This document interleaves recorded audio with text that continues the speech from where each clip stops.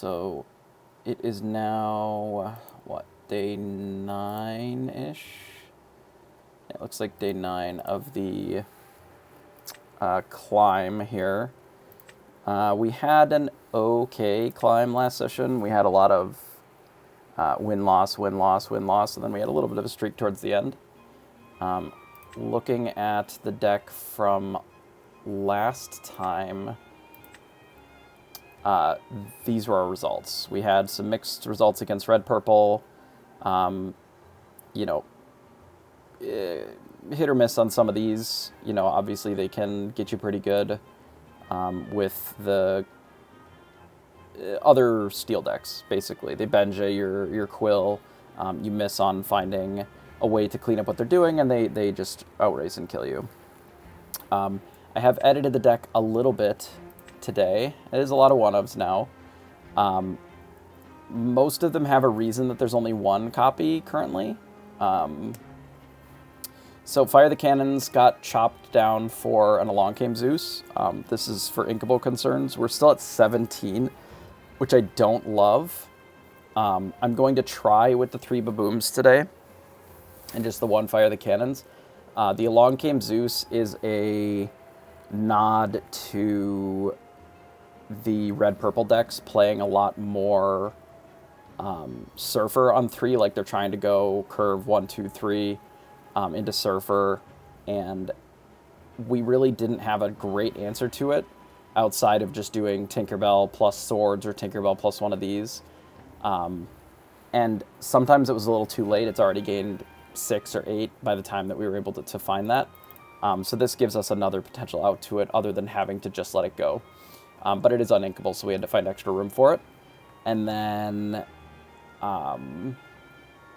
this still allows us to keep a Fire the Cannon. So it's not a huge change from what we had before. We just moved around some of our bigger removal and some of our little removal with the idea of, you know, fitting in an Along Came Zeus without clogging too much on the bigger removal spells. I am in consideration for shaving down on some of these Gastons to fit in other inkables. If we shave down 1 or 2 of these Gastons, we can add in another Fire the Cannons, cut of a boom, and then that would put us down to 16 on inkables, and it would give us room for a few more inkables. We would probably end up having to add in likely something that can draw cards, or possibly even the Mickey just for additional ramp. So, Polo.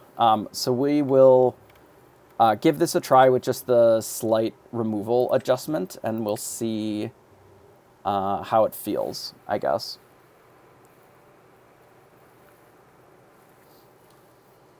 All right, so we are against likely Mufasa. We can probably keep double quill. Yes, I believe it is currently better than the Tulor Rabbit. We can maybe mulligan these 2 and the Gaston. The reason that I'm keeping double quill here is I want something that I can play into a Bare Necessities, and I don't want them to take both of my removal. I would like to play the Popsicle either into Smee or the Baboom. I believe that we can get rid of Rise of the Titans this early since we have this for targeted removal. And we'll just go ahead and play our Popsicle and we'll pass it back.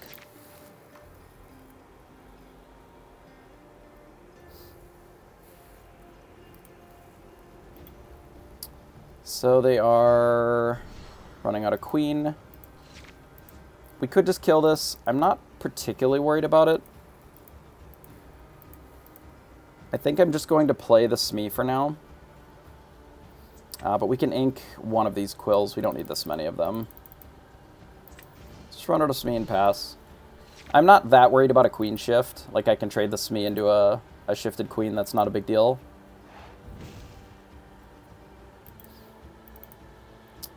So a Pongo for a Gothel. That is all of our quills here.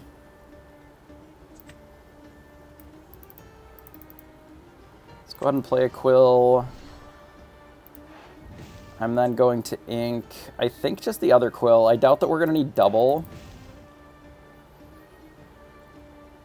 I could just bash the queen here and then heal with the popsicle. I actually don't hate that.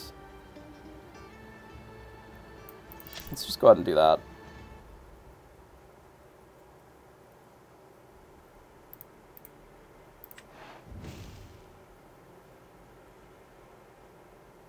Then we'll pass.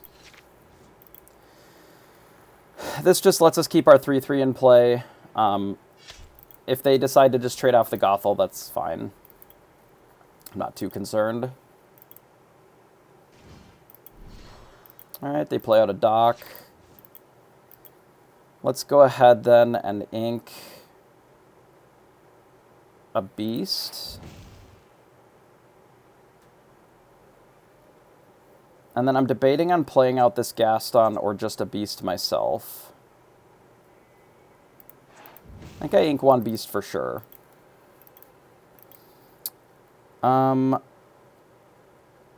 We have not seen any items out of them yet, so I'm not particularly concerned. So I think I will get rid of the beast just to play the Gaston here. Because they're likely looking to drop a 5 next turn, which is fine. In this case, I think we just scoop up a Cogsworth and then pass.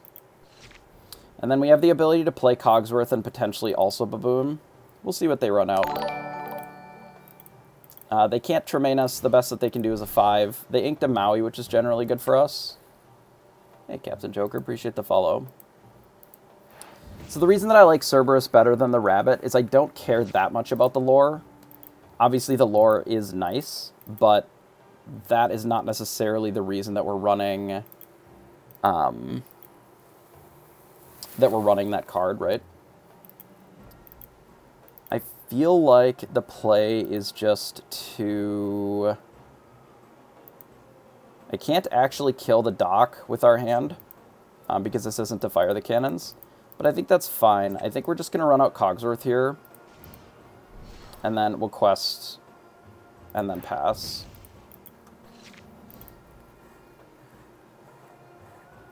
So we have a pretty decent clock on. And if our opponent opts to just Maui, we can pretty well clean up the whole board. If they're going to Rapunzel immediately, that's unfortunate for us. Yeah, not much we can do about it, though. They set themselves up to be able to do that, so... We find a Popsicle. So I would very much like to kill the majority of their stuff here if we can. I don't think that we'll be able to kill most of it. Let's start by drawing with Popsicle. We find a dime, which they are not going to be able to get rid of ever. Okay, so let's do this. Let's ink the Baboom. I'm angling towards actually getting this Lucky Dime into play, I think. So let's just ink Baboom, and we're going to play Tinkerbell. So that we can kill this, and then quest for 3, I think. And then we can actually heal the Cogsworth here as well. I think that's fine. I definitely want to remove Doc. That's like a no-brainer for me here. And we'll go ahead and heal, and then we'll quest here. I don't care that much about the Tinkerbell on its own. I think we'll do this and pass. So this leaves us the Tinkerbell as a great offensive card here as well. Their best play here, they can just smash everything into Cogsworth and trade with it. That's fine. Okay. They might have another Rapunzel, I guess.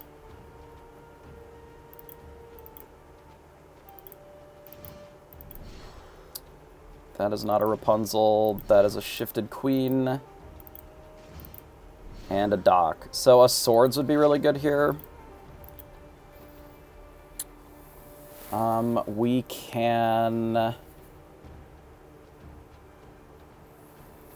kill a lot of their stuff, actually. If we let it go this queen, we can use the Tinkerbell to attack the Rapunzel and then also kill the Gothel. And then that will leave them with just Doc and Tinkerbell. I think that's fine.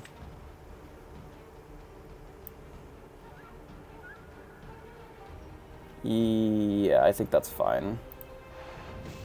So let's do this. We'll hit here. Shoot that. Actually, I might just attack the Tinkerbell. It makes us pretty soft to Scar, but I feel like we're soft to Scar right now anyway.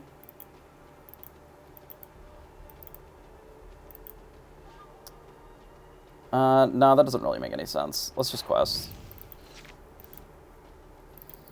It is possible that this Dime Keep was a little greedy, since we don't really have any ramp to be able to play it and use it, but I do feel like if we're able to get it down, then it's just going to stay in play. So that was kind of my thought, at least. They find a Surfer, which they can't play this turn. They can play a Chernabog, that's certainly true. It's kind of scary. So I assume that they're going to quest with the Tinkerbell. So we can go up to 14, 15, 16, 17. If we keep the Gaston back.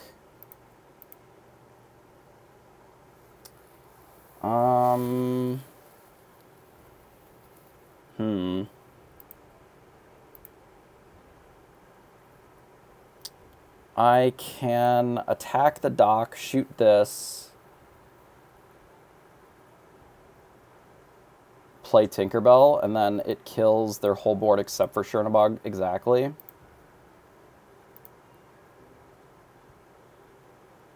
And then I think I can actually still just quest with Gaston.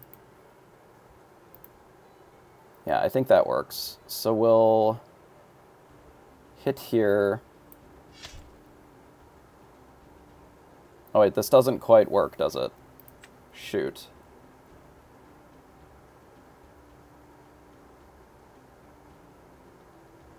I can shoot this, actually. Maybe that's better.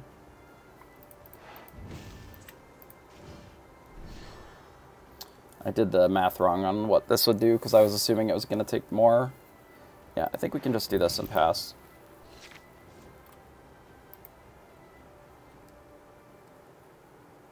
I don't love it, but what this does is it sets it up so if they use just the Chernabog to kill the Gaston, they can't really have anything else tapped because the Tinkerbells will just be able to kill the Churn, which is good for us, generally, I would think. Maui is unfortunate, but manageable.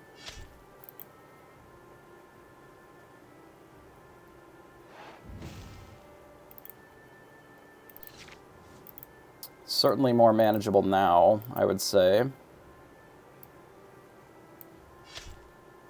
Guess we'll just draw the best card in the deck, which is just always Tinkerbell. So we'll shoot here. Just play another Tinkerbell and pass. One of these days we would be able to actually get this lucky dime down, but I feel like if this was Baboom, we would have probably been in a similar position here. They would have just had one less card, probably. I think the play is just to play the dime.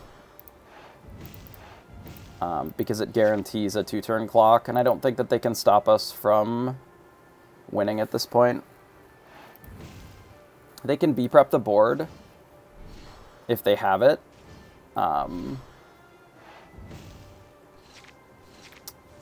But if they don't, then the game is just over.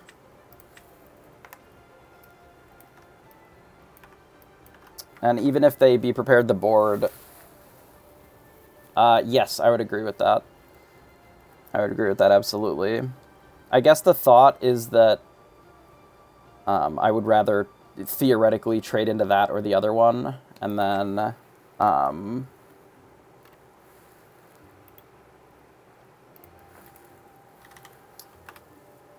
Tinkerbell would live, but I think I would always leave the Maui in play. Like, I would basically always attack the the Tinkerbell and then kill the Chernobog that way, and then have the Maui have to attack.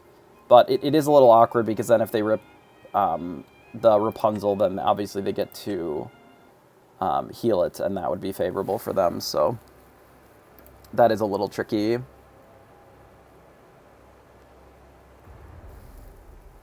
All right, so we're in the mirror of some sort. I do get to go first, which is nice. Grab your swords are not great here. Smee is good. I feel like we should keep the Mickey because it's at least okay. So I think I'm going to keep the Mickey. And then we'll sort of send the rest back. So this is a good hand. This is quite a good hand, actually. I don't believe that I'm going to be able to play out 2 Smees. But I certainly don't need to let it go anytime soon. So I'm going to go ahead and get rid of the let it go to play the Popsicle. An unfortunate draw. I may not be able to play the second Smee because there's just like never time. The first one will be good. We'll lead into the Mickey into likely Cogsworth and then probably Cerberus. But if we have to ink the Cerb, we will. They just inked a Cogsworth. I cannot imagine that that is right in this matchup. Like, ever? Maybe. I don't know what their exact list is, I suppose. But that doesn't feel right to me. Given that I think this is the best card in the matchup by, like, a pretty wide margin. But who knows? We'll see. They develop your brain. Perhaps they don't have ramp, and they had to ink what they had.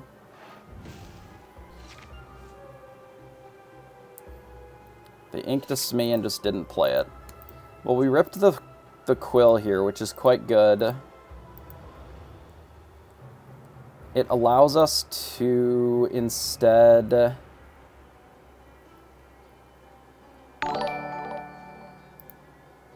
I'm debating on whether or not I dump this Cerb here to keep the Baboom.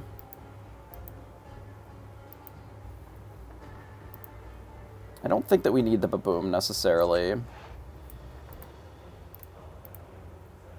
So let's do this, and then I'm going to ink the Mickey. Then we'll quest here and pass. This game is Pixelborn. It is a fan-made client that allows us to run the Disney Lorcana card game. Pixelborn. What do they do? Do they destroy my ramp? Sure. That is fine. I think we dump Tinkerbell. I mean, we can keep Tinkerbell. We're playing Cogsworth 100% of the time here. Yeah, let's dump Tinkerbell. It is not illegal. Until Ravensburger or Disney gives them a cease and desist, they are able to keep it up as a just fan client. Okay, so they conceded to the Cogsworth, which makes sense. I don't know if I like their decisions on how they played some of those turns. I don't know what the rest of their hand was, of course, but getting Smee down on 2 and also having Cogsworth in your hand is most likely better than having, like, the item removal. Unless, for whatever reason, they just have absolutely no ramp at all, in which case, like, maybe that was their only choice. But I would suspect that generally in this matchup, playing towards having, having the Smee, having the Cogsworth is generally going to be pretty good.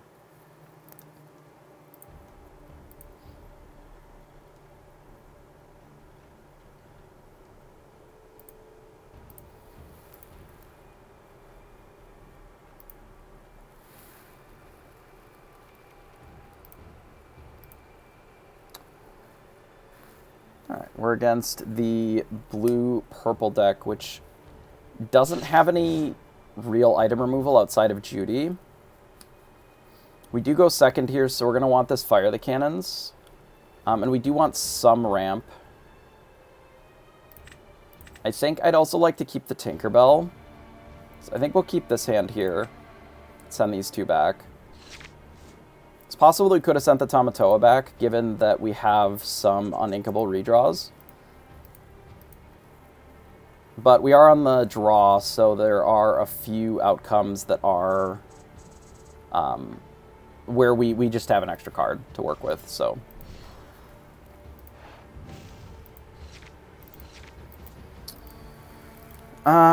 Given that we ripped another Tinkerbell, I would very much like to play this Smeon too, but we may not be able to. I'm going to have to ink one of these Tinkerbells here, I think. And I would like to get the Popsicle down. The Flaversham helps here as a way of refilling our hand in a little bit as well. Hopefully they don't ramp too quickly for us here. Develop your brain. DYB is fine for us because it means that they're not really advancing the board much. Just playing Popsicles. So the resource system in this game is based on ink. So the cards that look like this are uninkable, if you see in the top left. And the ones that have this little circle around them are inkable. So you can put any of them you want into the ink pool here, and then from there use that as your resources for the turn. I really would like to get this Smee down, but I just don't feel like we can with this hand, which really sucks.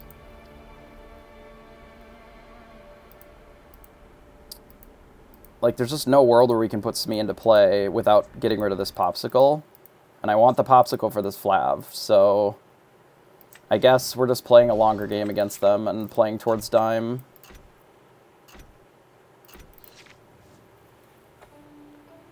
Sorry to my opponent explaining some stuff on my turn as opposed to their turn. So unfortunately, they do have the Quill and they're on the play, which is bad for us, generally. We have an answer for it in 2 turns. We'll go Mickey next turn into the Beast. So let's get rid of the Tinkerbell here, probably. Given that they haven't played any characters yet, I think that's okay since we have the Grab Your Sword still. Let's just do this, play Mickey, pass. Ideally, they don't have Flaversham, because I think that would be our sort of worst case scenario here. They do, of course. Which makes sense with the Develop Your Brain and all the Popsicles. Does give them the ability to ramp to Elsa a lot faster than we're going to be able to stop them. We can prevent additional ramp with it, which is nice, but they are going to get 2 out of this, so we're going to be 1 behind this game. Being on the draw. So in this instance, I do like Cogsworth in this matchup quite a bit. So I think I am actually going to get rid of the 3rd Popsicle here to play the Beast, so that we can blow up the Quill. And then we'll quest here. And pass. Now, if they decide to quest with the Flaversham, that's going to tap them out of items.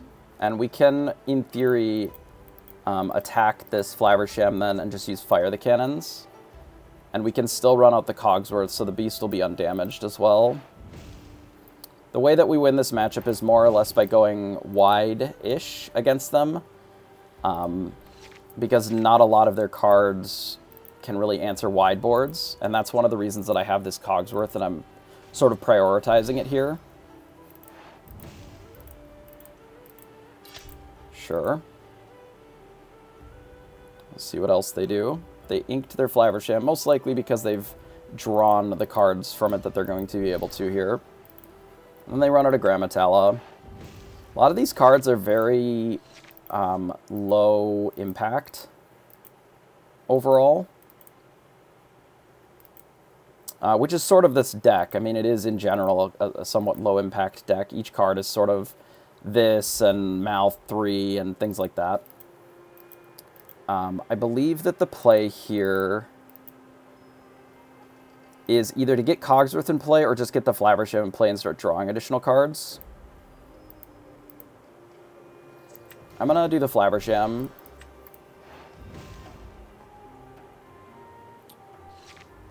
Because we can still remove this if we want this turn. Which I think I'm going to do. I will just ink the Baboom. We'll keep the Let It Go.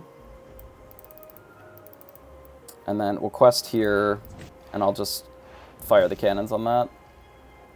And we'll pass. So the reason that I opted for that instead of the Cogsworth is mostly because our hand is, for the most part, pretty uninkable, which is problematic because we don't have the Quill. If we had a Quill, our choice might be a little bit different, but I wanted to keep the Let It Go for an Elsa. I don't love the idea of ramping our opponents, but there are some times when they're playing towards just like Elsa bounce, that kind of nonsense. It's one of the reasons that I think that Cogsworth is really strong, because it can be in play and they can't really affect its ability to quest. They may even run out an Elsa here, which would be a bit annoying. They opt for a crab to trade with the beast. Okay. Annoying, but fine. I would not have been able to save it with the Cogsworth here, of note. So they decide to play a Queen's Castle, and then put the crab in it, which is a bit annoying. Our draw has been somewhat embarrassing, so let's go ahead and quest with the Flaversham to start. See if we can't find an answer to the Queen's Castle here. We have not found an answer to the Queen's Castle. It's annoying. I don't really love letting them draw a card here, but I don't think using Let It Go on a crab is necessarily the answer either.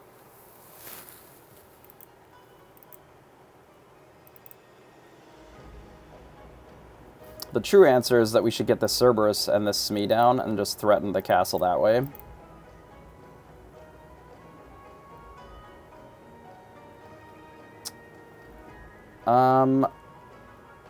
I didn't, but maybe I should have. Maybe I should have because we had so many Grab Your Swords.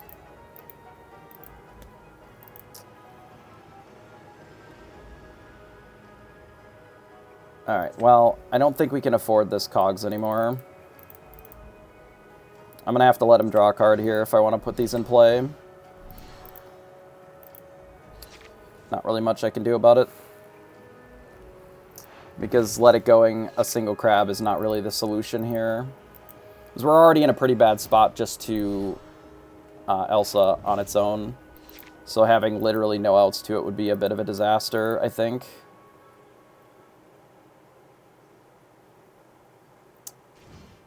Yeah, there's Elsa. They tap these two, I imagine. They opt to sing. So we rip another Smee.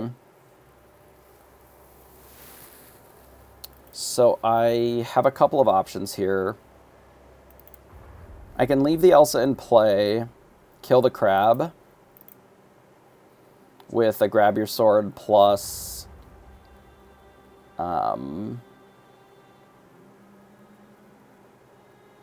I actually don't need to ink then. I can just attack here, Grab Your Sword, and then play Smee. Maybe that's fine, actually. Do this, do Grab Your Sword. And then just put another Smee in play.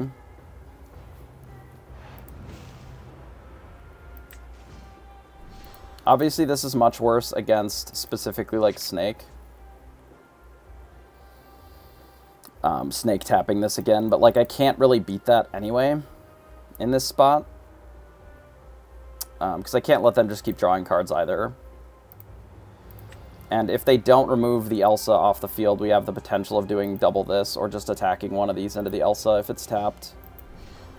Grandma Tala. Okay. I think Tala's fine. Especially if they don't remove... Yeah, I think this is actually fine. Especially if they quest with this Elsa. Okay, I think I have an out now. Yeah, it is much better than Elsa Bounce. Like, I actually have a solution to this. In fact, even if they heal this for 2, I don't think that changes much. We'll have to do, like, one more thing, but I think I can clear the whole board here. Even without the Grab Your Sword. Like, I can cast Let It Go on Grammatella. I can hit these 2 here. Okay, no, this does mess it up a little bit, right? Because the castle gets to live.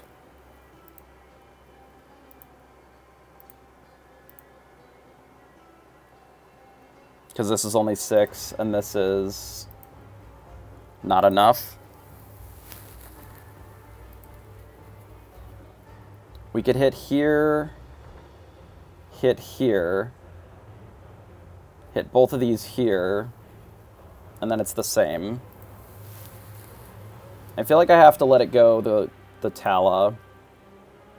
I have to leave this castle in play is sort of the moral of the story here. There's no way around that. But I can keep an extra Smee in play, I guess. If I want. I don't think I need to do that. I think we just cast this here. I mean, I could just leave the Elsa, but that doesn't feel very good. Yeah, I think it's just like we Cerberus and bully this. And then trade both of the Smees into the Elsa, and I think that's fine. I think leaving the Elsa is just worse than leaving the castle at 1. I could play the Mickey, which would give me another out to the castle kill. But I think I'd rather hold the Cogsworth. We need to play a little faster, though. I can definitely tell that I'm playing a little slow. So let's focus on doing that. Our hand is, like, literally the worst that I could imagine with these Grab Your Swords, with the way that their draw has been. It's been pretty abysmal. Okay, they found a goat.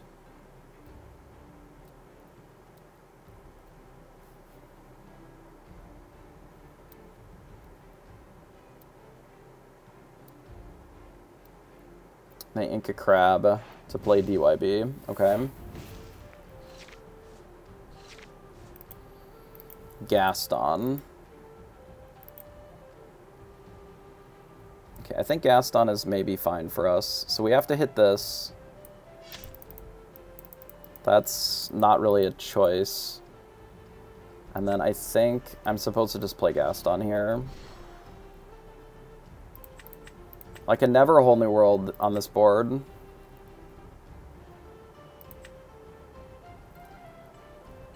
Because we're too far behind on ink here. I can't give them 6 new cards when they're going to be at 13. But we could let it go, either the Flaversham or the goat here. How many of their bounce have they gotten rid of? 2, because they inked a snake. I feel like I'm supposed to just, like, maybe get rid of the Flaversham, but they have rabbits too, right? Ugh, it's disaster. It's all a disaster. Just singing here feels so mid.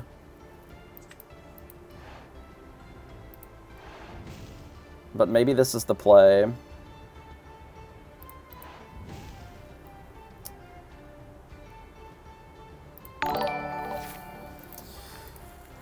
Yeah, there was a spot where...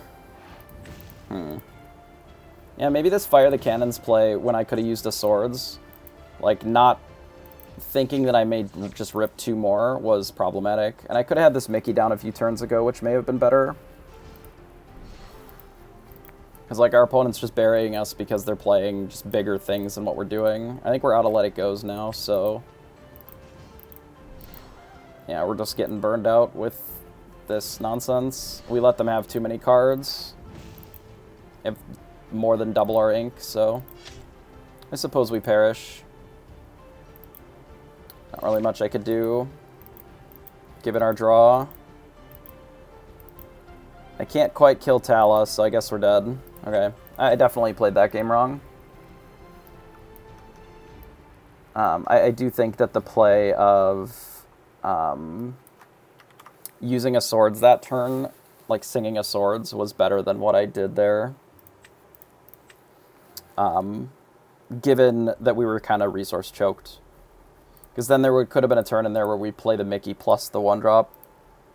And we were just on like one spell a turn, which is just not good enough.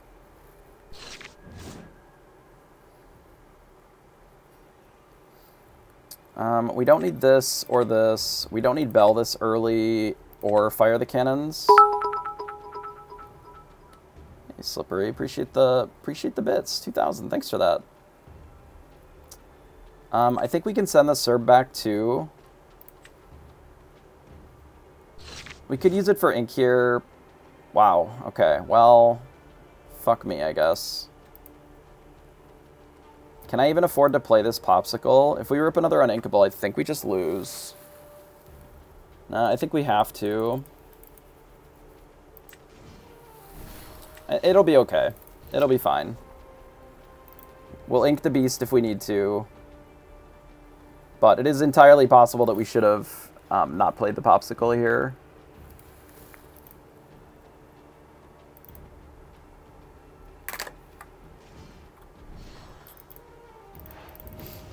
But we'll see what we draw. Rise of the Titans. I would rather keep the Hard-Headed than Rise of the Titans, I think.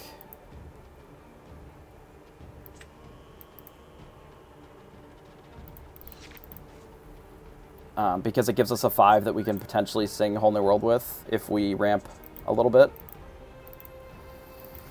But we'll see. Montanui. Alright, we ink Tinkerbell. Play out a Mickey. So this is... I really wish that it wouldn't show the card this direction. So that I could actually read what it does. It only has 5 health. Is mostly what I was looking at. So we can follow the beast up with interacting with it, is more what I was concerned with. So we can blow up the Quill. We'll have to see if we get an inkable. That's sort of the rub here, because if we don't hit an inkable, then it's going to be pretty rough. But if we find one, we have some options then. We blow this up, and I think we're supposed to hit the Montanui here. The reason being is that it makes it so that the beast can just hit it once and it takes it out. It's a second McDuck Manor that's gone, so they play Flabbersham to draw some cards.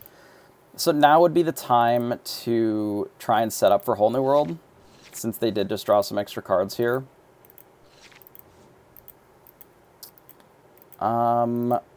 We have a couple choices. We can play the Bell and then the Whole New World, and then that inks most of our hand. I think what I'm going to do is I'm going to play double Mickey instead. So we're going to get rid of the Bell.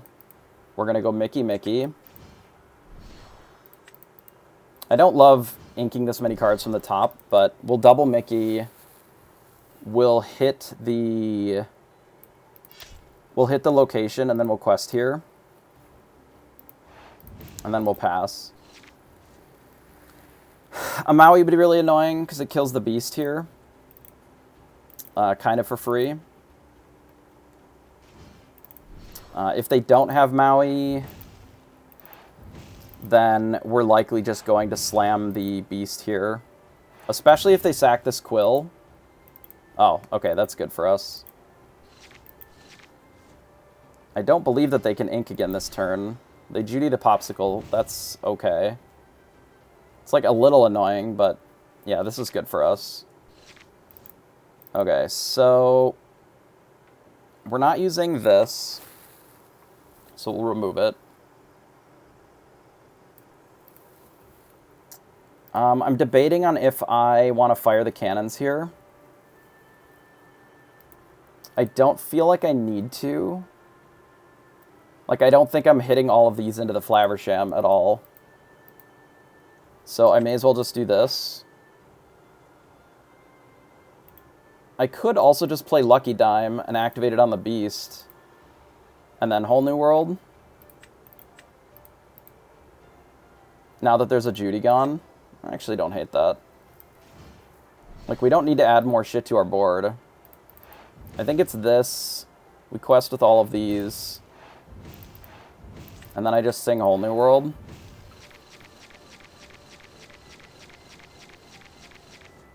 And then I pass. So that got rid of one of their dimes, but it got rid of a Maui and a Scar and a Be Prepared. All of those are good. Scar cleans up the board here. Annoying, but it's fine.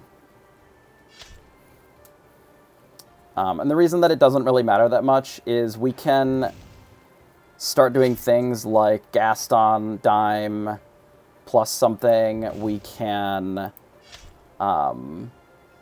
play Bell, Ramp. Like, we have more options to keep the Dime pressure up, which I think is what we're going to try to do. We can also Bell, go to 11, and then make them have to answer the Bell immediately, especially since we have a second one.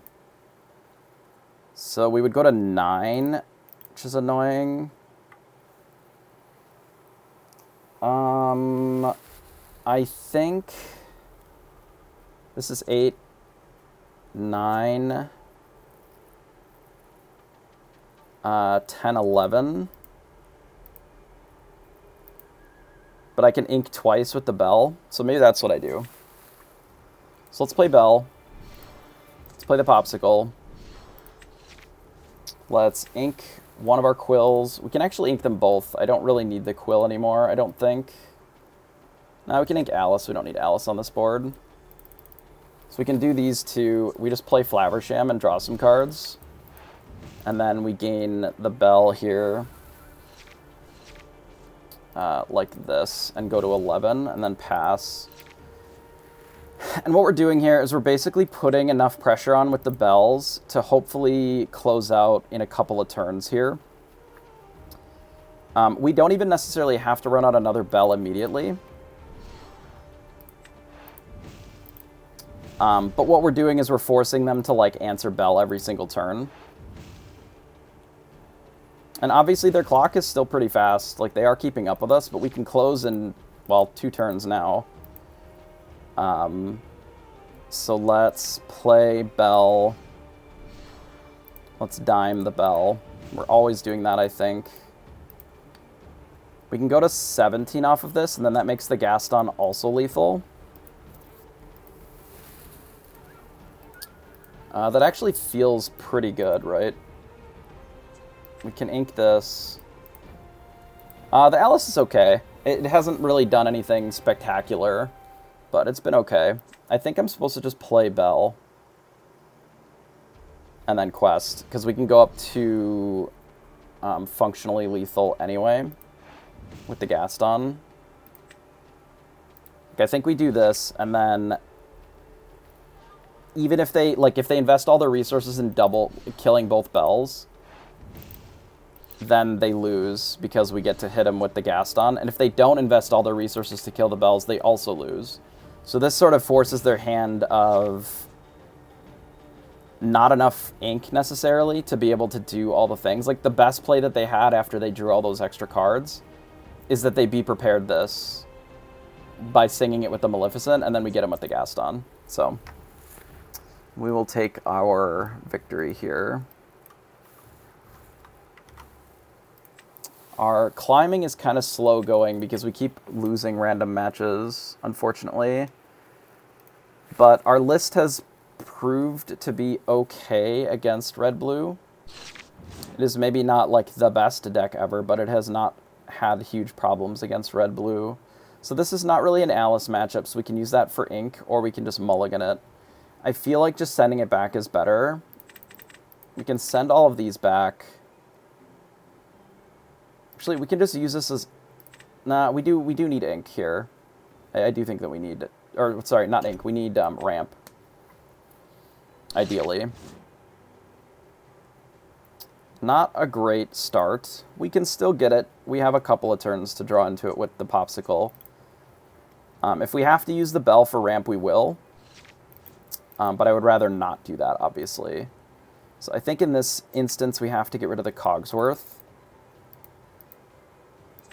The Mirror is an Alice matchup. Any steel deck that has like Cindy is a good spot for Alice, and it's really meant more to get later, not early. Like it is a 3-drop, but it's more useful later game because obviously you need something of a board to be able to take advantage of the effect that it has. Because just playing it as a 1/4, like that's not it, right? So they haven't Popsicled. Given that we don't have ramp, I'm debating on running this Smee out at all. Or if we just try to play towards the ramp by playing another Popsicle.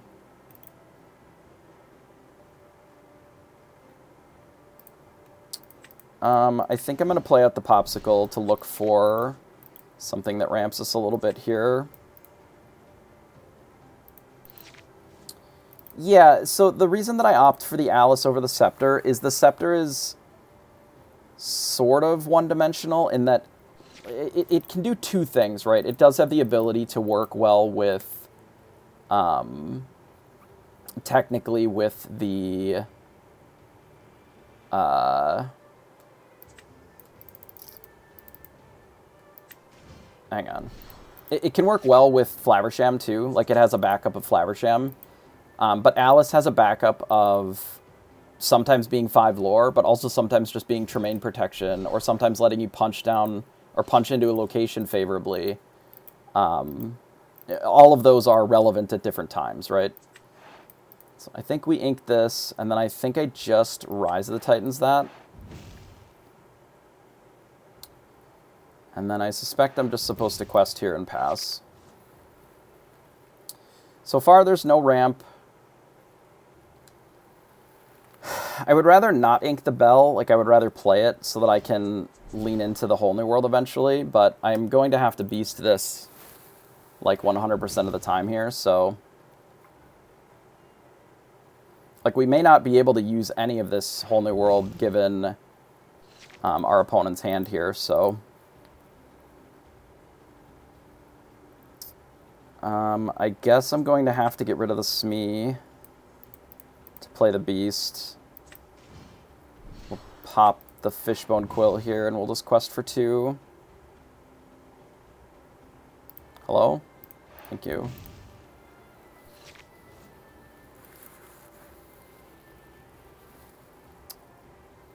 Given that they're a little ahead of us on ramp, I would rather get the bell down before we whole new world, I think. But I can play most of the cards in our hand before doing that, realistically. But we'll see what they play.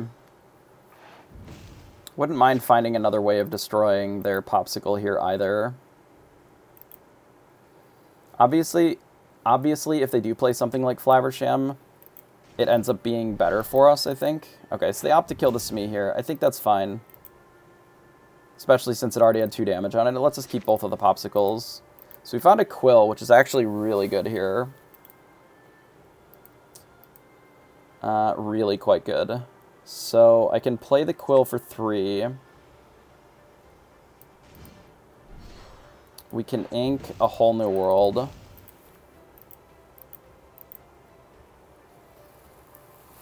And I guess I just... Passing for a turn feels really bad. Maybe I'm supposed to just ink the bell this turn. And a whole new world? I don't actually have to do that, right? Because I don't have a lot of resources this turn. Could wait a turn.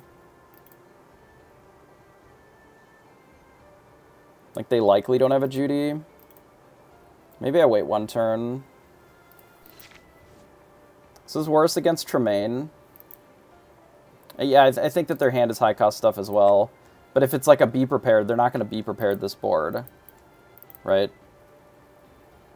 They might, but it is unlikely. It's probably multiple Medusas or a Scar, Gaston. Like Gaston finding something. So they quest, which makes sense. Okay.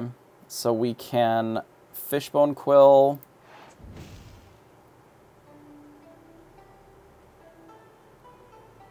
The Gaston. Do Bell Mickey.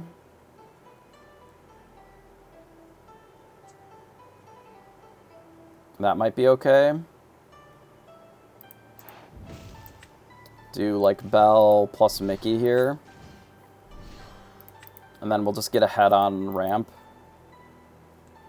It's awkward if I sing now. But we know that they picked up something that's the best of 3 cards here. So I think now is the time to do it. So they picked up a dime. Which it doesn't really change a ton to get rid of it now. But it does let us ink an extra card with the bell, or an extra 2 if we want. Which I think we'll do. I'm going to keep 2 Flavershams.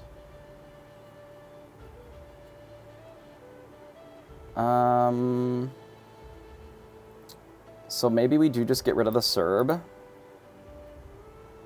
We don't necessarily need 2 Flavershams. No, we will. Let's do this and pass. Yeah, the Tink is 2 lore. The 2 lore doesn't actually matter as much, because we just gave our opponent a new grip of cards. But us being a little ahead on ink means that we want to be able to leverage the card resources a bit more, which is kind of what my thought is.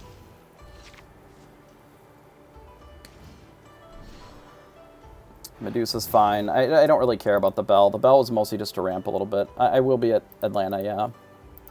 I did manage to get a ticket. So if they attack with this Gaston, I'm probably going to hit the Mickey into it. And then do Swords Tink to kill it. But we'll see what we draw. We drew a dime.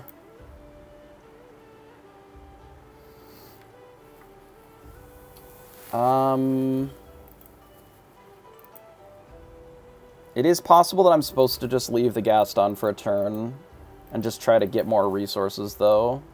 It's like we just don't have anything on the board, so we can't really quill anyway. Like, what, am I just inking one of these and then playing 2 cards? Like, that doesn't feel great. Let's do this. Popsicle and a Smee. The Smee is actually a good pickup here, I think. So let's play the Popsicle. Let's play another Flaversham. So we get a big ol' fat grip of cards. Let's quill something. Not the dime, not the Smee. Maybe the extra Flaversham. We may need that to draw cards with this Popsicle, though, if they blow up the board. It could be the Let It Go, but if they play a crab, I'd like an answer to it. So it is perhaps just the Gaston here, unfortunately. The rest of our hand is pretty solid. But I want to do that just so that I can play the Smee, and then I can quest for 1 here, I think. We could have inked another one, but I didn't really have anything that I wanted to ink an additional copy of. But the Tamatoa plus the Flav with another Popsicle also gives us an additional out to do Tamatoa stuff. Like, I may start diming here. This was the reason that I actually waited to grab your sword. Because I may need to kill most of this instead of drawing cards with the swords. Double swords. I can't actually double swords and play Tink here, unfortunately. But I can do these 2, and then they would have to heal the Maleficent, which maybe is fine. I can also just have 1 Flav hit the Gaston and then do these 2, and then they just have Maleficent left. So that means that I can quest with 1 of these, and draw some cards first, and we'll see where we're at. I am looking to remove this turn, though. So I think it's Mickey we get rid of. I think we hit here. We go Tink. And a sword. And then we just pass. Yeah, I think that's fine. I would very much like to be ahead more on board. Our opponent is getting close to the point where they can just play a dime and then activate it, which I would rather not have happen. But I am getting close to being able to like put a dime in play ourselves, start getting a little ahead, and then if they Judy the dime, we can just get it back with the Tamatoa. We can also just like rip a new hand too. Just ink more of this stuff and rip a new hand in 2 or 3 turns. So this presumably is going to kill the Flaversham. I'm not sure that it matters which one. Sure. And then they're going to Maleficent. Okay. That all makes sense to me. So we can just baboom this, which is probably what I'm going to do.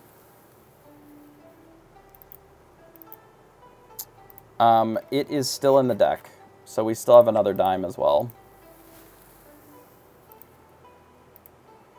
I feel like Baboom is our solution to this. We could also grab your sword and Baboom this.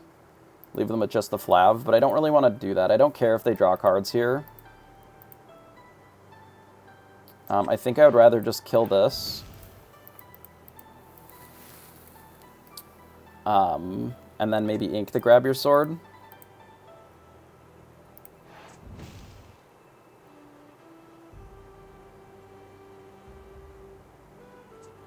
Yeah, let's ink grab your sword.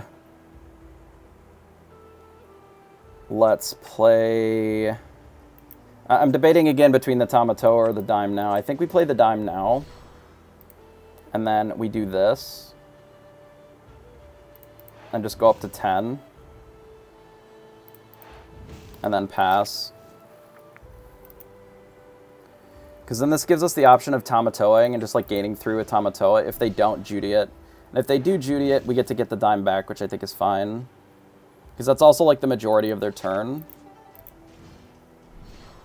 Okay, so they found a Tremaine. We're actually in a weird position because I got rid of that grab your sword. Maybe I was supposed to get rid of the let it go instead of the grab your sword here. Because now we like don't have an answer to this board. Man, it is really bad to Tremaine. We can, in theory, race. If they don't have an immediate answer to the dime. But it's not great. How much is it to dime the Tamatoa? It's like 15 or something. No, 18, it's more. It's 15 to play it, so it's 17 to do it. Yeah, I might have fucked ourselves here, actually.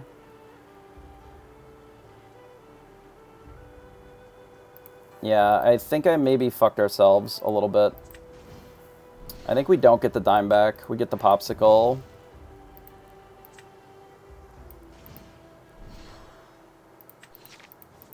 This turn, at least.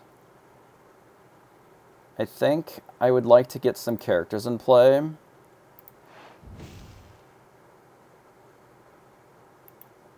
But not Mickey.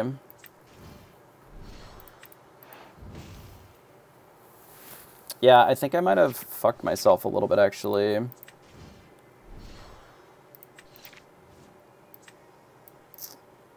With that line. But we'll see. Maybe they don't have an answer to the Tamatoa. We can go to 17. I mean, they can just kill us this turn, basically, with dime. And I don't know if we have enough...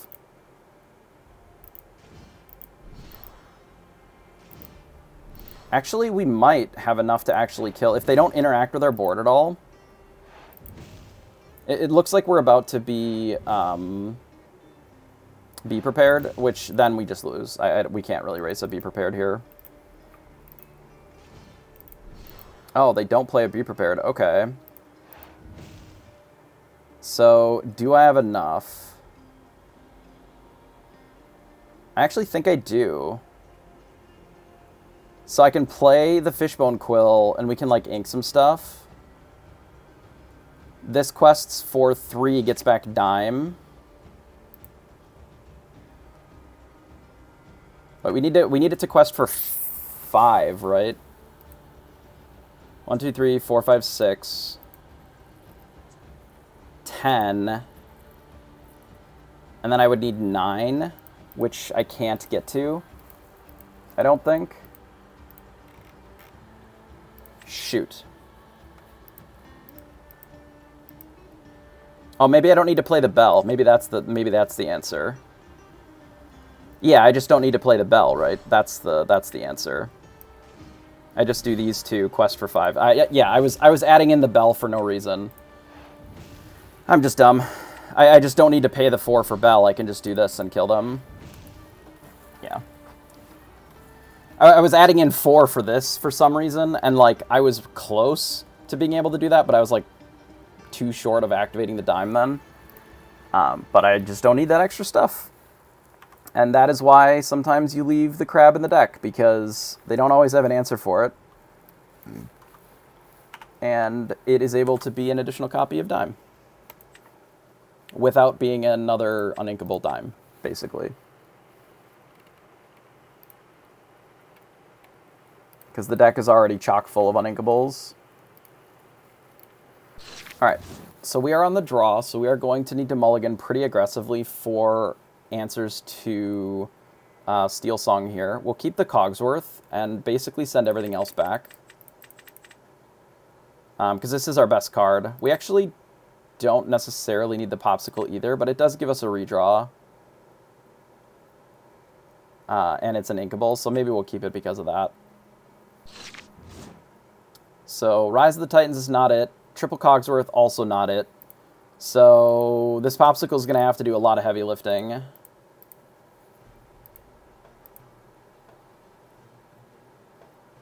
Help me, Popsicle. Help. Baboom is a good pickup here, though. I guess we're getting rid of Rise. This is probably a Pride Lands deck, but I feel like we have to get rid of Rise here. Because I'm certainly not getting rid of a Cogsworth, and I'd rather keep the Beast for right this moment. Grab Your Sword can be good. We're still going to need a Mickey or a Quill on 3 for this to truly work, but... like, there are worlds where this hand is able to win against this deck. Yeah. Like, if they play out a Robin or even a Piglet, then we can Baboom it, and that'll be good on turn 2. I mean, all of these decks just play Cindy on 2 now. This is more likely to be a... this is more likely to be a Tiana deck than anything else. Like, this feels very Tiana to me. So we blast the Robin Hood, overplaying the Smee, which I think is fine. Because we don't want them to be able to shift. And the Cindy's are not that big of a threat this early. They play Hercules. So our opponent is going to be able to quest for a while. If we don't rip ramp here, it's going to be a little rough, but we do have the Smee at least. I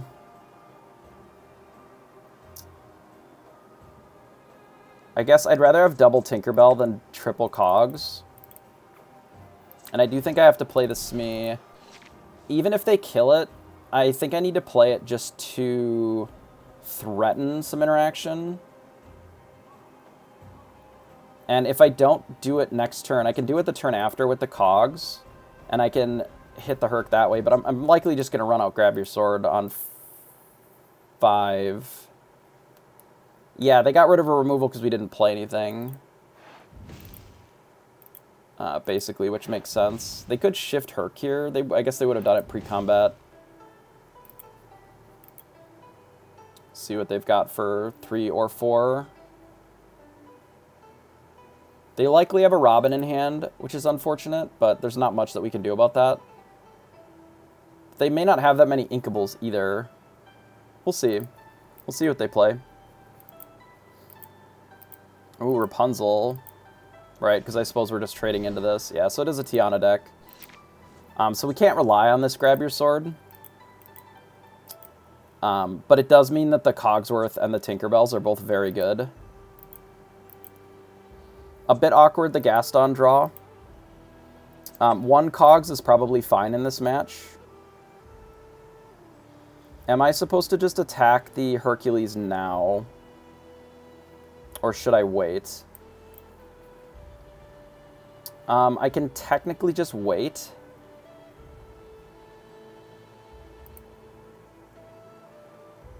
It'll die, because it can only hit the Hercules. Which is a 3/3. I think I'm supposed to just wait. Because if I, like, okay, let's imagine that I can't cast a Grab Your Sword and I just have to play Cogs next turn. Then I can Cogs and still hit this Herc, right? And then it lives. Or I can take out the Baloo or whatever. We're not in a great spot here, because we can't play this Grab Your Sword. I guess we're dumping this Flav, because we're going to have to run out these Tinkerbells. So we do this, we play Cogs. And then we bash here. And then this leaves them the ability to gain 5/6.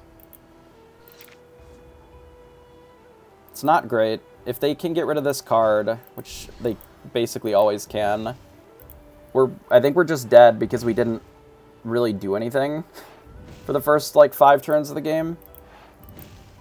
And we were on the draw. Obviously, if we had the ability to play the Grab Your Sword, I think it would have been better for us, but without it, like, we just have no shot. Yeah, I know it gains 2 on death. Yeah, alright, we perish. I mean, I don't think that our mulligan was that bad. But there's just, like, not really anything that I can do here. Like, I can clean up some of this, but not enough of it. Yeah, on the draw, plus the no ramp. Like, it was just too much to overcome. Which will happen.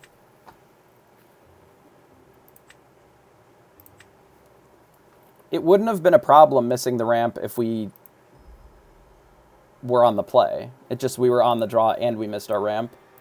So then we couldn't really do anything. It's just too much to overcome. You can miss one or the other, but not both.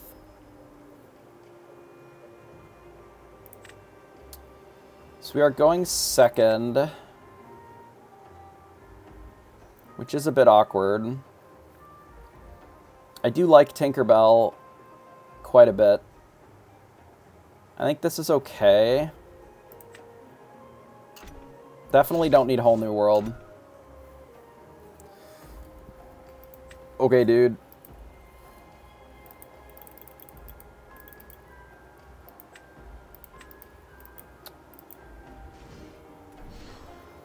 The only card that I want is Whole New World, obviously.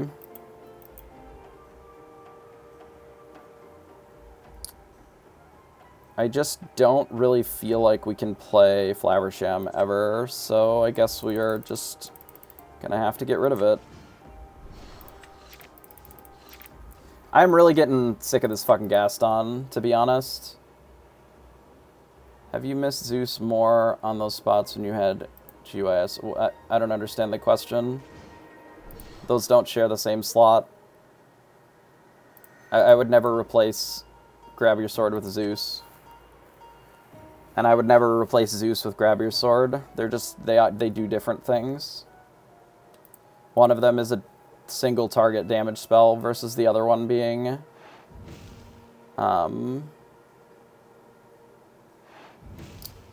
a deal with a wide problem sort of card.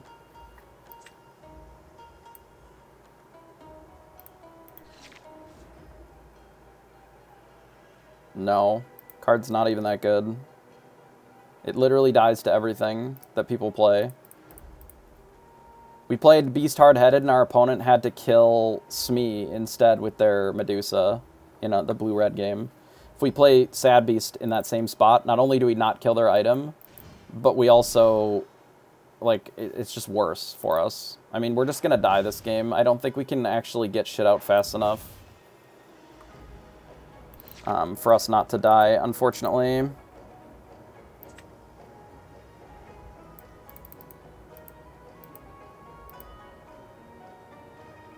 Sure, sure. I mean, I can play the Mickey over the Quill, but then I don't have the option of getting into the Tinker. Like, I feel like I have to play the Quill to try and get to Tinkerbell. I think that's really my only hope. I have to hope that they don't have a Benji here so that I can start playing Tinkerbells, because otherwise I'm just not winning in this spot anyway.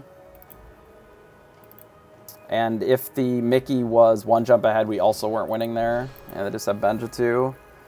Like, our draws have been really mid and our opponents have just had it all, so sometimes you just lose to aggro.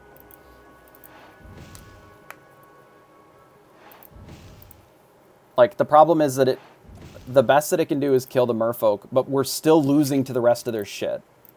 Like, yes, it can kill the merfolk, but then what? So you kill this, and then where does that leave you? You're 2 full turns away from getting the Tinkerbell then. If we get to play Tinkerbell this turn, we might actually have a shot to... No, that is just absolutely wrong. That is the worst take I think I've ever seen.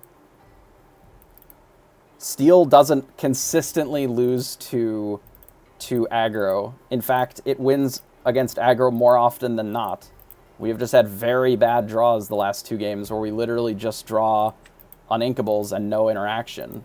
How many spells have we cast this game? Let's look. 1, 2, that's it. Out of spells.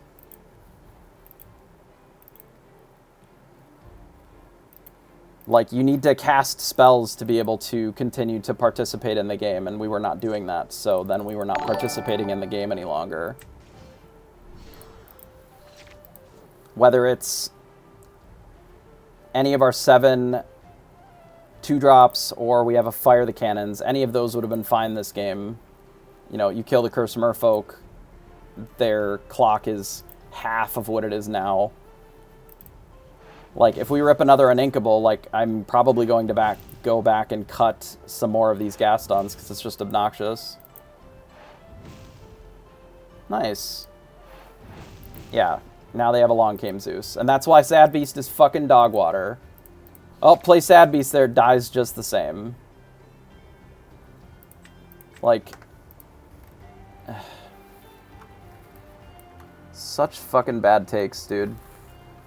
Ugh, Steel loses to aggro. No, they don't. Bad draws lose to aggro. Bad draws on the draw lose to aggro. I'm shocked that on the play, the aggro decks are doing well when our draws have been non-functional.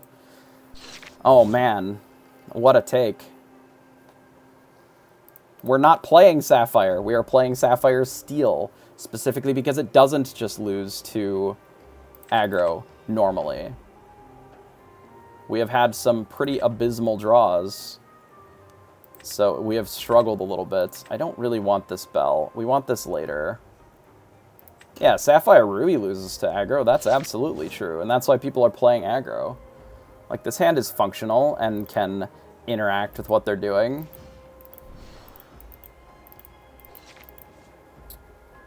We get rid of Let It Go to fire the cannons, the Cindy.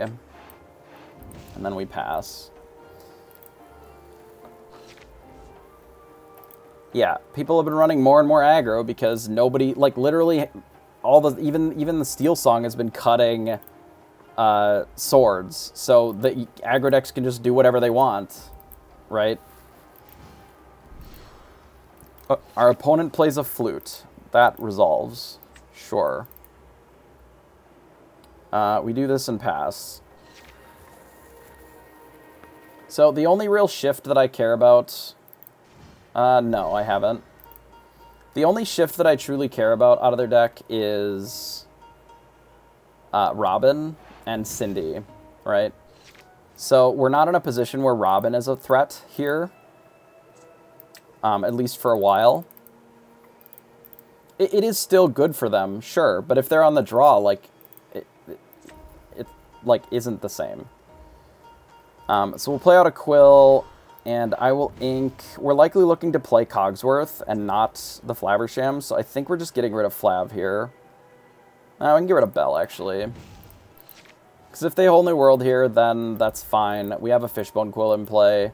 If they play Benja into Whole New World, that would be probably the worst for us. But there's not really much that I can do about it. If it's just Whole New World without the Benja, then we'll survive. Mostly because I'm just going to start playing Cogsworths, and then we'll have a bunch of Cogsworths in play, and then we'll be able to interact with what they're doing. So they just shift a Robin immediately. So we don't have one of our Grab Your Swords, which is unfortunate.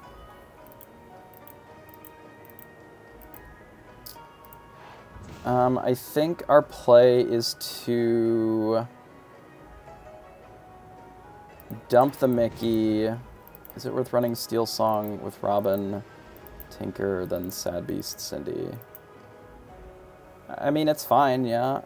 I feel like the Cindy is better than the Tinker, probably, in those decks. I could also just play 3 Smees, but that doesn't feel as impactful as just a Cogsworth here, I think. Let's play this, and then let's ink another Quill, and then pass. And then our next turn, assuming that they don't Whole New World us, is just going to be play Cogs, play a Smee. Because I can't get to 9, but I can still play 2. Because our opponent is not that high up yet, and if I can develop a second Cogsworth plus some characters, I think I can beat what they've got going on so far. But we'll see.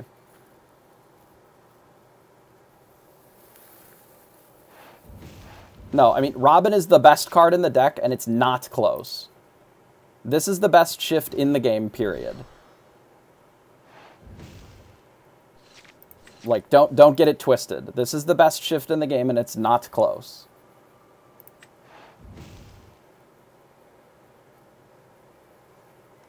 Like, I wouldn't play this deck without Robin in it.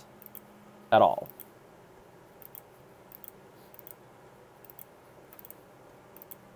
I'm surprised they didn't just play Queen. That's kind of surprising to me. Okay, so it's another Cogs. For sure.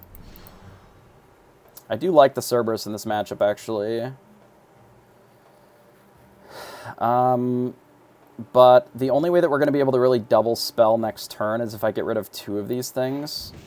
And I want to play a Smee this turn, which means that it's going to be this, and we play Smee. And then I pass.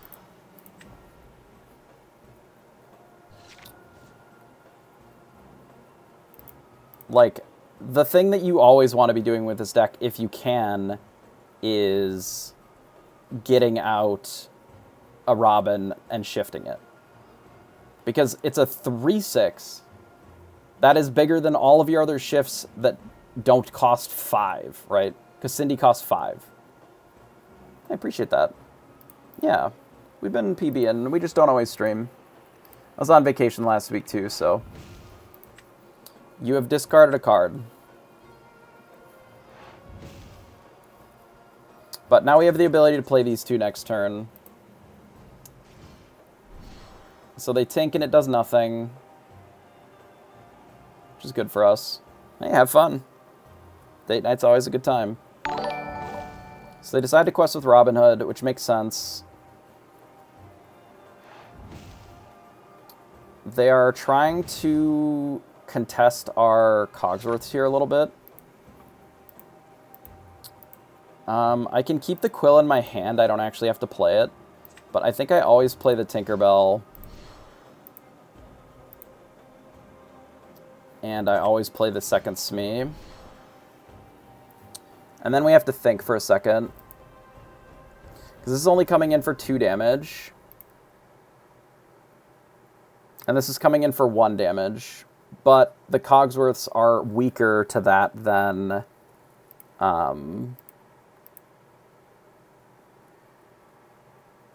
than anything else. So it is possible that I'm supposed to just hit here for a turn.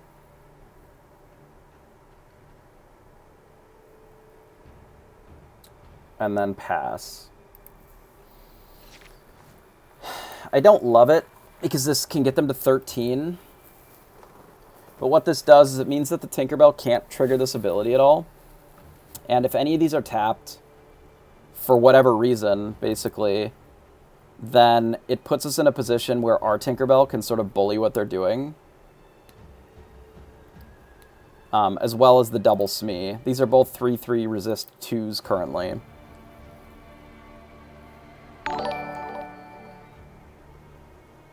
Anto, appreciate the follow.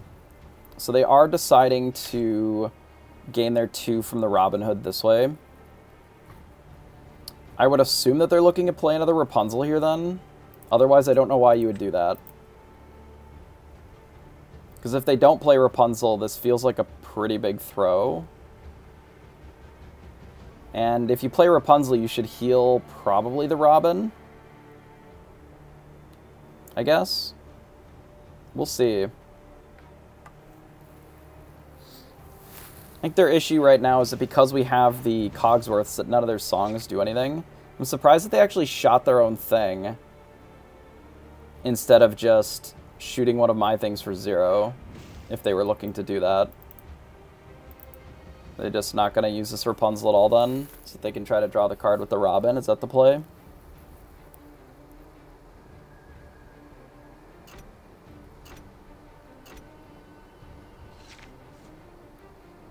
So we ripped another Tinkerbell.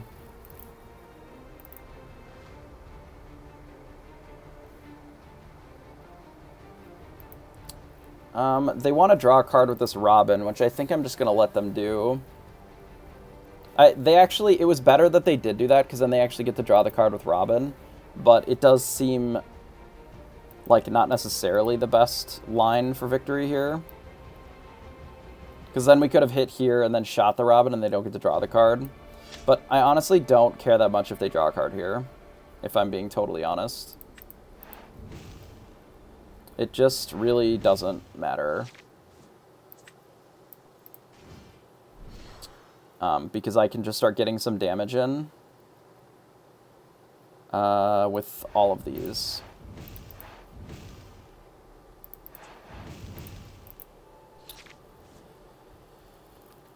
I think they had to kill the Smee here. I don't think that killing the Smee was necessarily a bad idea, but they just like don't have that many options. The double Cogsworth really makes this game impossible for them. Like, they can go to 13 with this, but there just aren't any cards that can interact favorably with this board. We're just going to kill them in 2 turns. This is the way that you beat Steel Song with this deck, by the way, is you try to get out some ramp, if possible, as much as you can, and then you just try to stick as many Cogsworths as you can on the board.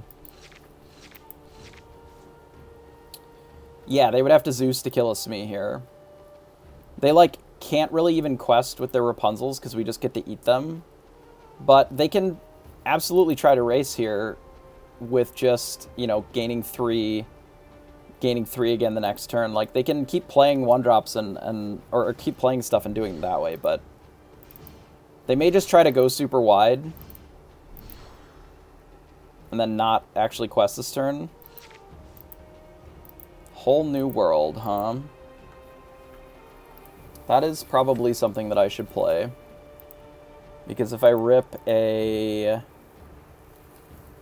dime, we don't get to kill them. So I'm just going to do this first. And then if we find a swords, we can just kill their shit. And then still play more shit, which is the plan. So we just do this, blast their board. And then we play Bell, and then they concede. Yeah. 5. We got 160 games. We've lost quite a few games today, being on the draw with some pretty bad uninkable runouts. So one of the things that has been concerning me a little bit with this list is, let me bring up the actual list. So this is what we're playing. The inkable count is 7, or the uninkables are 17, and most of that is tied up in Gastons. Like, I don't think you can really shave on the Mickey. I don't think you can shave any dimes. You can't really shave these numbers, in my opinion.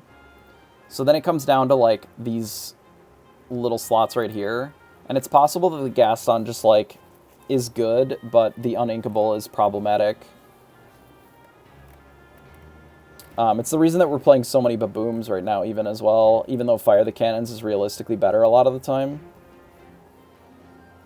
I think I'm going to keep playing with it a little bit more, but I do feel like there are some arguments for shaving down on the inkables, or the uninkables a little bit to increase our dead hands, or decrease the amount of like dead draws that we have that are not inkable. As we had a few spots there where we were sort of struggling. Alright, so we're against blue-red again. We are on the draw. Looking for ramp, ideally. I don't feel like we need the whole new world yet.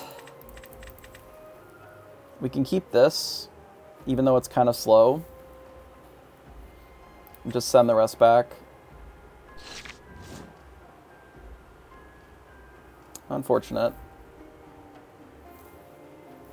We have at least an answer to a Quill. Though it is a little unexciting, the Rise of the Titans.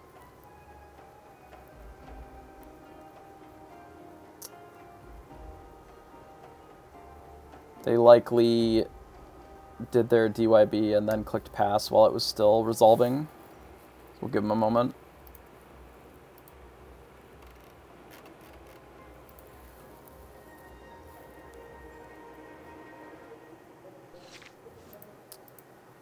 Alright, so some of the cards that are not as good, like the Tinkerbell is not at its best here. This is not great until later. I think we'll get rid of it, because this is really our only big play outside of Cogsworth, so we'll do this and pass.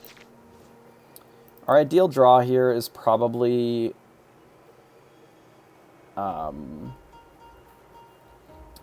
just Quill, but Mickey would be fine as well. But we have 2 turns to rip one. I have also been considering going up to 8 copies of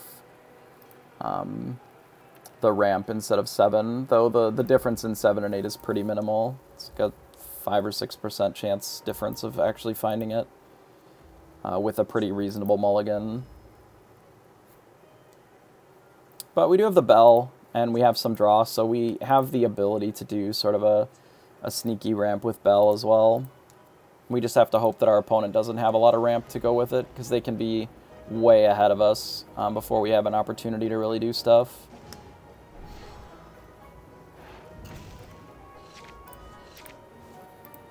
So we do some item destruction, that's nice. This card is kind of at its worst in this matchup. So I think we'll send that one and then pass. I'm likely, if I don't draw ramp, looking to just Rise of the Titans any item that I can on 3. Mostly because our hand's kind of bad, and you know, if they have a Quill, we're looking to just break it, right?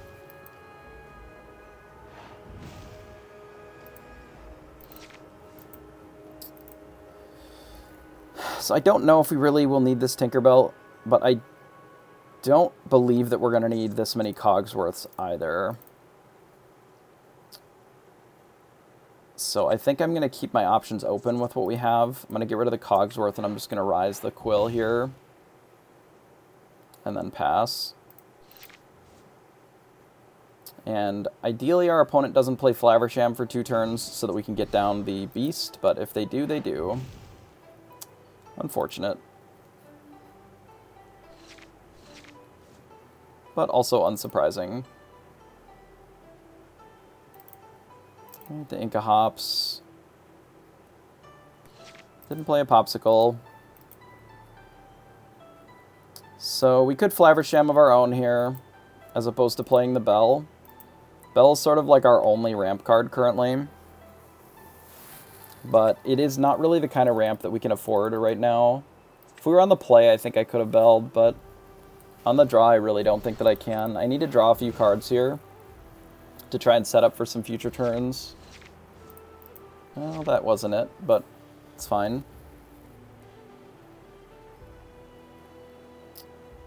I'm likely going to be playing tomorrow. Yeah, I am signed up.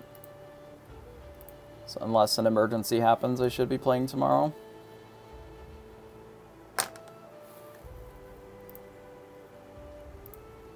We are trying to figure out our deck a little bit, as well as doing our grind. So we're testing a few different configurations of this. So they Tremaine us. And this is where we're sort of losing because our hand is really bad. So we just like can't do two things in a turn, which is really crappy. I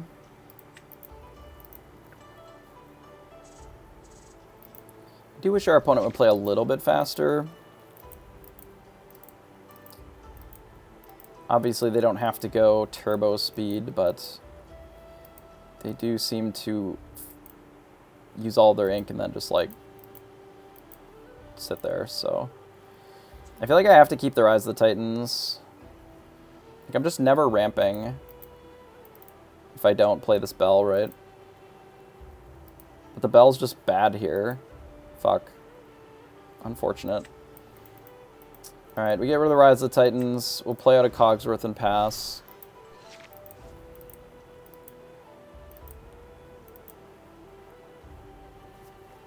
Our draw has been pretty bad. And these Gastons have looked pretty trash all day. I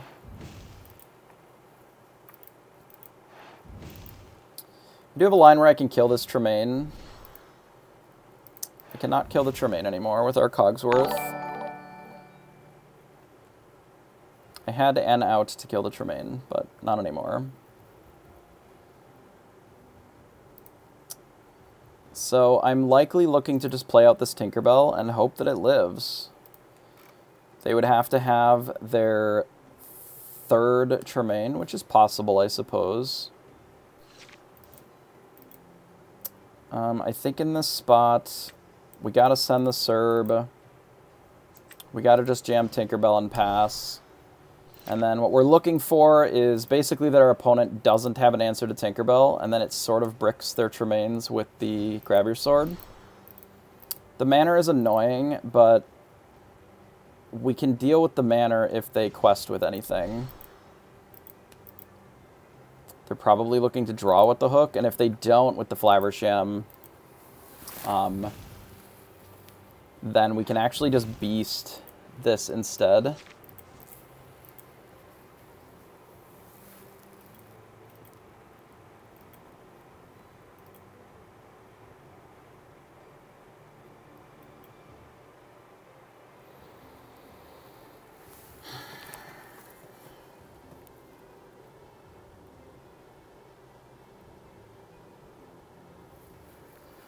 That's unfortunate. I can do a 5 and the Quill this turn, which I think we'll probably do, and then we'll just figure out what 5 we want to cast in a second. Here I'm pretty sure that I'm supposed to get rid of the Gaston.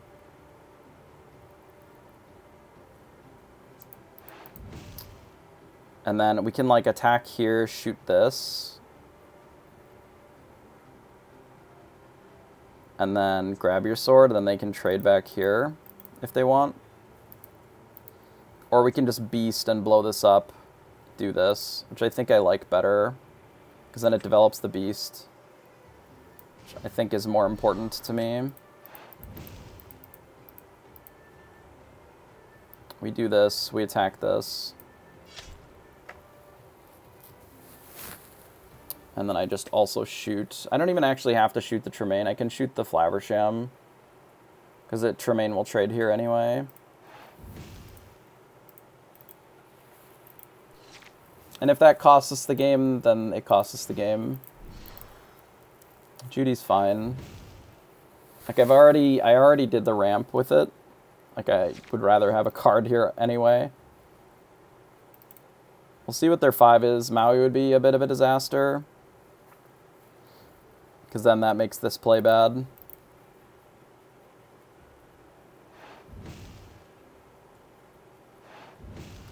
Okay, so they're just looking to race with this manner, which I think is reasonable. But they don't know that we have this to kill this. We're going to have to hit this. We're going to have to leave the mana in play for a turn.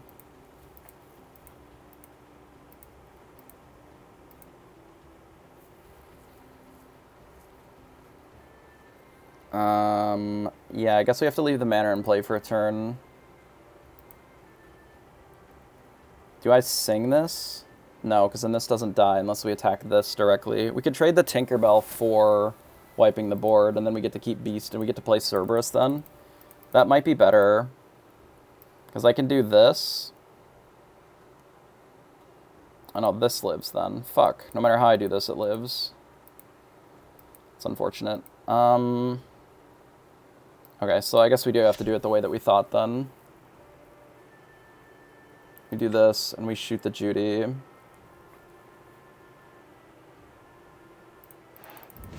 We shoot the Judy. We grab your sword. We can't sing it because we need to bash here. We cucked ourselves because of the... We animation canceled, but I can do this.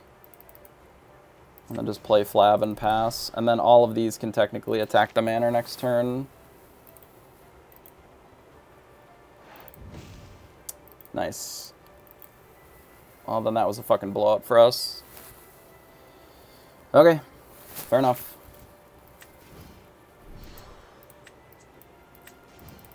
I played that wrong then. Guess we'll lose. Such is life. I think it was maybe the Beast turn that I played it wrong. I think I was supposed to just kill their stuff and not play the Beast. Let them draw a couple extra cards. Because now we just, like, we have nothing. I think if I take out the 2 Tremaines there, it's just better for us. So I fucked that game up then. It's okay. But good to know for next time. Like, it overcommitted us to the board and do a Be Prepared, and then we just lost to the location. I think just letting them draw 2 cards there would have been fine.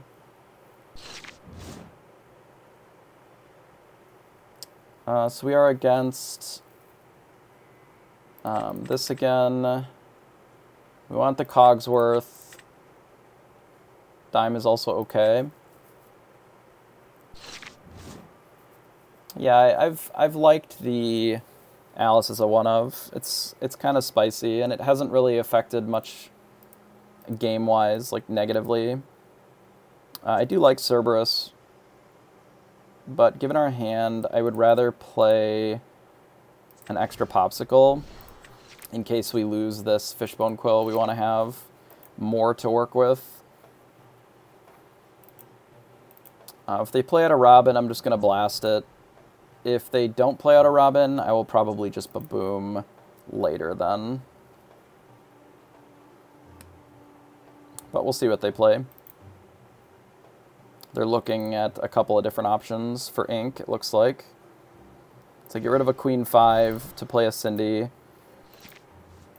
I don't actually care that much about a Cindy here. So I suspect that I'm supposed to just Baboom later. It's a 5/6. That's the value of the 5/6, is that it's a 5/6. That's it. That's all. Doesn't need to be more complicated than that. Maybe I am supposed to just Baboom here.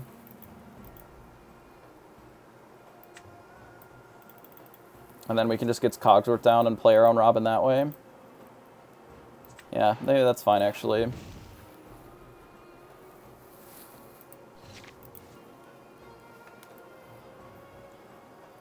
Yeah, if you can get a couple of cards on board, it gives you some more options to play with, right? as far as, you know, sneaking in those. Yeah, it's just a beater. That's it. It's a 5/6. So it is just a large beater. Well, unfortunately, we lost our Quill. It's a bit of a disaster.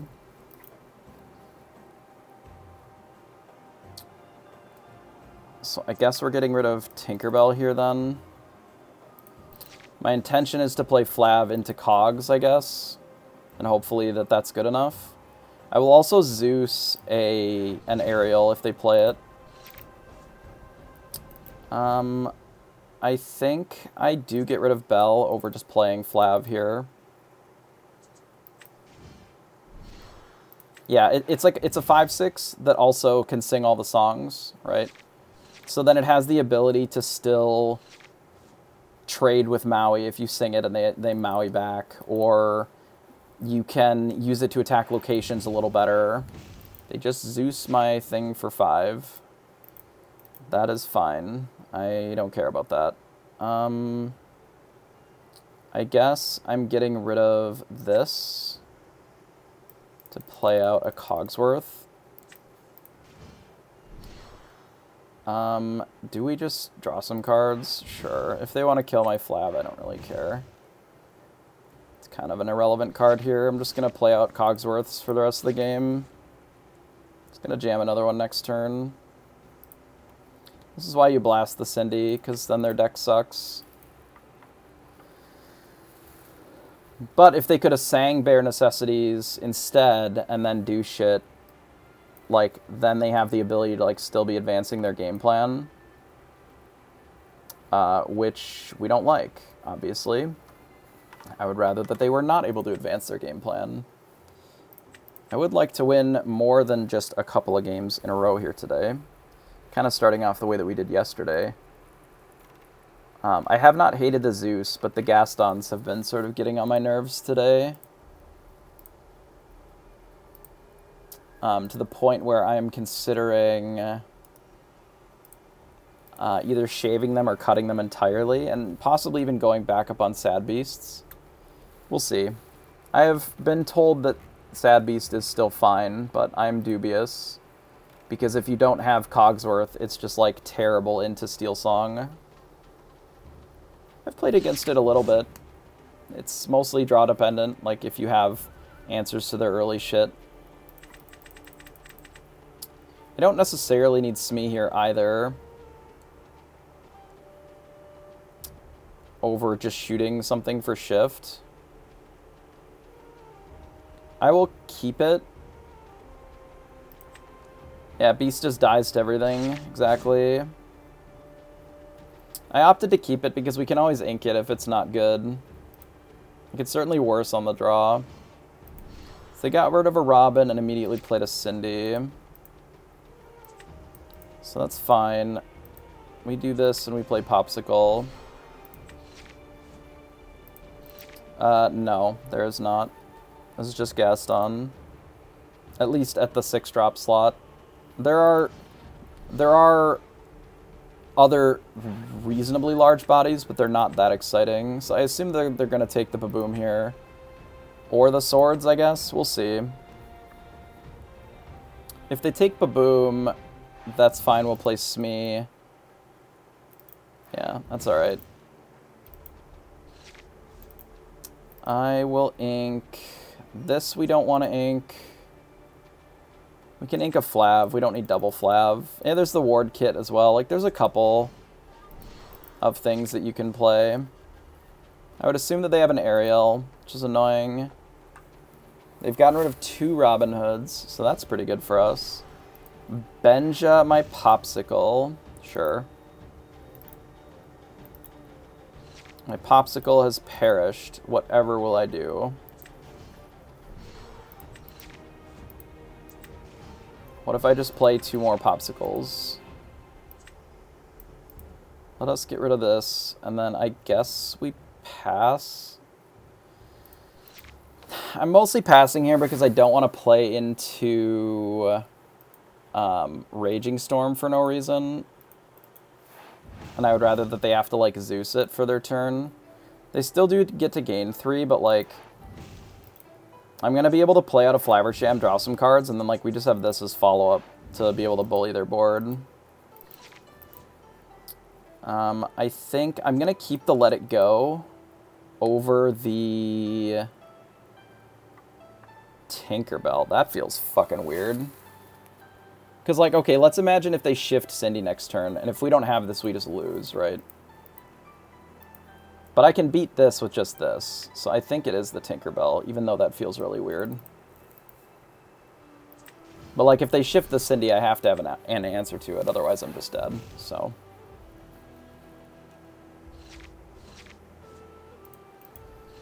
Okay, so we can either Beast and blow up the Flute, or we can just get rid of the Cindy, depending upon if that's their shift. Oh, it's just another Benja.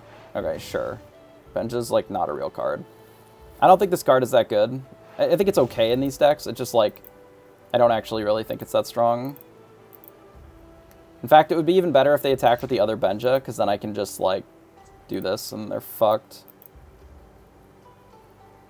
I don't feel like we need this over the Smee here. But I am going to just play the Beast and blow this up and then pass.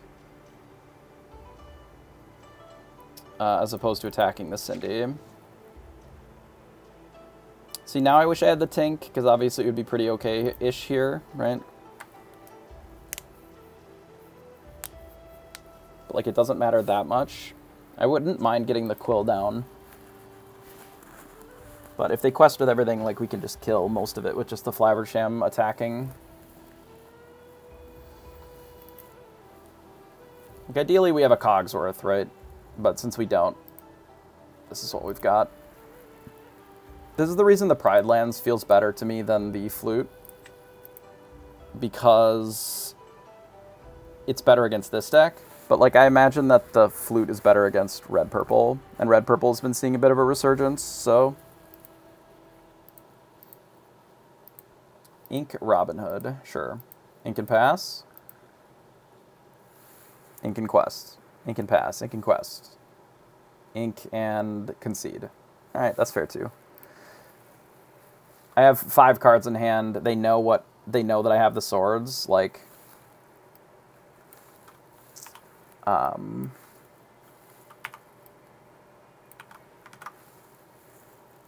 Yeah.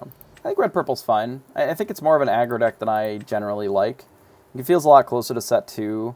Like, the decks that are cutting Be Prepareds and things like that are just, like, not really my jam.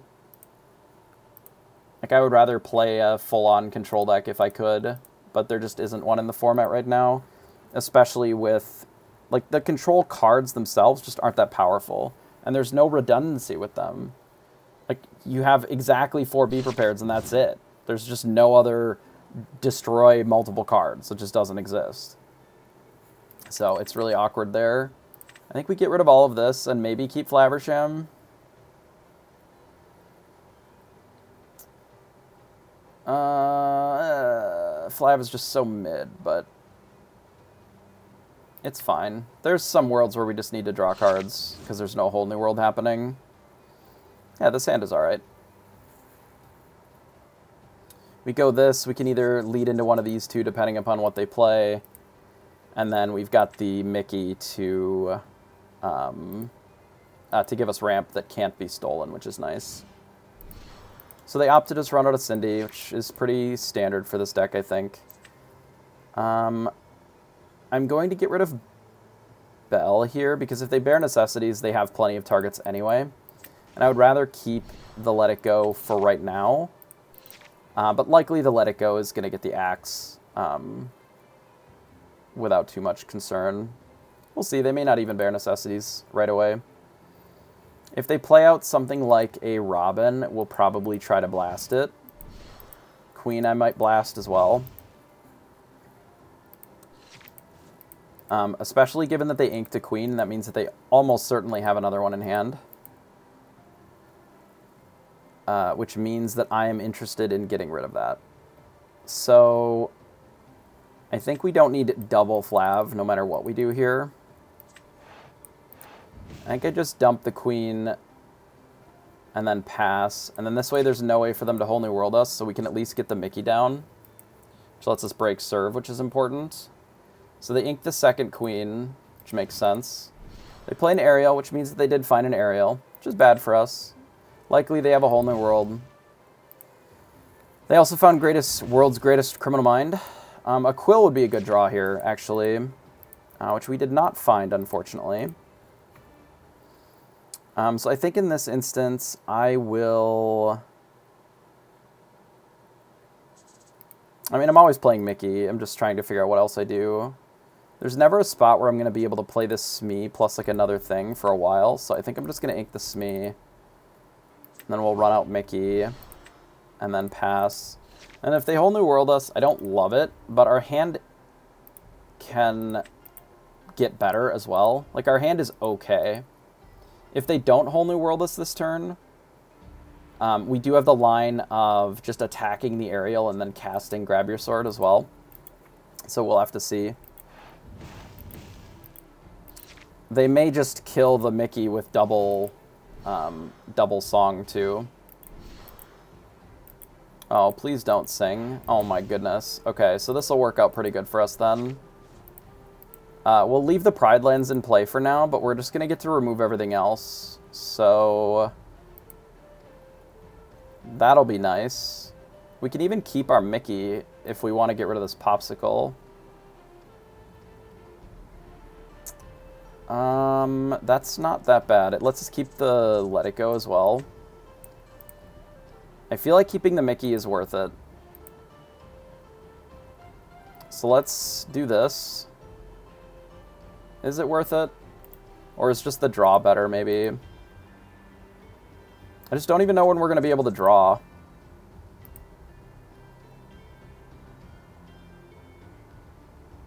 Well, we're always casting this. I may as well just cast it. I guess that lets us put some pressure on the Pride Lands. So maybe that makes it worth it.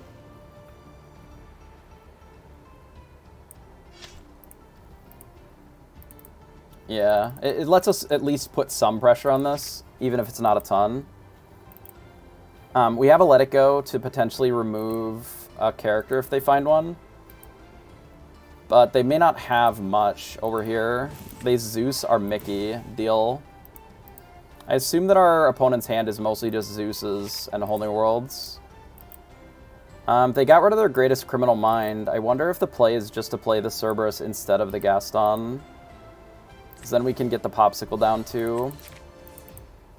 There's a Cogs.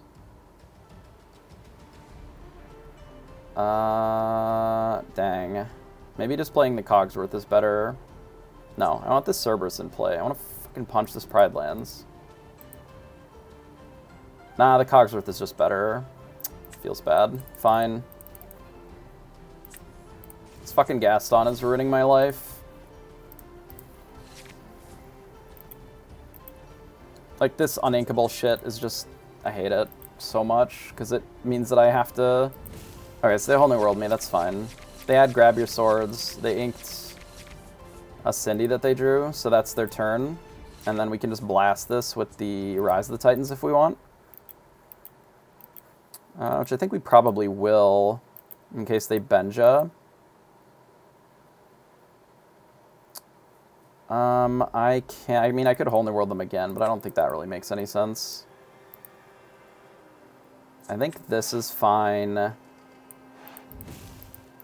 And then maybe we just play Flaversham or double Smee.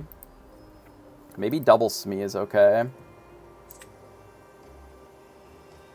I actually kind of like double Smee and then Quest. Because we don't need the cards right this second either. We can just do this. And just get some shit in board.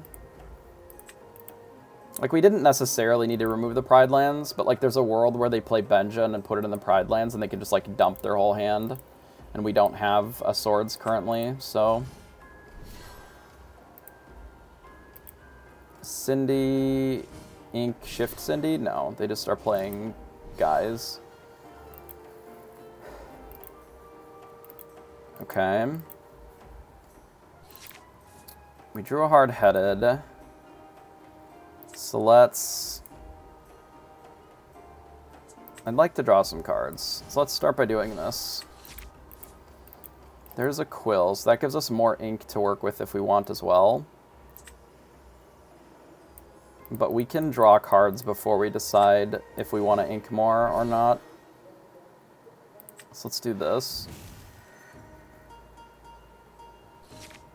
Another quill and another Cogsworth. Well, we can't quite get to Cogsworth this turn, but it will be good next turn. So I'm going to play this quill, and I think just get rid of the other quill. And then I'm just going to quest with the Smees, and then pass. And then my intention is to play another Cogsworth. Like, I would like to put pressure on, but I want to protect my board with the Cogs as well. So this is the turn for them to be able to, like, sing Bare Necessities with the Smee, shift Cindy, sing Bare Necessities, and then they can kill the Cogsworth. Like, this is basically the last turn that they have that as an option. Because once I get another Cogsworth down, like, it's really difficult to punch through and kill. But they could do that this turn. Like, they have the stuff for it, certainly. Like, it has to exactly be use the Smee to sing. And then our whole new world is gone as well. Nope, they just play another Cindy. So that's fine. That is okay. I don't love it, but it's okay. They could trade double Smee into the Robin. Western cosplay. You gonna Thunder Junction, you gonna put on a cool hat? Okay, I think our play is another Cogsworth always, but I can do Flaversham quest first. On the Popsicle.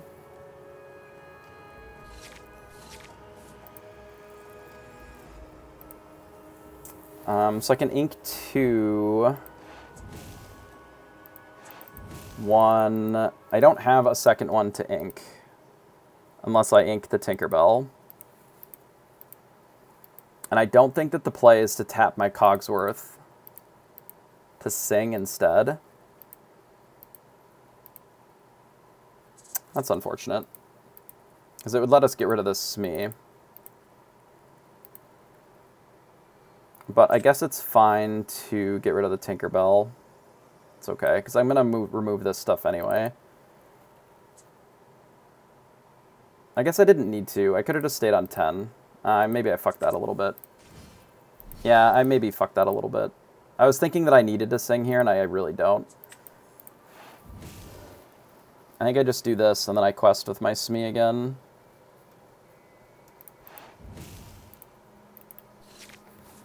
And if they decide to attack my Smee again, that's fine. Yeah, I would have liked my Tinkerbell. That was an error. I could have been at 10 ink, and that's fine. I just didn't make a plan. Because in my mind, I needed to get to 11 to double spell, and then... But I could double spell without that, but I needed to cast the swords basically always. So my alternative is that I have to triple spell, or not, right? Which is unfortunate. We're basically in the market to have to race here. I don't know why they didn't heal Cindy. There's no way that that's right. Just no way. Like, I can just Zeus Cindy now.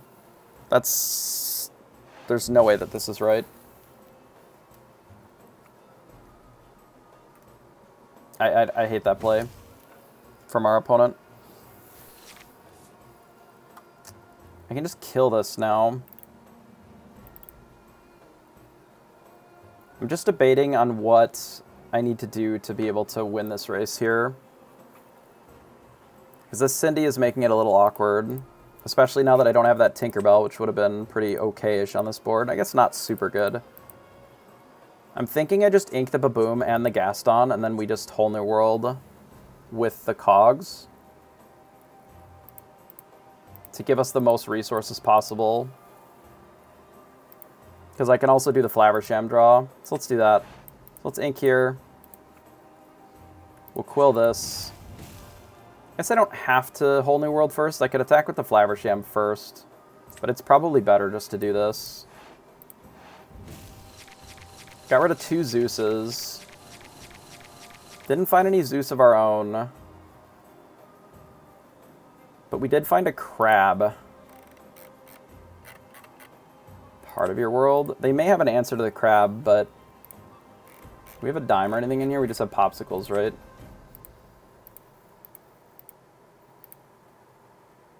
What if we just, like, played more shit?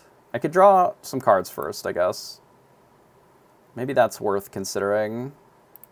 Because we're already at 1,000 ink here. So let's draw 2 cards first. There's a Bell and a Zeus. So the Zeus is good, because now we can just Zeus this. We can Zeus this. I can sing Grab Your Swords. With this thing. We can just kill Ariel. With Baboom. And then I can play Bell. And I guess just this. And then pass.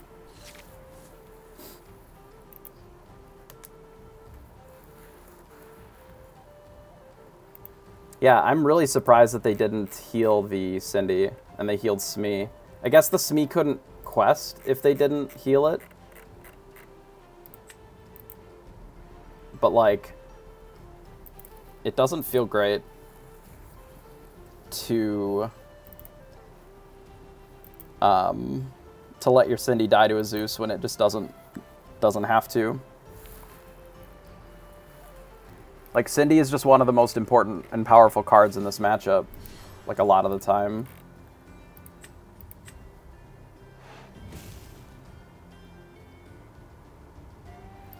Make sure that I wasn't gonna mill myself out here. But they don't really have an answer to this Bell. Like, they're just dead on board if they don't remove something right now. Which is the reason that we played out the Bell. If I had a little bit more time, I think I could have also maybe played the Beast.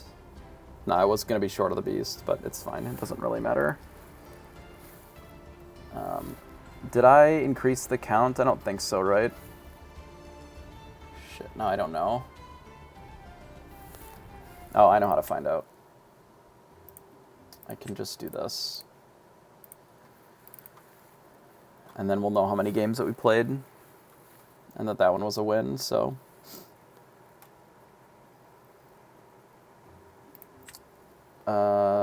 8 and 4, okay.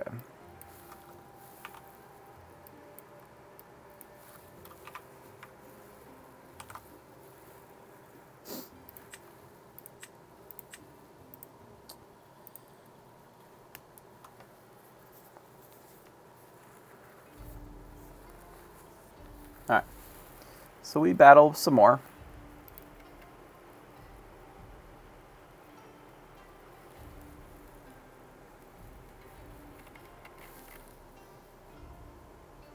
Yeah, my RP, that was earlier in the season. We haven't played that in a hot minute. So we are against Mufasa of some sort. Serb is good in this matchup. But we really could use ramp more than almost anything. So I think we have to send the clowns all back and see if we can find something that resembles putting an extra ink into play. Why is it still counting down? I'm literally mid-mulligan. Oh, it's because my opponent is choosing? Okay, fine.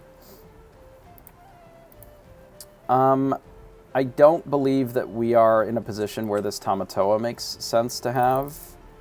At least not for a while, so we'll do this, we'll Popsicle, and then we'll pass. Smee is a good pickup here. But we likely are going to want to fire the cannons if they play something like Pluto anyway. They may not. If they don't, then we will be in the market to play this Smee.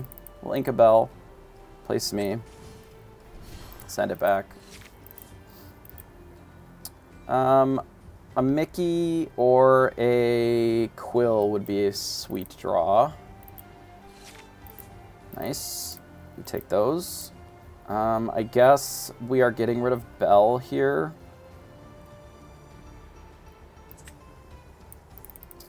And then we're playing this.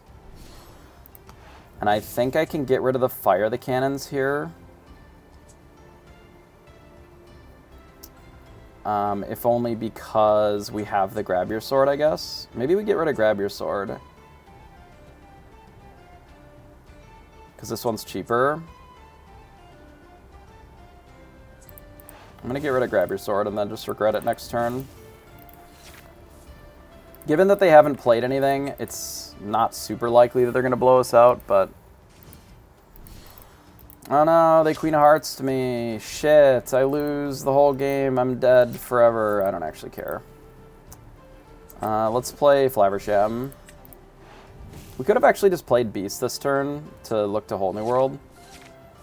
But I would rather get a little bit more ink first.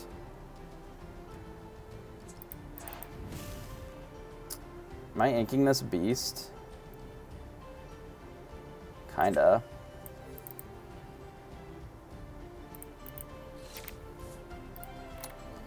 They have nothing to destroy a Lucky Dime when it's out, so we can just put one in play. And then it's just in play if we want.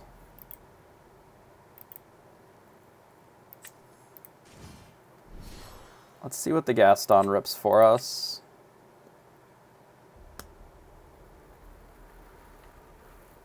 So, Gaston rips us nothing.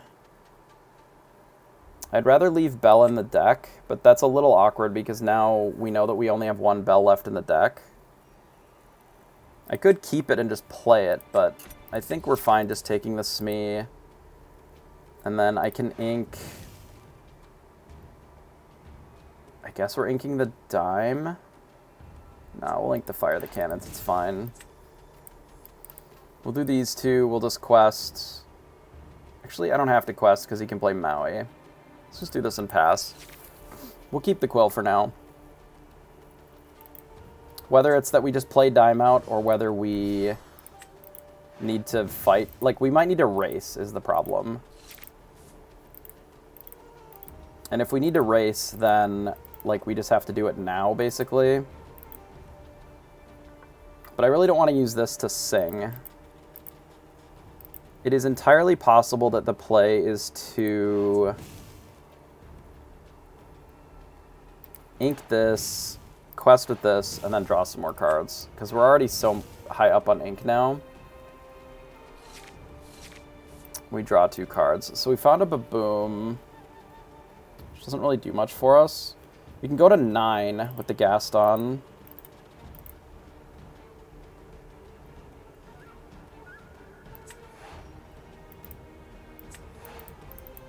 I think that's what we're going to do.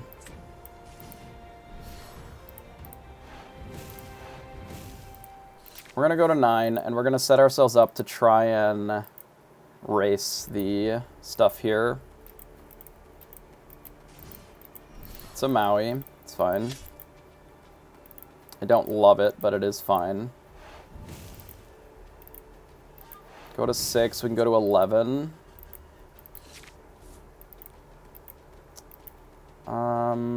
That's actually fine. We can get another ramp out of it as well. We can play Cogs. We can hit the Maui.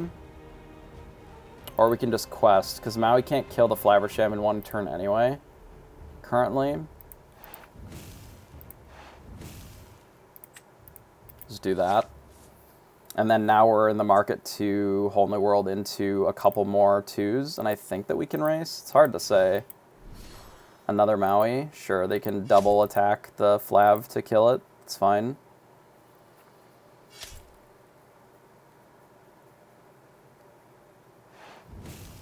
They go to 10. We go to 15, 17. I mean, we're going to have to Whole New World, I think. I'm just debating if I'm supposed to Whole New World before I... or if I quest. I think I'm supposed to Whole New World first, but just for resources.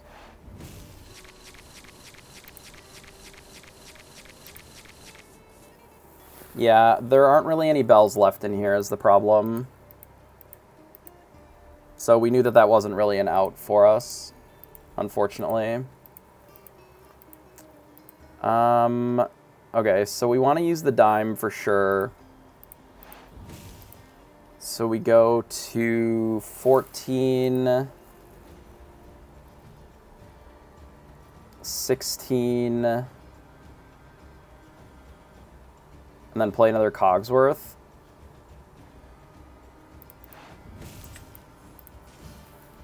Because going up one here doesn't matter unless we specifically rip Gaston. But there's only like one left, and I think this is safer. Because like we can win in 2 turns even with just these, unless they develop more to the board. And if they B-prep the board, that's fine, because we can still win through that. So I think we're okay here.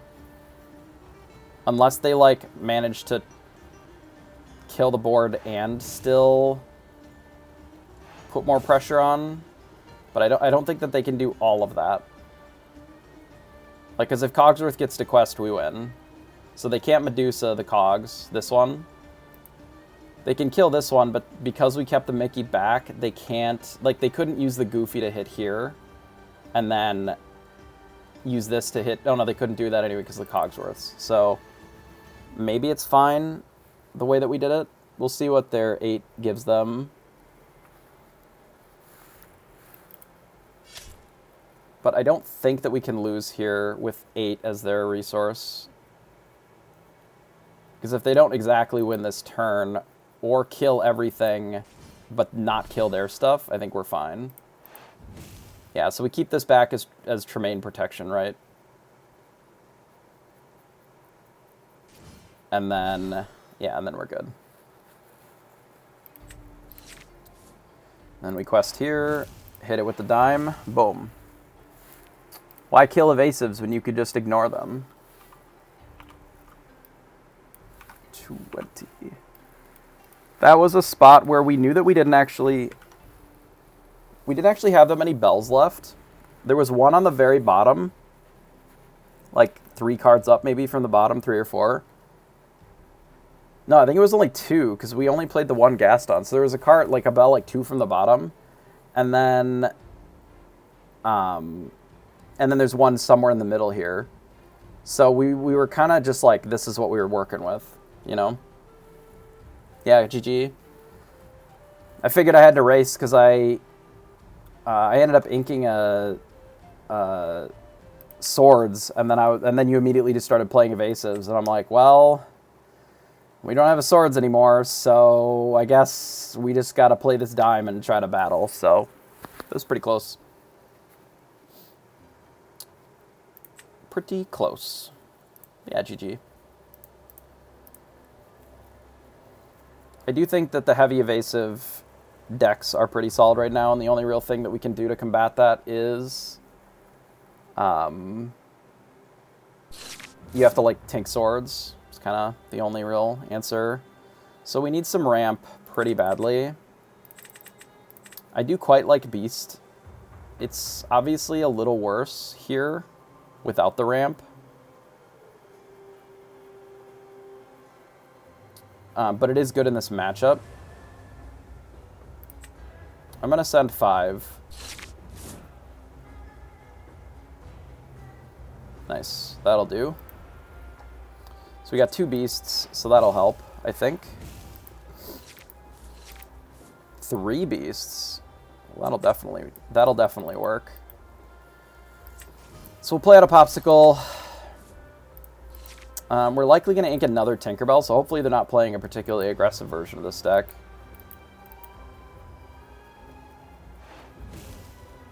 They are going to get to use their Quill more than once if they have one next turn, and we can't really stop them. Because we have to take a full turn off to ramp ourselves.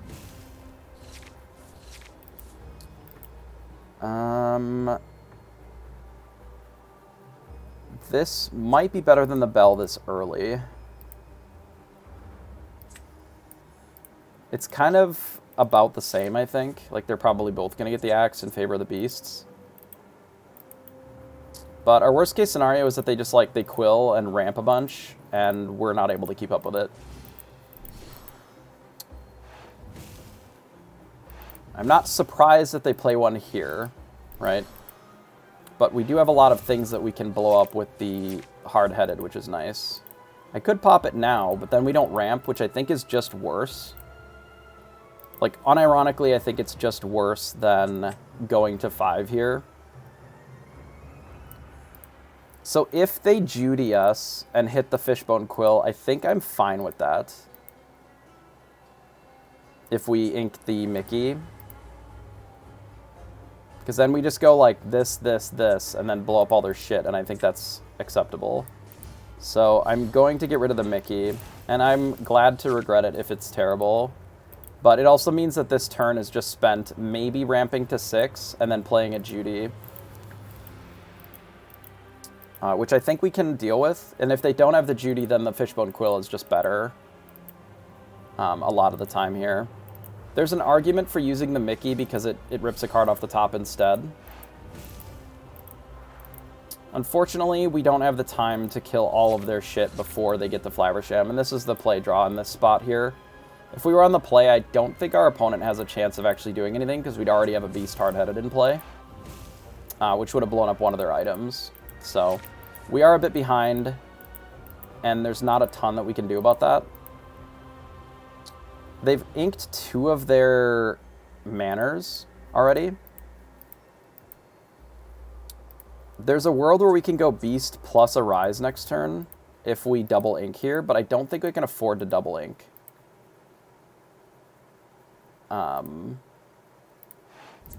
Because our hand is kind of mid otherwise. We can go to 6, we can go to 8. That's not 9, so we can't play 2 of these anyway. Like, I'm always playing hard-headed here and hitting that. I'm just debating on if I'm supposed to get rid of the Rise of the Titans here. If they play out of a location, it's just, like, so bad for us. And I can't really get rid of our draw either. So it would be getting rid of one of our hard-headeds or not. And I think I can wait until next turn. I don't think I have to do 2 things this turn. But the fact that they get to keep drawing with the Flab is really bad.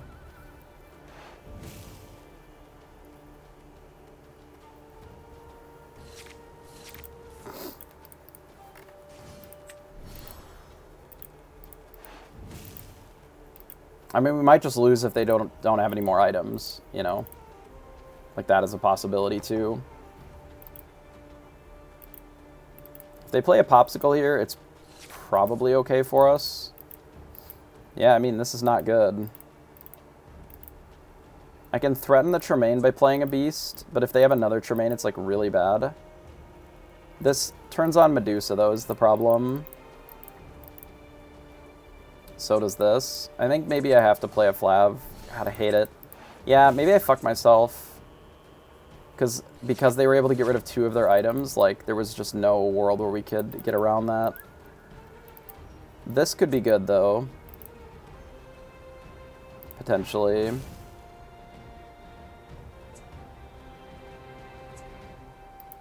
Yeah, I guess we're getting rid of the Beast.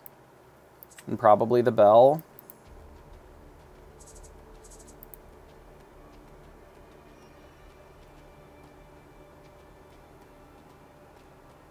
We're so far from the Bell being that useful here.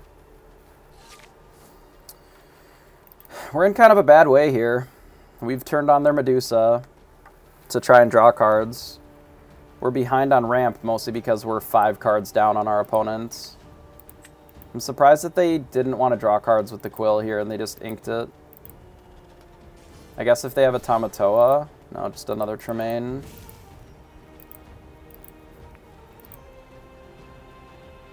Yeah, why didn't they Quill, ink something, and then draw 2 with it? That's weird to me, but whatever. They are able to make whatever choices they would like, I guess. I think we just do this. I think we're past the point of this Rise of the Titans working for us.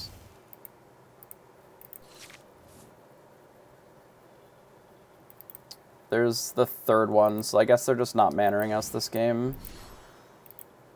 I mean, we're just dead to what they're playing. Okay. Nothing I can do. Like, we did have a good hand to interact with what they were doing if we're on the play, but we were on the draw, so not really much that I can do.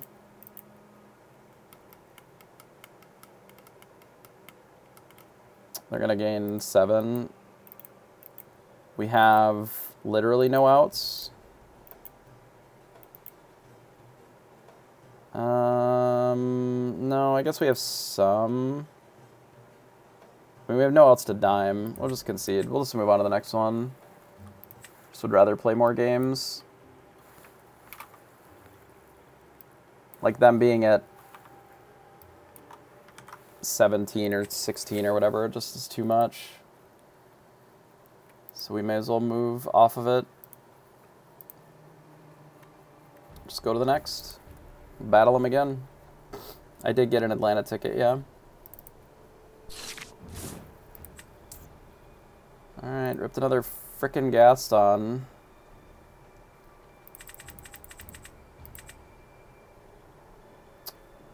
Alright, send this back. We're going on the draw again, which is great. Nice. That's a good hand.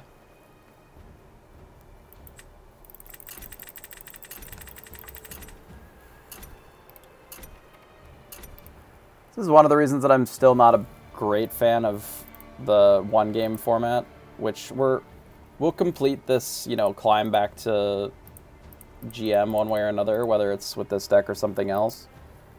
But the fact that you can fight against the exact same opponent again and then be on the draw twice is just dog shit, right?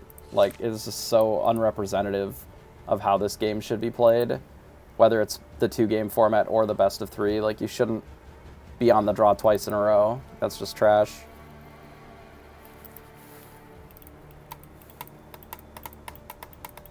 This player again, who is not the fastest at passing their turn when they literally have nothing to do. We like that.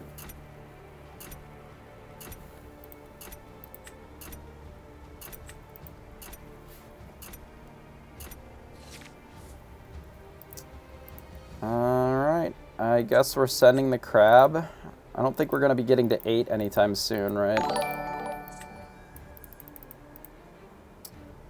Draw the pop here, play it and pass. Hey, Snapcaster96, appreciate the follow. Well, we at least have a popsicle. Maybe this is the kind of game where we have to play a bell to potentially double ink. We'll have to see. Mr. All-Star, appreciate that. We do have ramp, so that's nice. We'll have to keep the Rise of the Titans here. The Tinkerbells feel like they're actually not that bad in this matchup, weirdly. I guess we don't really need the bell. Like, because we don't have any real card draw, so we can't use the bell's ability anyway. But we'll be able to use the Mickey. I may even have to Rise thing right away if they play a Quill. But we'll see. Okay, so they do run out of Quill. I'll probably have to kill it immediately rather than ramping, mostly because we don't have a 5-drop anyway. So it kind of doesn't change a ton. Like, I'm pretty locked in on just doing this turn. And then we can just do this leading into Gaston's the turn after, I guess. I can't let them just free ramp forever. So I think I have to blow it up immediately. This is a case where Benja would probably be better in that slot, slightly. However, the occasionally being able to kill the locations, I think makes the Rise a little bit more flexible. Okay. Opponent is very good at finding Flaversham and Popsicles, which is good for them. Do this, and I guess we'll keep the Tinkerbell since we'll be probably able to get to 6. Like, we're going to likely have to start running out the Gastons.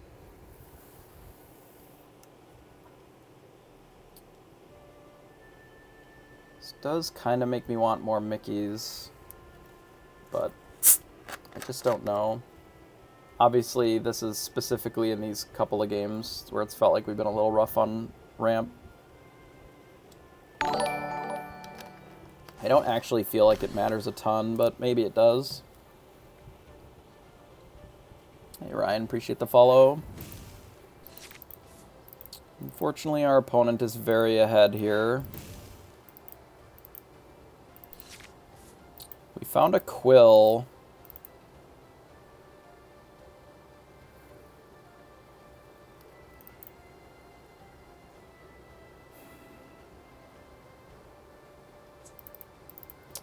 These stupid Gastons were inkable.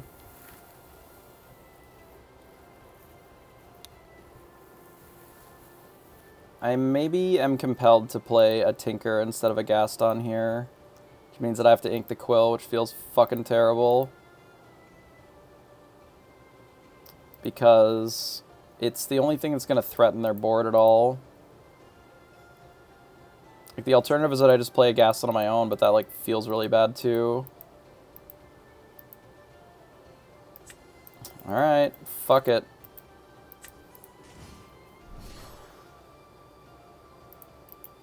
I'll do this in pass using the Mickey as Tremaine protection here.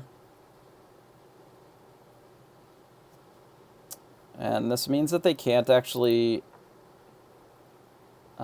necessarily quest with the Gaston or the Flaversham here.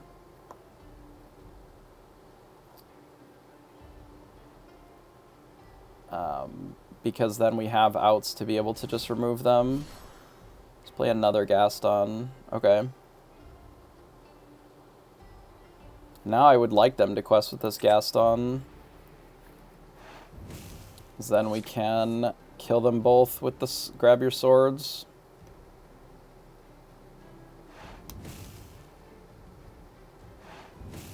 If they attack with both of them,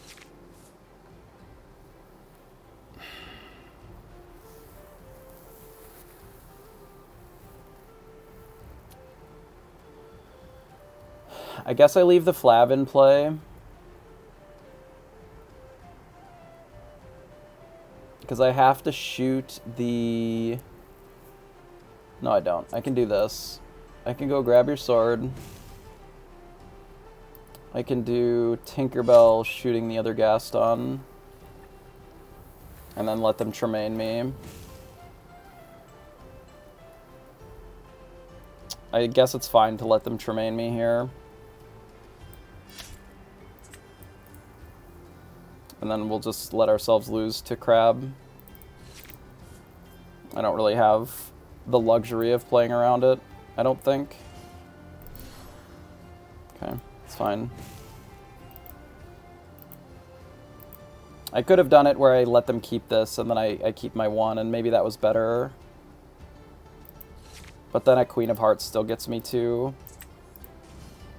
Play out a Gaston.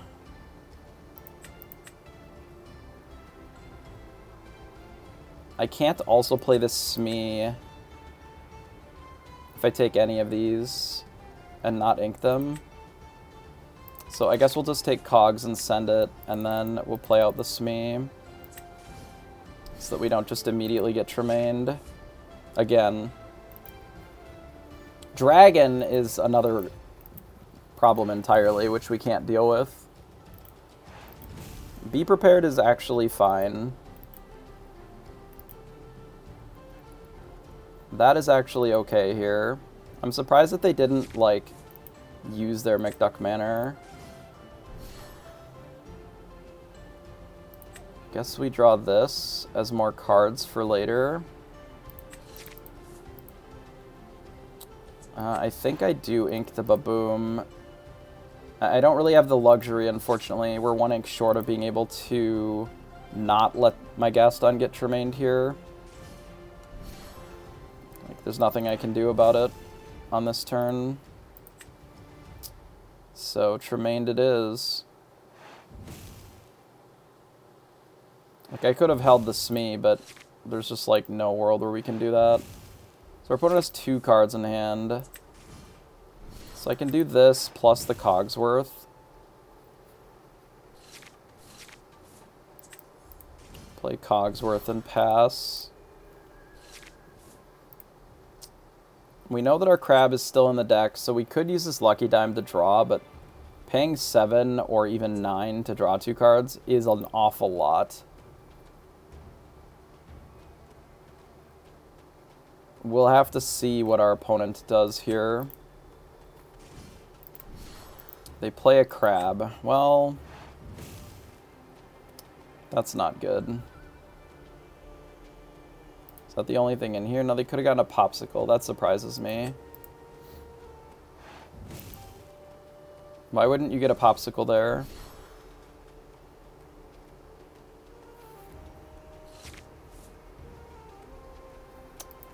I mean, I guess if you know that I'm going to just have to Whole New World here, maybe that makes sense. I guess I can't win this game because we're 2-9. Like, they can always race us and win.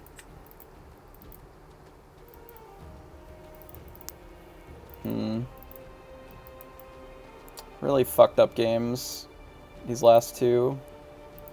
These Gastons have made me want to just remove them from the deck entirely. They've been so fucking bad. Like, unironically, just the worst cards. The fact that they're uninkable has just been miserable.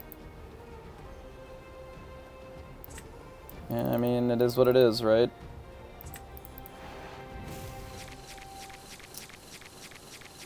And we didn't draw an answer to Tamatoa, so we're just dead. Yeah, I think that's how this works. We made them get rid of just Judy, so the dime would have been bad anyway.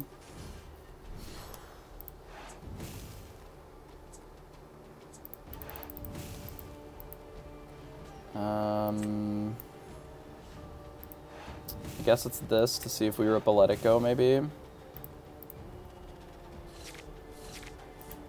Fire the cannons and a Tinkerbell.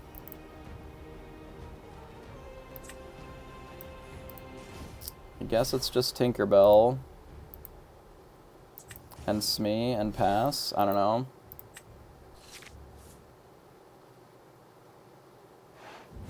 I don't really see how we don't lose to dime this turn, though. Just like straight up.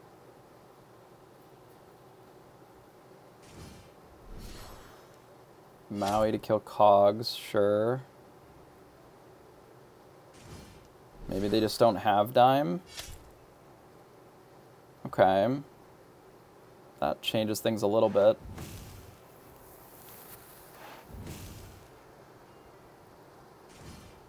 They do have another Popsicle, which is fucking awkward. Because of the Tamatoa. Maybe we do actually have a shot here then. Because they don't have the dime, so I need to cast all of these basically on the Tamatoa. No, I don't. I can... This is 2/4 damage. If I cast both of these and then hit Smee into the Tamatoa, that's good enough. Right? Because that's 5/8. So maybe that's better. And I can sing this one too if I want. And then I can play Cogsworth. Yeah, that's maybe fine. So we grab your swords. Grab your swords. And then we just hit here. And then play Coggers. Coggers, my doggers. Probably ink the Flav too, because it's just like not it.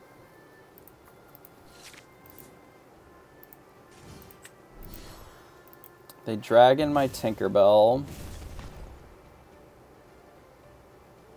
They can double ink and then Tremaine me. Okay, so they don't have that. They just have a dragon, which we currently have no answers for, or for this McDuck Manor. We Gaston. You disappointing fuck.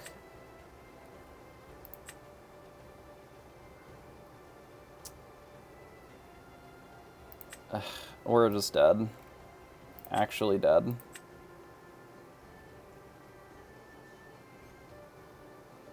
We can ink one more. That'll put us at 7. Which is not enough. Like, no matter what I do. Fuck me, dude. Alright.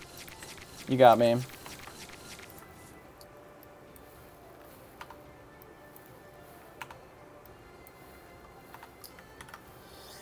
Okay.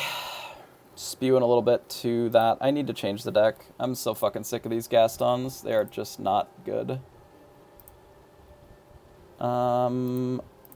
Let's do not Gaston.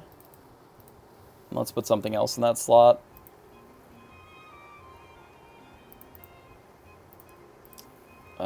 Let's do Hydelo. So this puts us at 14 uninkables. So that gives us the ability to either add more Zeus if we want, like a little bit. We can add other uninkable threats. I kind of just want to add the 4th Mickey.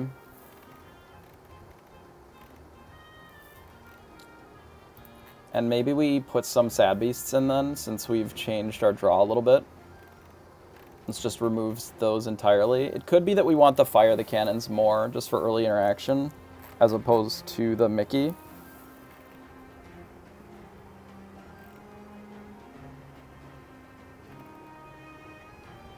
There's Sad Beast down here. No, you're in 5 right here. Okay, so this leaves us at 15 uninkables. So maybe it is that we can go down on Baboom, up on Fire the Cannons. So this would be 2 Fire the Cannons, 2 Baboom, instead of 1 and 1. And then maybe that's better. This does make the dimes less potent individually. And it's possible that instead of Fire the Cannons, that we'd rather have Along Came Zeus. But I think I'm going to try this. Nope. I think we're going to try this. A little bit better on the uninkables and more option for double spelling. But it is possible that it's supposed to just be a 2nd Zeus instead. But we'll find out here after we try it a little bit, I think. Come on, dude.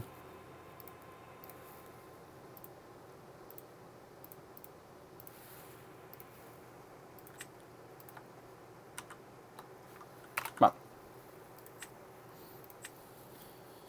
Okay. Let's close the client and reopen it since we imported. Because the import's been weird lately. Like, the Zeus are probably better against blue-red, which is maybe the argument for running the Zeus. Because we've actually been losing against blue-red more than I'd like today. I mean, it's... Oh, I can't even see because I'm stupid and I changed the deck and then reloaded. Well, whatever. I don't think that it necessarily is that much of a blowout. We've also been on the draw almost every game, which makes it a lot worse.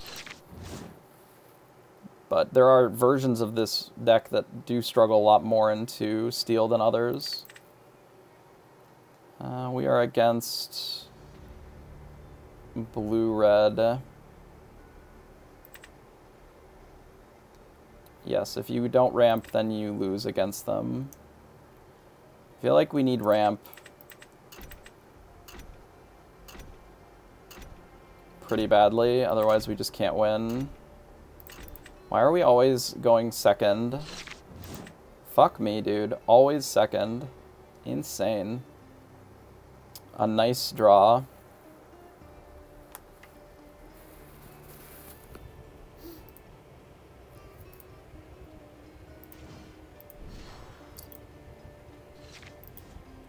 We have some Smees, I guess.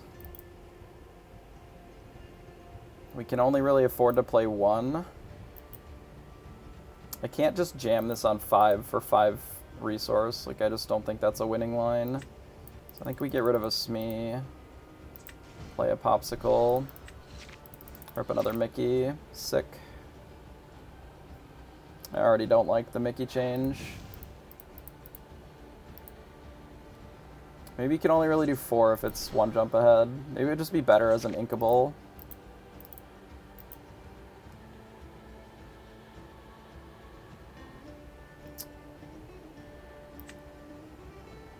Okay. There's a Smee.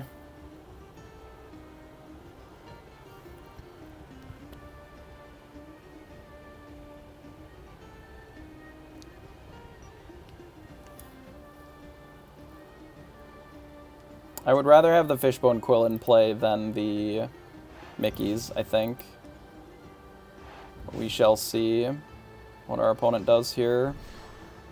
Just bounce it with Fox, sure.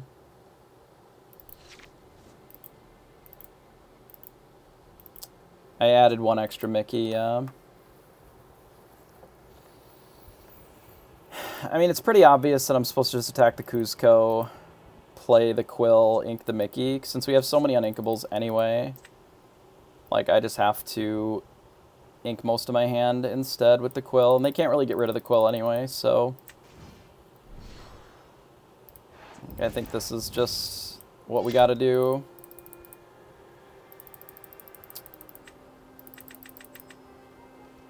It kinda doesn't matter. We can ink 1 next turn, or we can just Whole New World. All of the cards are equally trash. I'm not looking to play Mickeys necessarily. We might play 1, but I'm doubtful that I'm going to play 2 over just like casting Grab Your Sword or whatever. If they just Smee this, that's great for me. I literally cannot ink my entire hand to double Mickey next turn, because that's assuming that we also draw an inkable. But then, like, that's our entire hand. Like, I just don't think that that's it. And maybe it's fine. But we might be in the like, literally it wouldn't have worked here, right? Because we don't have another inkable still. I can play this, and then I can ink 1 of these, and it's the same. Like, we're gonna lose this castle if we don't Whole New World soon, I suspect. But because we are... because we also missed an ink that turn, like, it's really bad. We'll see what we draw, though. We can deal with this. Tinkerbell would probably be one of the better draws that we can hit, actually. Because we can kill these both with a big tink. Another grab is just fucking not it.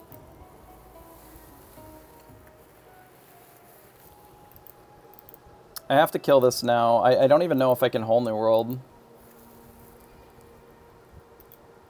Like, I may have to at some point, but I can't let them draw cards here either.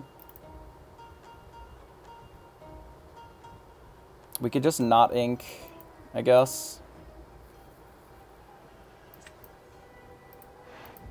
Just do this.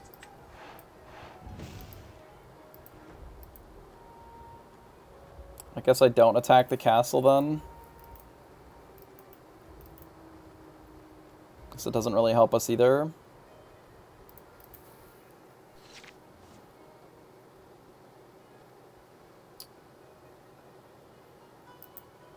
How many inkables have we even drawn? Like, not that many, huh?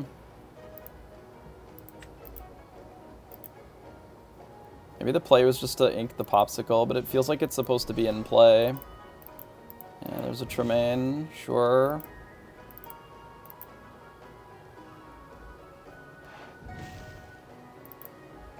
Just don't really see how I win this.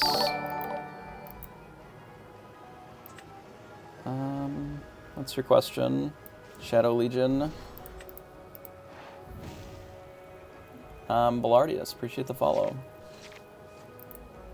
So we get another Quill here.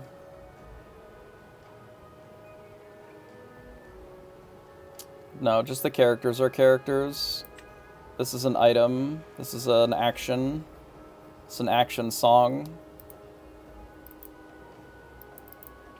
This is the location. These are characters. Okay, well, I guess I can't really play this quill. I think I have to just ink it.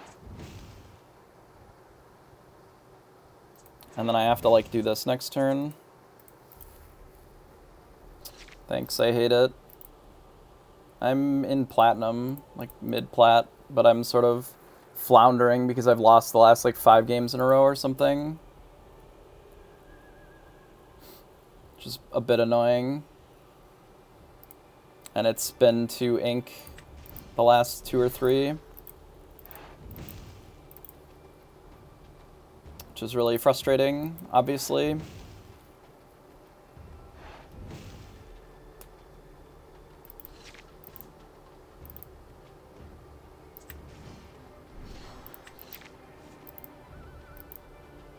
So I can just concede, just move on to the next game. I don't care. It just literally doesn't matter. So it's just a waste of time to play.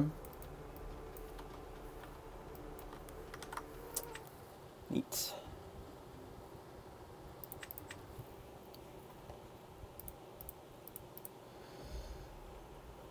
Don't have the Queen's Castle.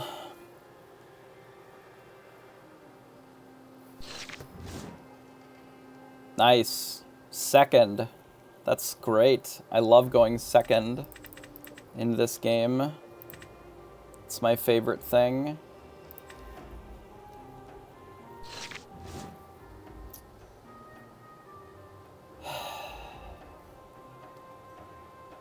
Like, the difference in play and draw in this game is staggering when you're only playing one game. At the high level, it can be as much as a 20% win rate difference, which is just an absurd number. Because the difference in being on the play and being on the draw is, like, so important and so overwhelming.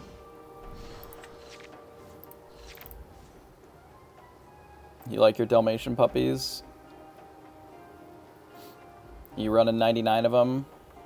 Or are you just running a handful of them with some of the other dogs?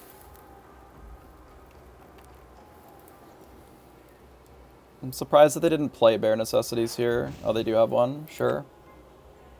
Purple, yellow. You can probably add things like Baloo and Goat. Those should be pretty cheap. Those give you a lot of reach. I would assume that my opponent is writing my hand down, which I don't recommend doing. Because it is not something that... Why did they take that? That's so weird.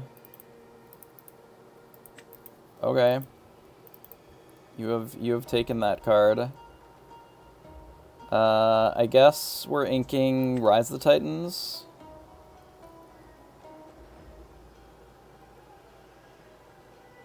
I'm sure they're just screenshotting it, but you shouldn't because you can't do that in paper. You literally can't take notes in paper at all. So you shouldn't get in the habit of taking a screenshot. Sure, you're welcome to link a deck. You shouldn't get in a habit of taking a screenshot because you are literally setting yourself up for failure because you're not practicing remembering what's in their hand. They just shot my Smee. Why? For what? I don't understand. What if I just don't even play the Quill? Then they can't play their Benja. I like literally don't even care if they play Benja though. It's literally in the rules. It says you are not allowed to do that in Lorcana. It's actually actively in the rule set. I just don't even quest. I don't use my popsicle either. I just pass. I don't know if somebody has the rules up, like the particular rule that says that you're not allowed to take notes, that they can link. I don't remember where it is. I just don't want to find it while I'm streaming. Oh, they killed my Smee. Whatever. You've killed him. It's dead. This is a little annoying if they shift, which I would assume that they're looking to try and do. I almost wonder if I just grab your sword, the Cindy, so they can't shift it.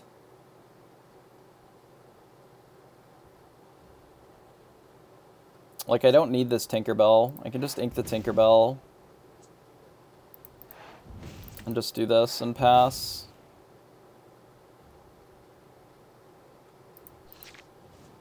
I believe that you're supposed to keep written track of the lore totals. I wouldn't use the app anyway. But you are supposed to keep track of specifically lore totals. If they shift Cindy, we lose the game on the spot, because we have no answer to it currently. I can beat these other cards, but I can't beat Cinderella if they shift it on 5 and then Whole New World. Especially if I just play Cogsworth or Flaversham there. What I need is to be able to develop a board, and I wasn't going to be able to do that if they put out a Cinderella, the big one. They might do it on 7, that's fine, but I can't let them have a hasted one on an earlier turn before I'm able to set other stuff up. The reason that you want to have a written lore count instead of a like a spinner or any of that is one of the most important things is keeping track of the changes that have happened and then being able to go back and identify what and why those things happened, right? So if you use a digital thing, that especially one that doesn't keep track of like the history of each change, then you can set yourself up for failure, because if, let's say your opponent is actually writing it down and they mark it down wrong, or maliciously they mark it down wrong for whatever reason. Not to say that they necessarily would, but they could mark it down incorrectly, right? So if at some point they do mark down what's happening wrong, then it is now your word against theirs, and they have a record of what happened, and you don't. I would expect everybody in high-level competitive play to keep track of their life totals appropriately and independently, so that then if there is a discrepancy somewhere, we can go back, check it, and confirm, so that we don't have to just rely on... I mean, you can use the app if you want. I would not. Right, sometimes they do it maliciously, no, but mistakes do happen. There are people who will do it maliciously, but I feel like that is the exception, not the rule, more so than anything else. Like, that is an uncommon occurrence as opposed to one that is more frequent. But mistakes do happen, and that is more likely.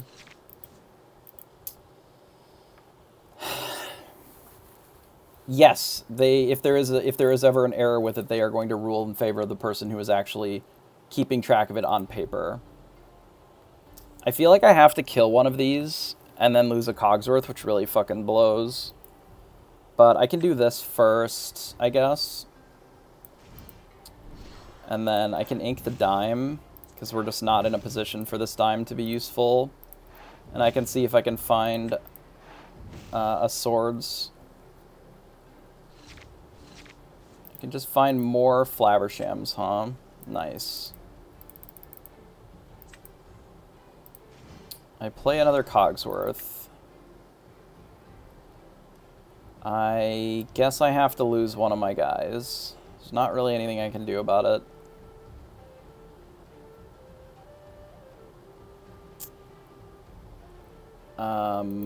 Because I can't let them go to 16, can I? Because then this just kills me before I'm able to actually stop it, so... I guess we'll do this, now that we have another Cogsworth. Because now if they want to kill it, they have to commit... Like, I mean, I guess they can just Robin Hood it, which is unfortunate, but I can't really stop them.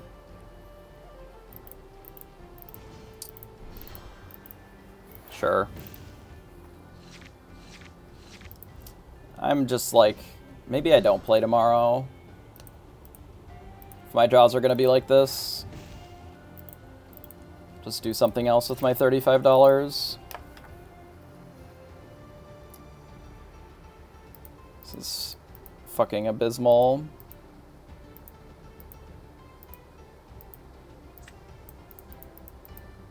Like, what am I supposed to do here?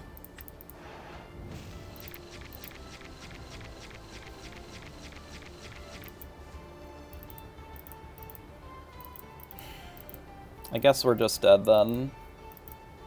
Because none of these cards do anything. Cool. You're going to be at SCG Atlanta. Any idea what you're going to play there if you're going to not play Magic? Red, purple, I assume.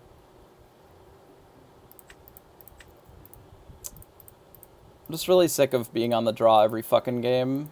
Like, it's exhausting. It makes this... It unironically makes this game not fun to play.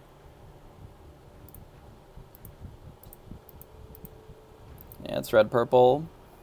I assume just the same sleeve deck, and you just have not changed it at all.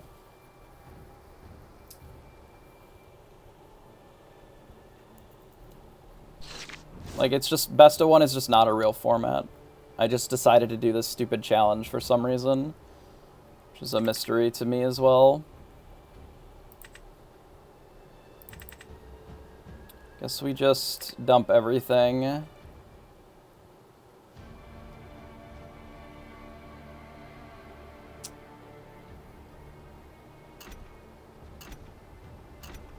Sure.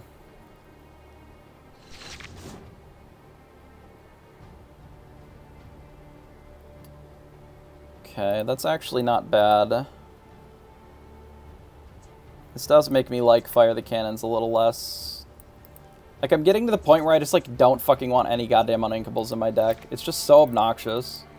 Having hands that are just unplayable garbage because literally you can't use any of the cards. It's annoying. Couple cards off. Makes sense. Like, I'm just so tired of playing Uninkables.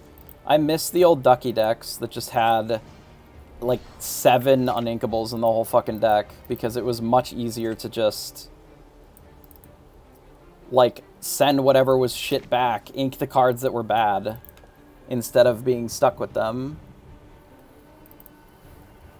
Gets frustrating. But I may put this back to a Baboom. Guess we gotta get rid of the crab here, because I'd rather have the Flaversham. Do this and draw.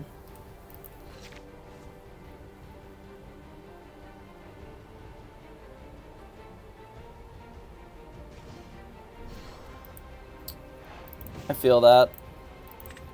Just lose all the mirrors.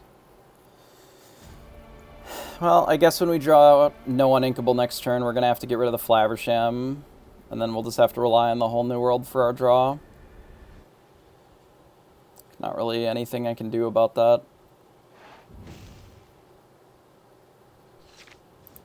Or we can rip a Quill, which is just kind of exhausting.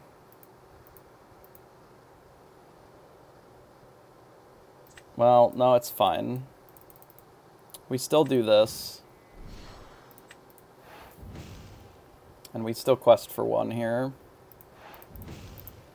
And then I'm in the market to maybe do another one.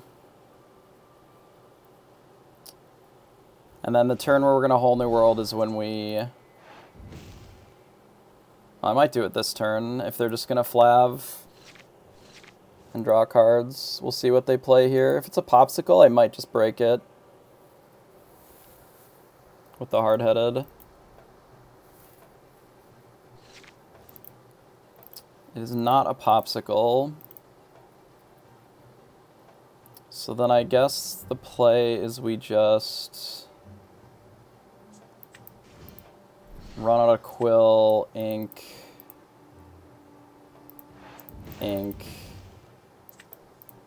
Whole New World.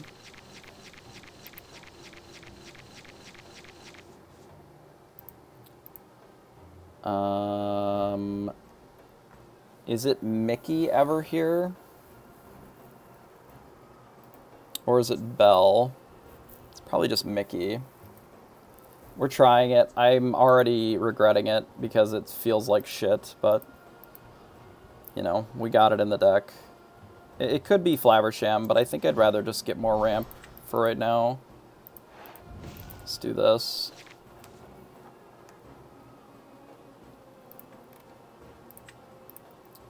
We took a Scar, 2 of their worst cards, a Be Prepared, and a Dime. So we lose a Beast, which is fine. I think that was to be expected. We'll likely run out of Tinkerbell here. Ramp a little bit more. They sing a 1 jump ahead to try and keep up. Does that make sense? Which does keep them up pretty well.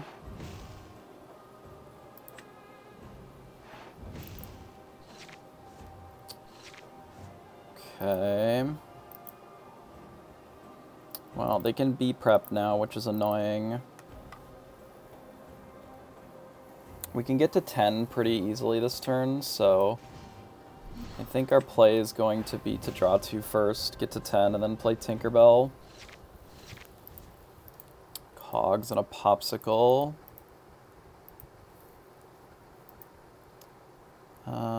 Let's ink a Cogs. We'll keep the Popsicle for now. We gotta get rid of one of these cards. I don't think it's Rise of the Titans. I don't actually think that it's Popsicle. I think it might just be one of the bells. We'll keep this as a removal. We'll play Tinkerbell here, and then just get in for 2 more. And then pass. We could have gotten rid of the Beast, but I'm worried about Be Prepared. So I would like an answer to Be Prepared. Yeah, the game feels so mid sometimes when you go second, because there's just not enough cards that can play well from behind. And therein lies the problem, is if your opponent goes 1, 2, 3, 4, and it's like 1, 2, Surfer Castle, you just lose. Tamatoa. Well, that's problematic. We don't actually have an answer for that right now. They get back a Popsicle. They can ink and play it. No, they can't play it this turn. Still don't have an answer to the Tamatoa. Let It Go is not the best answer I've ever seen, but it is an answer. We could also just start diming. Let's do Flaversham first to draw 2 cards, and then we'll see if we just want to start diming and racing. Belle in A Whole New World. So they have a dime in their bin here. We can go up to 9, 10, 11, and then that's just double dime from here. And if they Judy, that means that they're not playing dime next turn, which I think is maybe fine. So we'll play the dime. We'll activate it here. And we'll just quest out. And then we can ink. I just don't think that we're going to be Whole New Worlding again. But we might. But I really don't feel like this Beast is ever coming in, or this Grab Your Sword. Like, we are just in the market to race here, so I think I'd rather do it this way. And what this does is it lets us, if we rip another dime, we can actually play it. Yeah, so they have to hops here to kill the dime, which is fine. That was expected.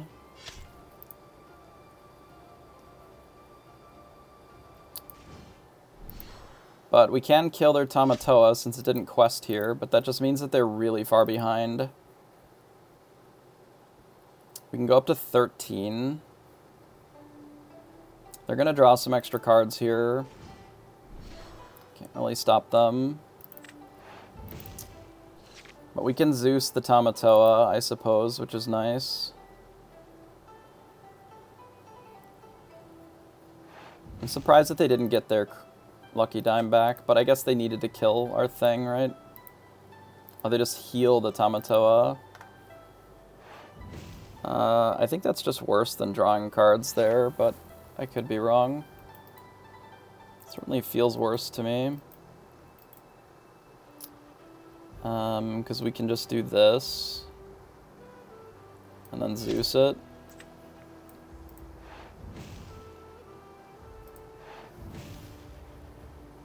And then just like play two things. We plan to be prepared if we overcommit wrong.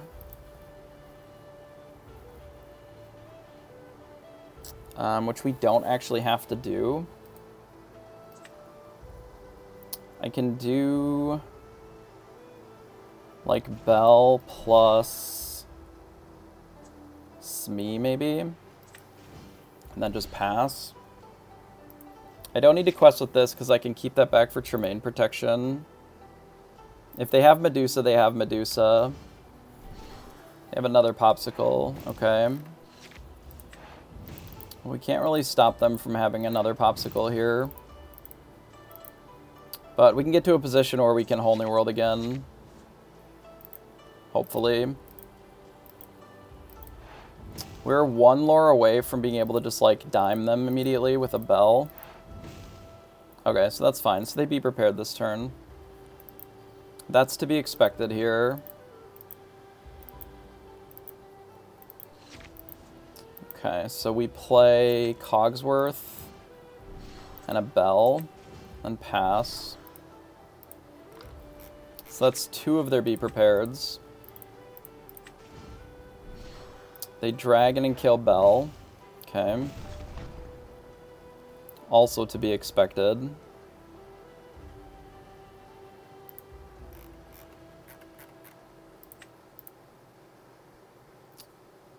But I am thinking that I play this Bell and then I Whole New World next turn.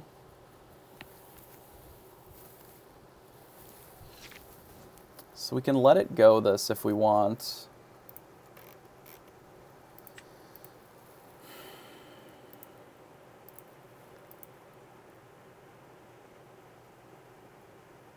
I feel like we do get rid of it.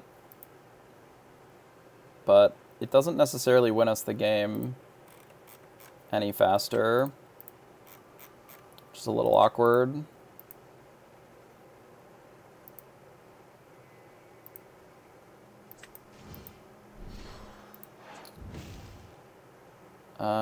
Let's do this. And this. And then I feel like the play is to sing it instead of questing.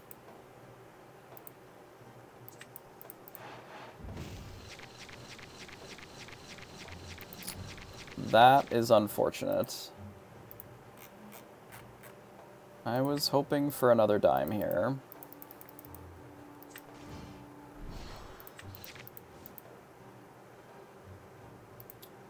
The Whole New World does not do much for us here. And they still have all their B-preps now, which is unfortunate. So the play is we play Smee plus another Quill.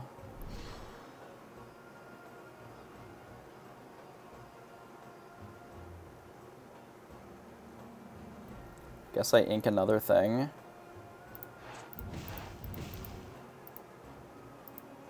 Like, I almost want them to be prep so that we can do this again. I don't want to wheel right away. Like, we can just play more shit, let them be prepared, because that's their whole turn, and then we can wheel again. I'm just debating if I'm supposed to... I'm just going to play this. And pass.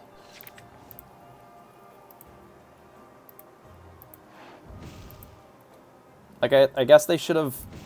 I don't know why they didn't sing it here. That's... We probably shit the bed. If they sing that there, I think we just lose immediately. Like, straight up we lose. Because then they can just, like, play a crab, and then what do we do? Yeah, we're just dead. So thank fuck they didn't do that, I suppose.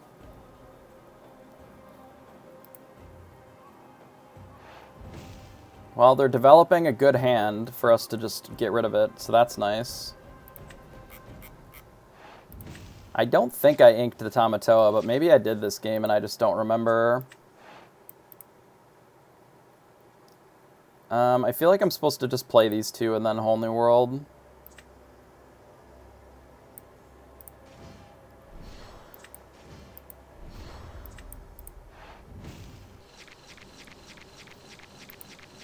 Yikes. That is just not it. I mean, we're going to play a Cerberus here, I think, over the Beast.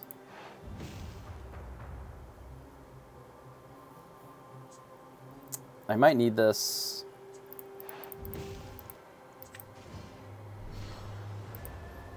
Like, I might need the Mickey as Tremaine protection.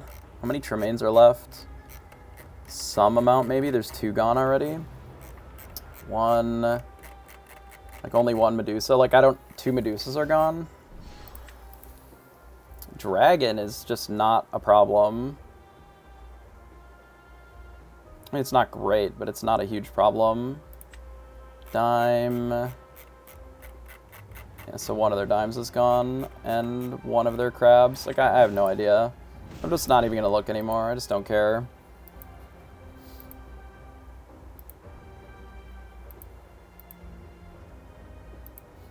Like, if we get to 15, then we can just... I think we have 1 more bell at the bottom. Unless I inked 1. I guess we've Mickey'd like twice this game. God, I fucking hate Mickey pulling a card off the top. Like, we may just not have the dime or the crab left in the deck, and then we're just going to lose. Which does feel pretty bad.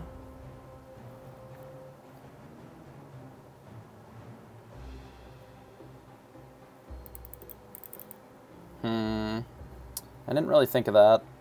Man, Mickey as the ramp is just so awkward. I literally have no idea what's in my deck anymore. So it's harder to plan for.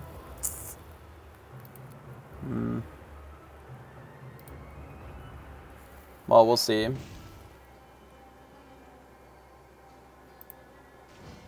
we have any more Whole New Worlds? 1, 2, 3. We have another Whole New World. We can just mill them out. That is a possibility now that they've enabled. Like if they draw any more cards.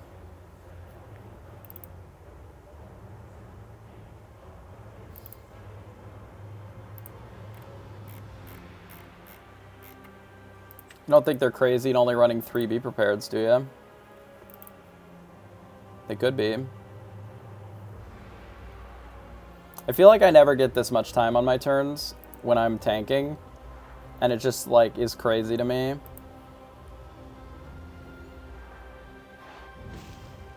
What are you looking for, bud?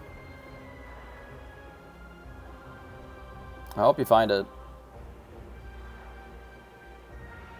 Probably a crab, I guess.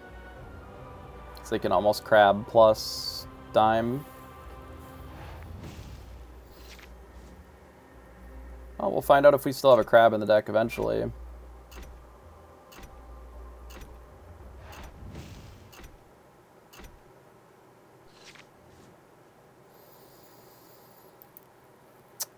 Well, that's unfortunate. I guess I'm supposed to just, like, let it go the Mal, play a couple things, quest. Lose to Scar. It's their last dragon. They probably still have a Scar, though. Could hit this Tala, too. But I feel like just going to 15 is better. I mean, this card is just going to die immediately when we play it, but yes, it probably will be Beast time to shine. This is just better after we get Be-Prepped, though, is the problem. I suppose if their play is just Medusa, doesn't matter a ton.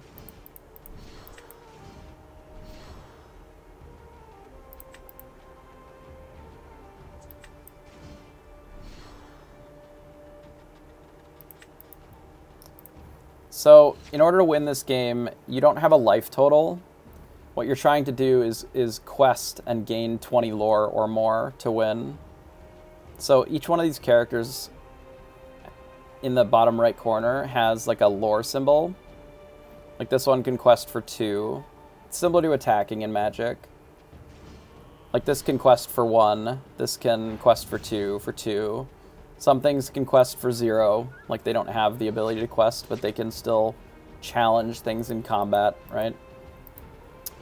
But the it's like victory points, yeah. You're trying to get to 20 lore and then you win. So instead of counting a life total down, you're counting it up. Well, we got them. Their B-prep must have been too far down, or they figured out that even if they B-prep here, they may not be able to close before they draw all their cards. It's hard to say, but it could be just too far down. Okay.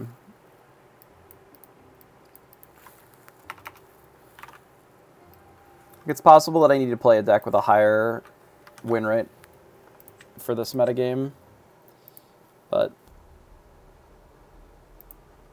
yeah, the whole new worlds were good for us, for sure. We'll see how much we hate the Sad Beast this game. We go second, which we know we love here.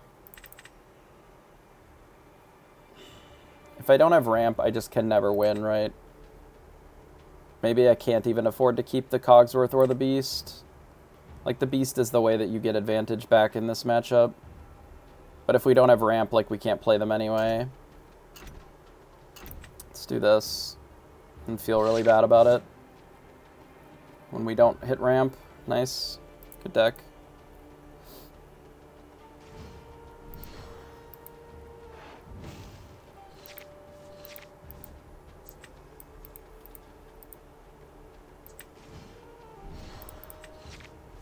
Oh, we found a Quill. So we can at least play a Cogsworth on turn 4. Ooh, that's a lot of Cogsworth. Bell is eventually good with all these cogs, but I think the way that this game is going to play out is I'm likely going to put down a couple of these cogs and then put down Beast. I can't believe that they just inked. Maybe that's their only ink in hand. Maybe they're just looking to a whole new world, I don't know. Alright, guess Sad Beast is out.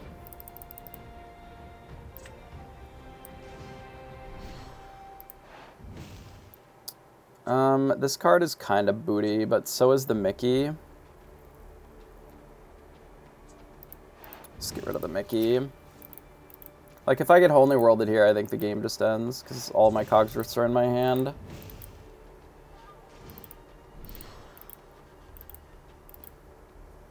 I see they had a Cogsworth anyway. We have a whole new world of our own. Which I don't think I want to use this game. At least not that one. And not for a while.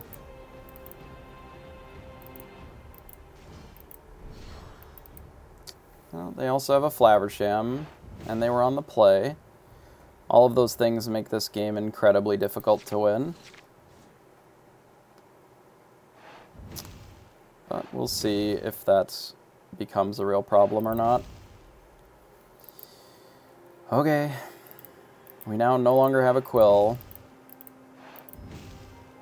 And they have grabbed our thing.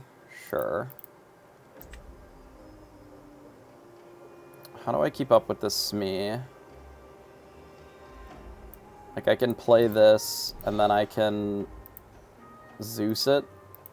Like, I can sing Zeus here, I guess.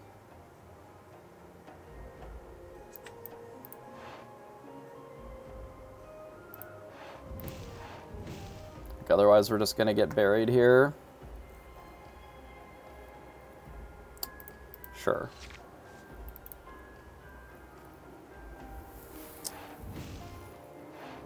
Assume that they're just looking to draw cards with Flav. Like, I can't stop them. Nothing I can do here.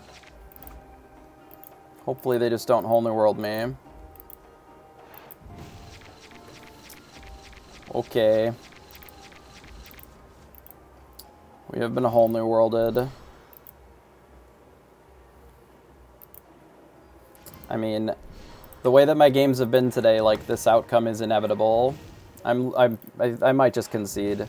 It's so fucking stupid.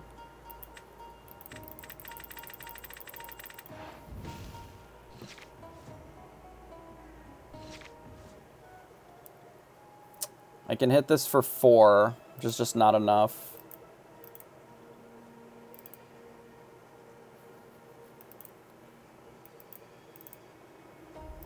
It literally has nothing to do with the mirror. Our draws have consistently been the problem, not the mirror. We have 5 ink in play to 10. That is the problem, because we were on the fucking draw again. Nothing else is relevant to this equation. It is exactly and only that.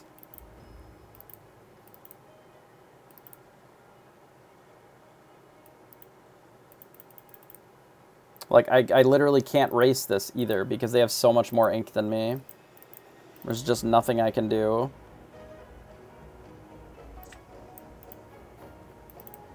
Six. This would put us to 3. We can go to 4, which is just not enough. I can put a beast in play and kill their Quill instead of playing another Cogs. Maybe that's fine.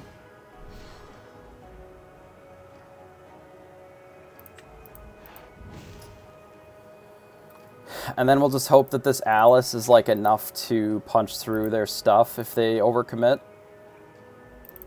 in like 1 or 2 turns. Like, I can set up for this Alice in 2 turns. Sure. We are now ramped to 7. We're popping off. We're just 10 cards behind our opponent. No big deal. Can I just go to the next game? Like, please let me out. Fucking please let me out of this game. Thank you. Thanks for that. That was a really fun game. I'm glad that we played that. Sure glad that we played that. That was nice. Man, Beast really looked great there for us. Instead of it literally being anything else.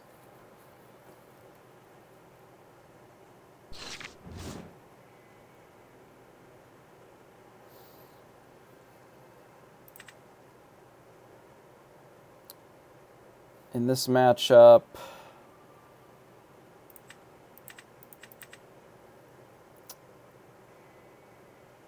I'm just going to maybe keep the Cerberus for ink. I actually could have kept everything to make sure that I had ink. That's weird. I didn't actually need to mulligan there. Ink at all. And I shouldn't have. Mulliganing there was likely a mistake. Because if I rip uninkables, like, my hand is just a lot worse.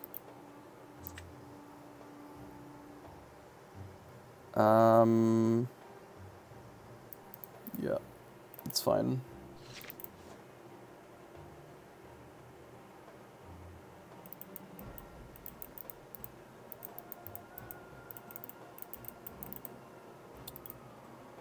Like, Ursula doesn't have any targets here. We can run out the Fishbone Quill. And then set up for Cogsworth, which is very good in this matchup. We're maybe even getting rid of the Flav, potentially. Or the Fire the Cannons if it has no real hits. Could just Fire the Cannons this turn. That's maybe better. Just to make sure that they have nothing going on. We'll ink. Flaversham. Let's blast this and pass. And then we can just start playing Cogsworths, and we probably won't go up much more ink than this. Like, we'll go to 5, and then we'll maybe stay at 5 or 6, depending. It's fine. This match is really weird. This is why I got rid of the Flaversham. Like, I don't care about going much higher than this on ink. Like, this is more annoying that I don't have an inkable here. So I have to get rid of a Tinkerbell, which is, like, very good in this matchup, too. But, like, we play this, and then ideally we can just play another 5 next turn. Or a 6 with this Tinker if we need another, or if we find another inkable. I just want the deck to be more ink than not. That is fucking staggering. Actually fucking staggering. That is the first song that we've drawn all game. Unbelievable. Nice. Well played.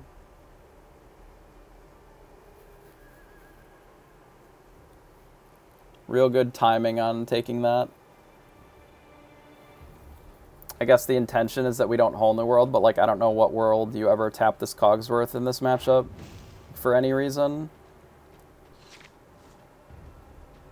Fucking Sad Beast. You are so shit.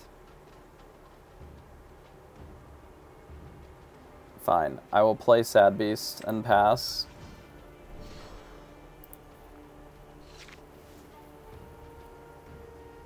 I considered inking it and playing the Tinkerbell, but we already have a Cogsworth. Maybe the Sad Beast is fine. Still feels pretty mid, but we'll see. I think my problem with it is that it can't get into combat if you want to draw cards.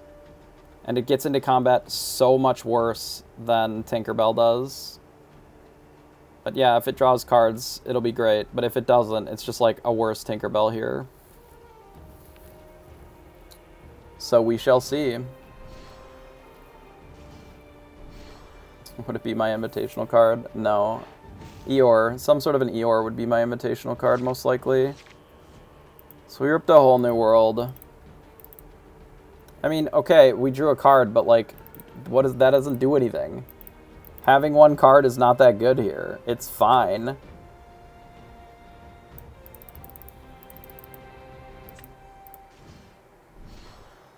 Like, what if we just had a bunch of cards?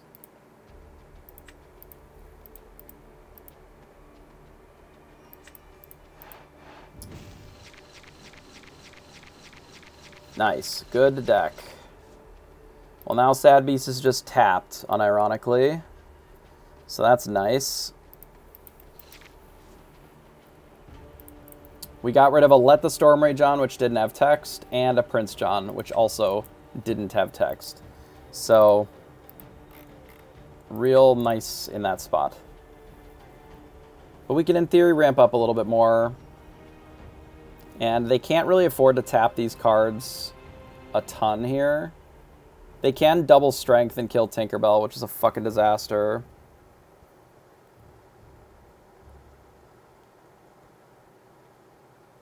Did I consider waiting? I mean, sure. They're making us discard a card. Okay. I did it to avoid it getting Ursula'd. They play a lot of, like, discard one card. Sure. Well, gonna lose this one. It's nice. Because they got 10 fucking characters in play. Love this. Love this for us. I guess we're just not supposed to let the Storm Rage on, and we just, like, don't, so that they can't strength us. But it literally has to be exactly strength there, or they don't win like that. But I guess we lose. We couldn't kill their board. There was no kill their board. We had no cards that did that. Literally none of our cards did that. So I don't understand the question.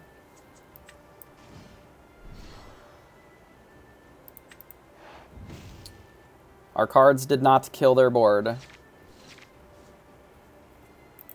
Cool. Literally just Benja was untapped. Or was tapped. Everything was untapped. What? Sure. Whatever. I don't care. I literally don't care about this fucking game anymore. I just can't be fucked to care. Sure.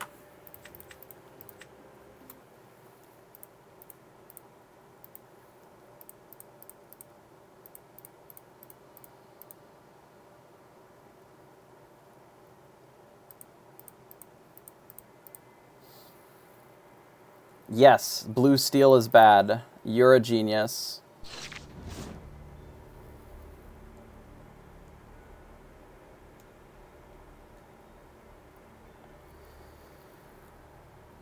We go second. We don't need these. We have a quill, which is good. And a whole new world, which is actually not bad. No, it's terrible. We fucking go second again.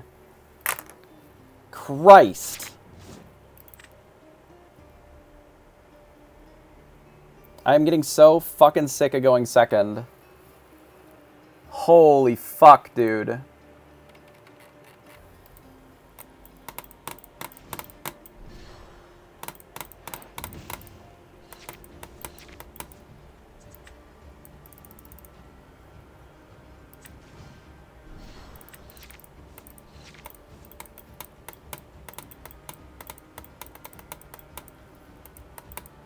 Here's the thing. I would like to actually win a fucking tournament and not just play for the cut. I don't give a fuck about the cut. I want to win. Red Purple wins nothing. It just doesn't win shit. Period. So I'm not playing it because it doesn't fucking close. It doesn't win games. Because it loses randomly and then it's done. It has so many dog shit. How does it ever beat Blue-Red in a million fucking years? Other than just, oh, now I gotta be a fucking aggro deck. Literally every deck just has to play as an aggro deck to be able to beat this deck because they're just not controlling enough. And I don't want to just play a random fucking aggro deck. That doesn't sound fun to me. Like, it can't just do nothing forever. Yeah, that as a take is already why it's hard to value what you're saying then. Because it is a difficult deck to pilot. But because it is such a presence in the metagame that most of the decks are playing around what it's doing. So then it can't do any of the things that it wants to do. Which then makes it hard to play it, right? So I need to ramp here.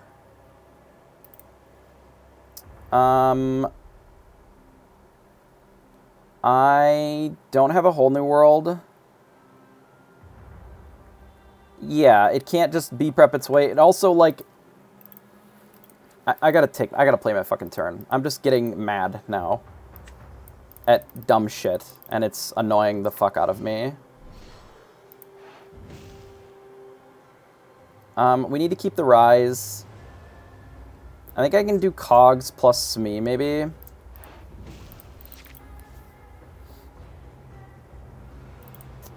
Like, I want them to Judy this Quill, ideally. I'm just gonna Flav, sure.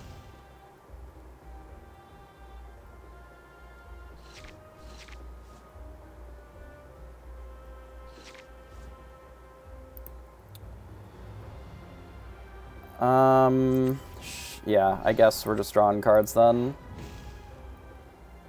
Maybe I should have played the other Quill first, because I could have inked further. But I guess with the additional Flav, maybe we are looking to just go really big here. I could play Smee, actually.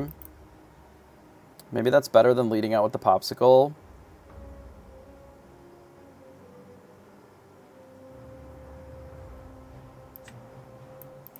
I think we can get rid of this.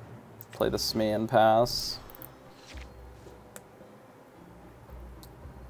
I want them to have to do something.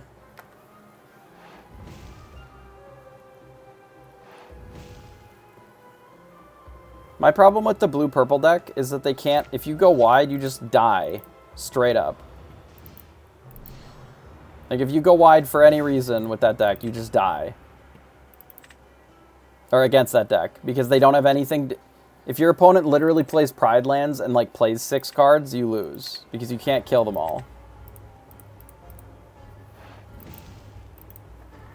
Because there just aren't any cards in those colors that interact with it.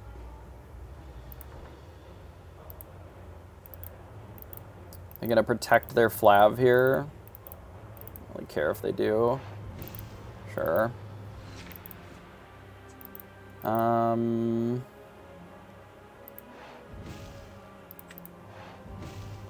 Let's start with this.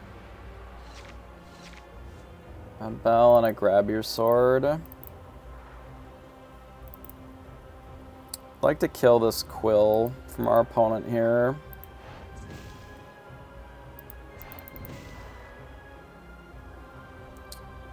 And I can ink another thing, so that means that I can play the Popsicle.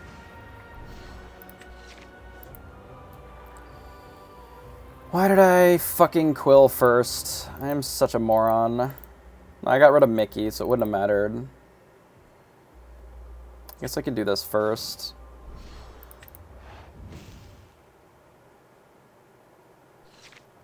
Whole New World and another fucking Grab Your Swords. Nice. Good deck. Fucking Grab Your Swords, dude. Ooh, why don't we go up to 4 Grab Your Swords? I don't know, it's a mystery. Actual unsolvable mystery. If anybody can tell me why that might be, I'm more than apt to listen.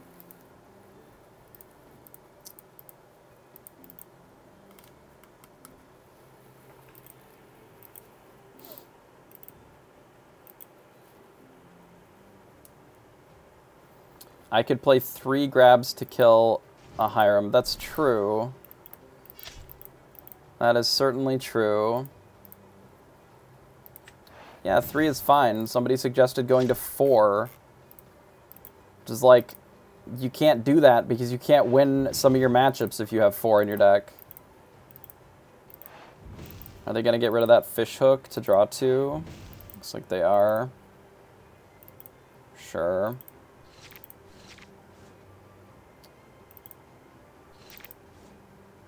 That's a good draw, I guess. We shall Tinkerbell.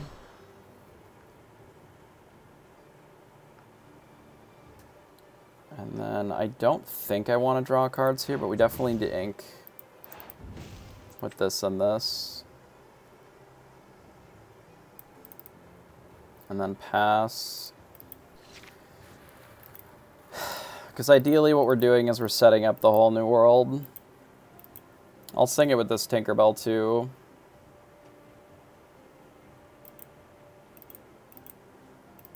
Attack on a readied character. What character has been readied that we need to worry about? I guess instead of Grab Your Sword or something. But the issue is if we're looking to do the Inkables, then I would probably prefer to just play something else. Do we just play into Tremaine with... Okay, so they didn't attack. I was going to say if they quest with this, then we just swords and kill them, but...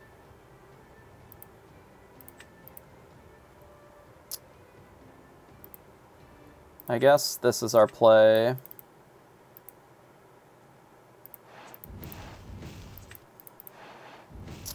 Just do this. We got 2 B preps. That's good. And 2 crabs and a dime. Take those.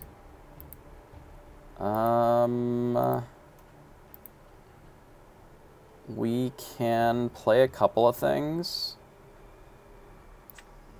This. Bell. And maybe we play another Mickey here.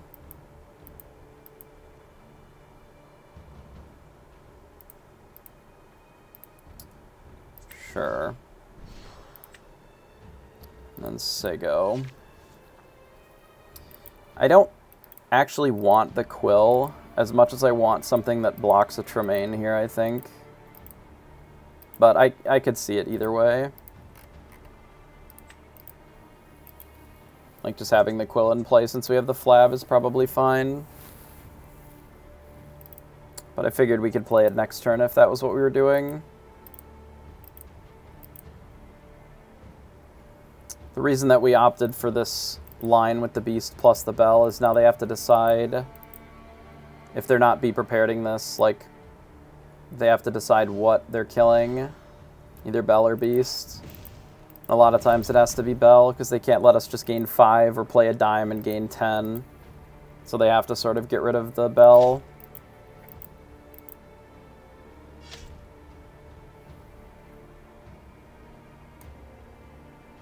But why? That's weird. Why did they do that?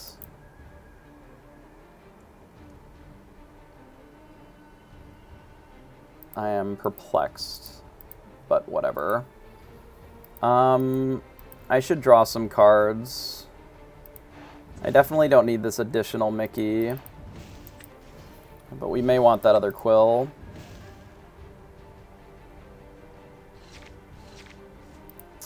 A Cogs. Okay, so how about we play Cogs? And then we go like this. And like this. We put the Quill in play. We attack this. And shoot this. And then we just quest out.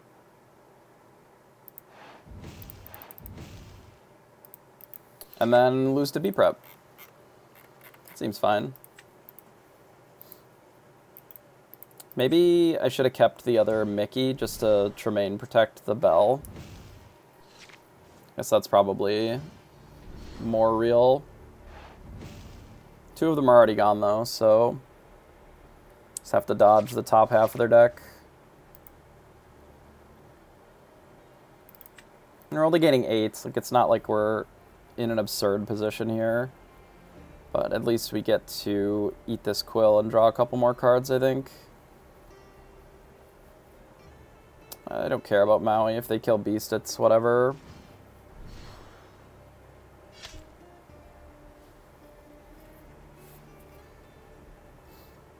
But no B-Prep is fine here. Because if they kill Beast, like, that means that they left all this other stuff in play still, so that's fine. Probably another Popsicle, maybe? Yeah, that was a Tinkerbell for sure. Also the double fire the cannons to actually get some value out of them here. It is only 6. We're not gaining that much. We do get to draw cards, which is probably more important.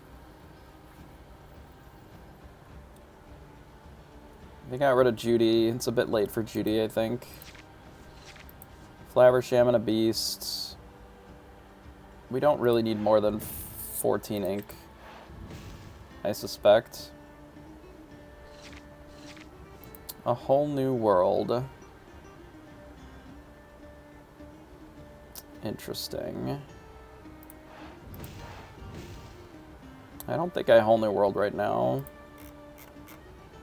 I'd rather wait until they B-Prep. But I will do this and blow up their Popsicle and threaten lethal with what we have on board. I can probably actually play the Quill too. It's kind of free. Do I draw 2 with Flab? I can wait. Can use the Flab as Tremaine protection if they do hit the B-Prep. Well, they clearly have one, which is fine. They found it right off the top, right where it belongs. Hey, Imp, yeah, we grinding.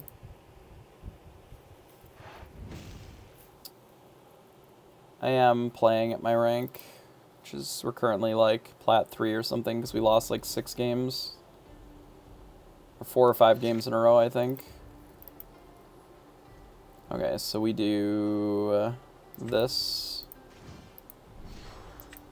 Plus Bell. I guess plus just the Flav.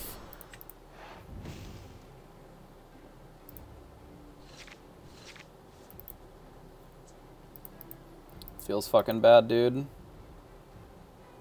don't think we need this anymore. Okay. B-prep again. That's also fine. Does mean that we get to draw a couple extra cards, I suppose.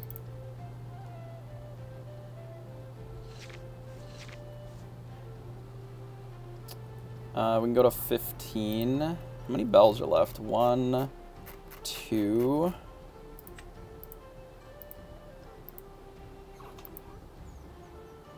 I mean, we just like quests.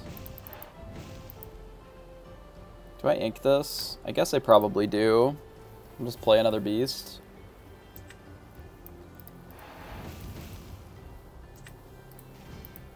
I don't think I play 2. Maybe I play 2 in case I play Scar. This plays around Scar, but it doesn't really play around B-prep. But at this point, if they B-prep, we just get to have 10 ink in a new hand. And then we know that there's no more B-preps in the deck.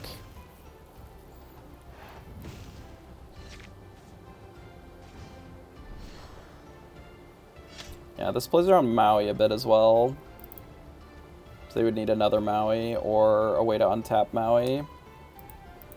Or ink plus Scar. Another Maui, sure. I will likely Whole New World looking for a dime next turn. I probably won't sing it, I'll just, like, cast it.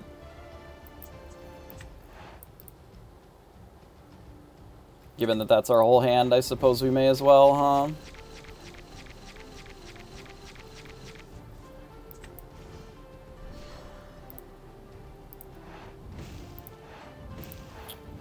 Okay.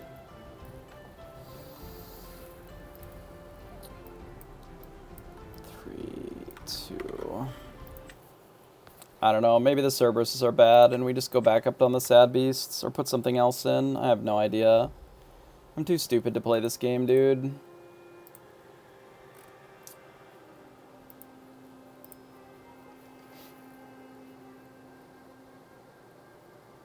You just have to, like, draw good, don't draw bad.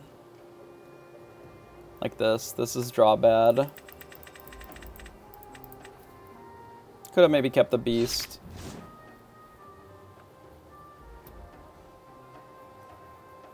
Nice. We should just concede now to save time.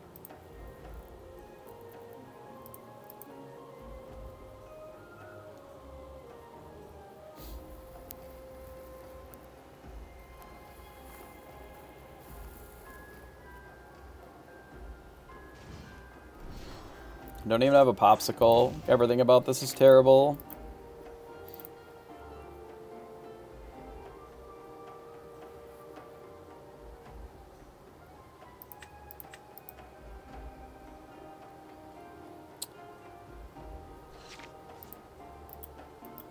I see that they've identified past the turn. Took a moment though.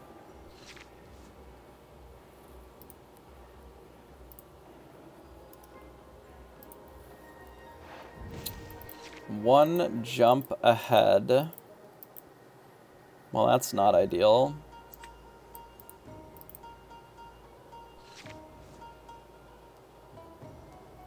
It's probably better given our hand than Quill, but they very well may just have Quill here instead. So I've considered playing one jump ahead in... Oh my god, okay. I've considered playing one jump ahead in this deck, but like... It makes you a lot worse. Not just like a little bit, a lot worse against specifically green steel. And I guess to some extent green purple. Basically anything playing the 2-drop Ursula. Because when you're on the draw, which is already not awesome in those spots...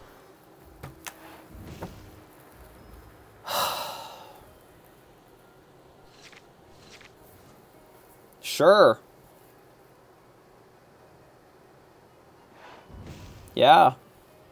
Just draw Flaversham off the top. No biggie. Best card in the deck.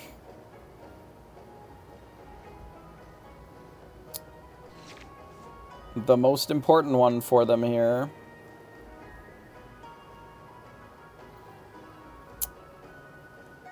Like...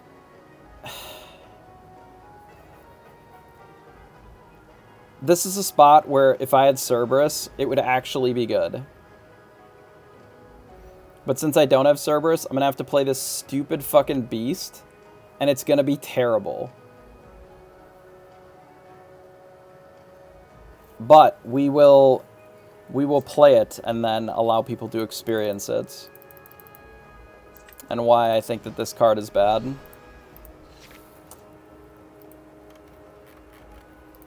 We have Tremaine Protection. It's untapped, so we have Maui Protection. We got all the protection that we can get here. So we'll see. Maybe they'll have nothing. Maybe they'll have to B-prep the board. Who knows? I certainly don't know. Maybe their whole hand is B-preps and Tremaines. Maybe they'll just play a bunch of Manners and then we lose to that instead. At least we were up to Rise of the Titans. Can hit one for 4. Which doesn't feel fucking great either. Maybe I let them be in play for a turn and develop something else. If they have a B prepared, like, we just get destroyed here, though, is the problem. We could kill this Flav. Then we lose to Maui. Which is unfortunate.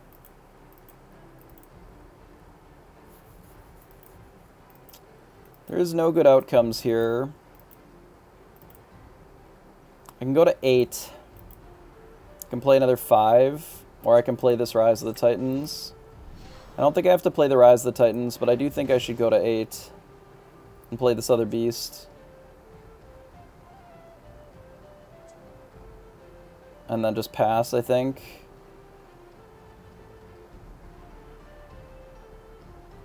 It could be Lucky Dime, but I think it's going to be this and this.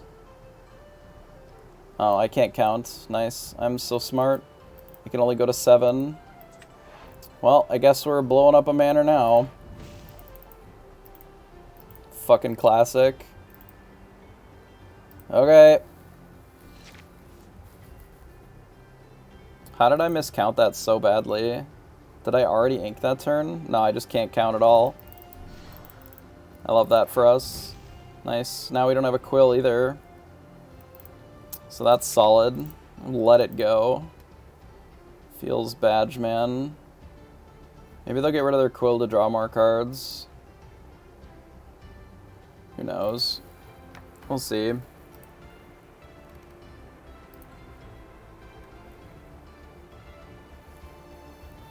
Like, it's a world where I wanted to, like, hit the Flab with my Beast. Specifically because I wanted to have it have fucking damage on it to deal with this manner. Gaston.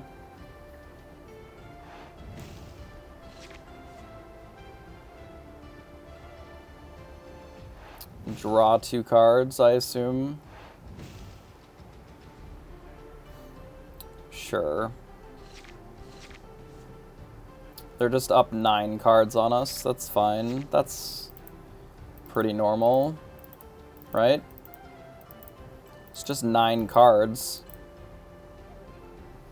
When the only draw in their entire fucking deck is Flaversham. Love that for us. Yeah, and it's fucking dog water. If this was just a Cerberus, we just punch their shit, and their Maui doesn't do anything but trade. Instead, I can't even fucking attack with it, because Maui just eats it for free. So bad. This card is so fucking mid, dude. Actually the most mid card of all time. No, I'm not Diamond. I have lost 11 games today, because we're going to lose this one too.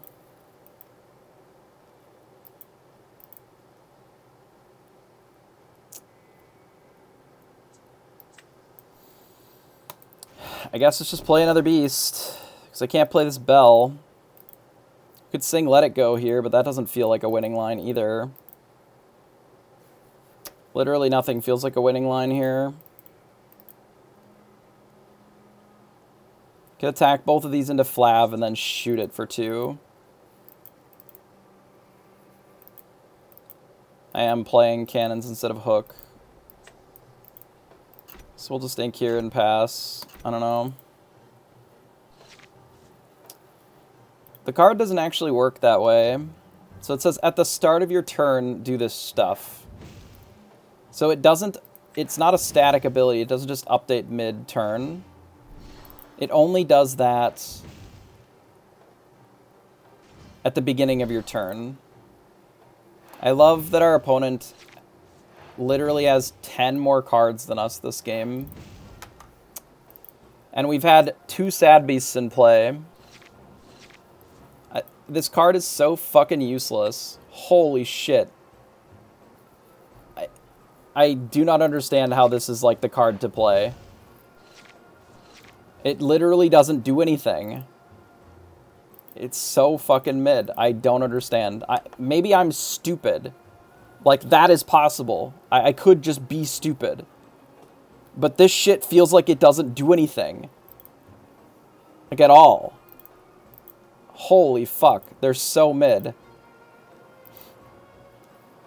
So I have to, like, shoot this. Let this go. Double attack here. No, attack here. Holy fuck. Alright, I gotta ink this. I gotta get rid of this thing. I gotta shoot this twice. And then I gotta, like, bash here. And then lose to Scar. Oh, I'm really looking forward to that. It's gonna be nice. I like losing to Scar. Yeah, I guess I can leave those back. Isn't it your hard counter? No, it's not. It is a pretty good deck against this one, certainly.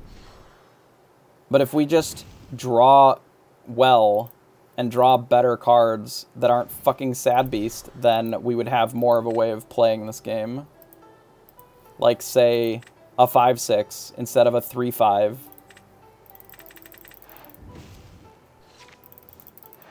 Because if we had a 5-6 this game, we can just kill the Manor 5 turns ago. Instead of dealing 3 fucking damage to it, which is just trash.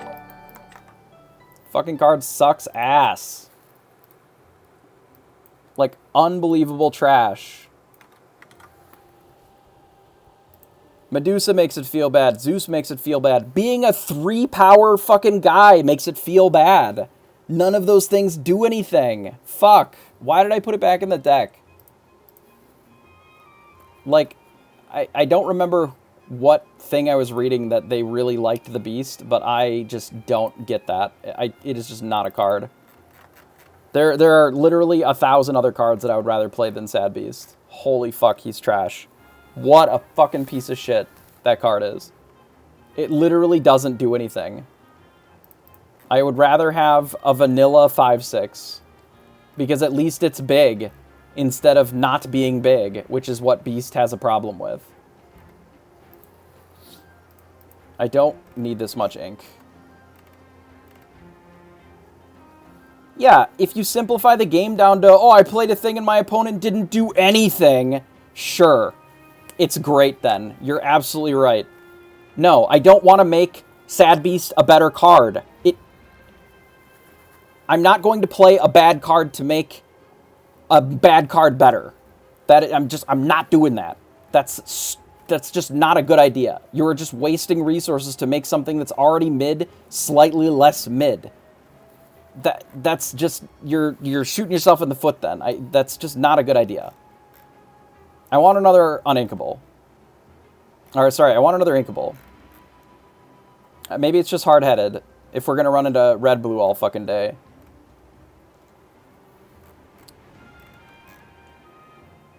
Like, I'm just sick of all these inkables. I'm absolutely tired of them.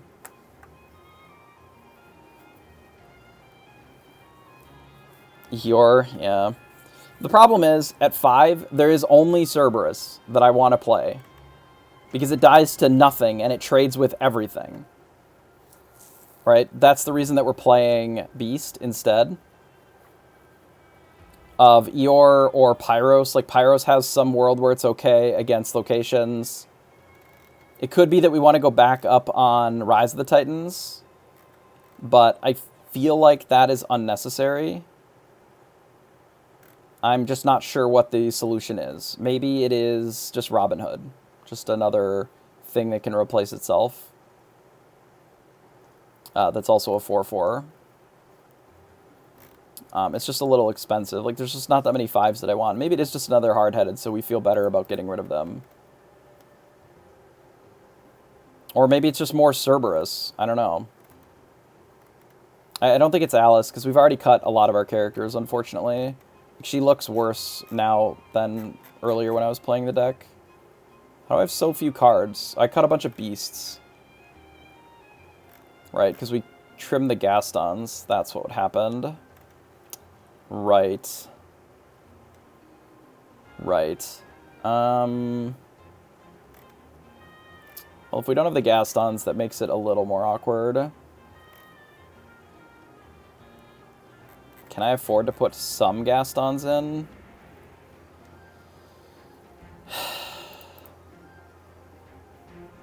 I can put some Gastons back in. But maybe the answer is just less than 3. So we go to 16 again. And then we add the additional Baboom. Simba, Rightful King. Is that the 7-drop?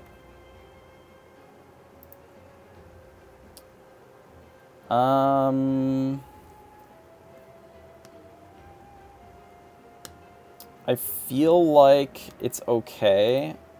I think I'd rather have Cerberus, though. Or Rabbit, probably, because Rabbit quests for 2.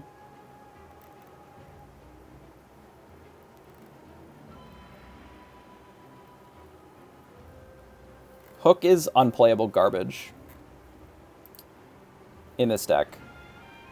Full stop.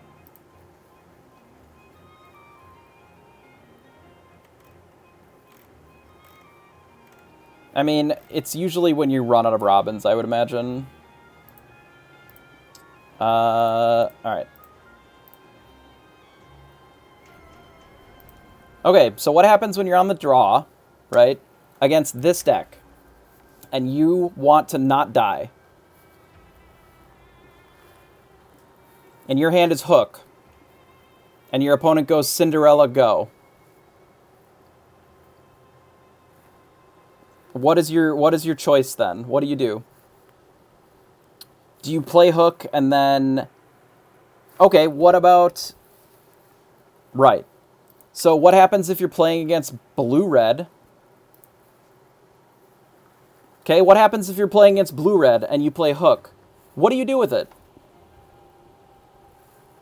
Because if you play it on turn 1, all you've done is delete one of your own cards for no reason. Because your opponent can just play Queen of Hearts and eat it for free. And their Queen of Hearts lives. So you can't quest with it, so you're just putting it into play. Swings for 3 into the manor. I mean, yeah, that's true. Play and hold, and then let Smee quest all day. Smee can quest 1 time against Blue-Red, and then they can Queen of Hearts it and kill it.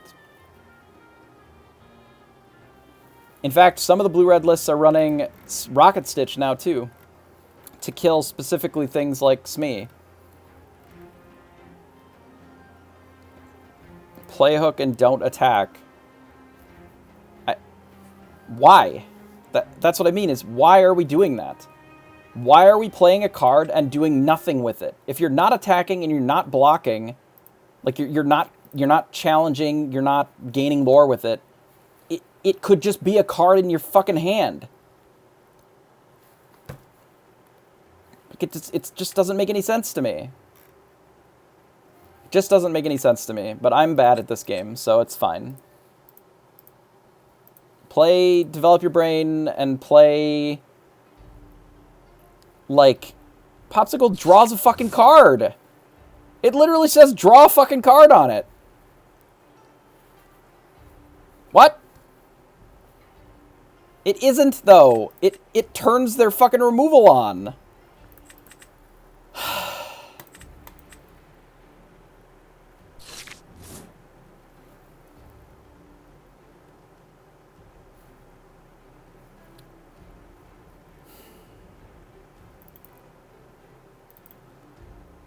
Every single deck in the game right now has a way of killing Hook without it ever needing to quest or being able to quest.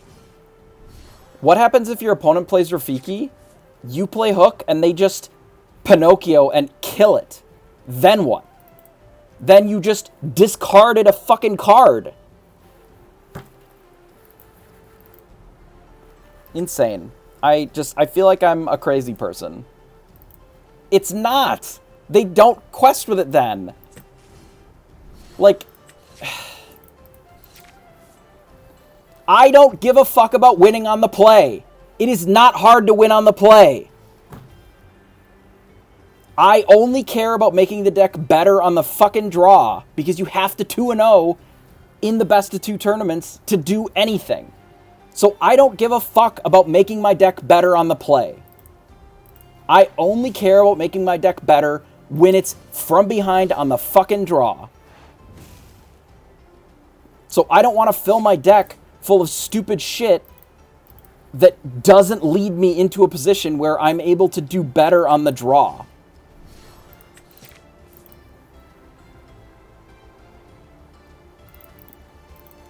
Like, yes, in a best of 3, it's fine. But we're in a 2-game format. I'm going to play this fucking Cerberus over this shit-ass Cogsworth, and it's going to be awesome this game. See this Cogsworth? Gone. Get it the fuck out of here.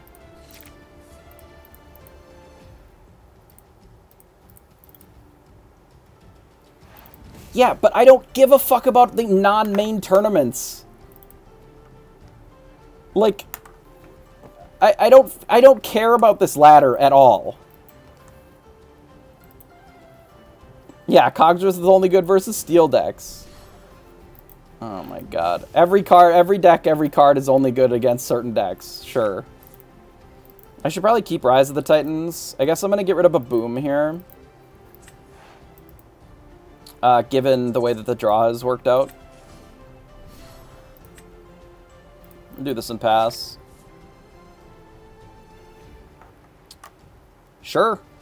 Blue Steel has one of the highest ceilings in the game. I'm debating on just letting them gain 2 with this and just playing Cerb. I love that we drew another Uninkable. That might be my favorite thing that's ever happened.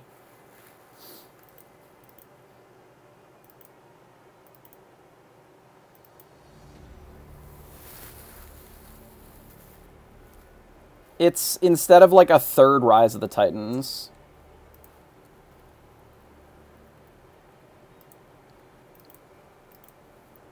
I'm getting rid of this. We don't have time for that. It's Cerberus time.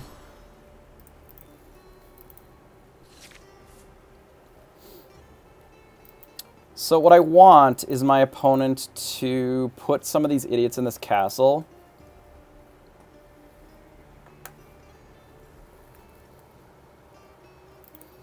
Pretty sure blue-red is the best deck on the draw. I don't necessarily know that that's true. Oh, our opponent Pinocchio'd. What are they going to do? Are they going to have to 2-for-1 themselves to kill this Cerberus?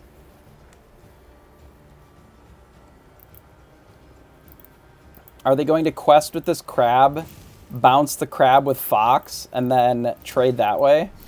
Ooh, they're going to bounce it with Snake. Fair enough.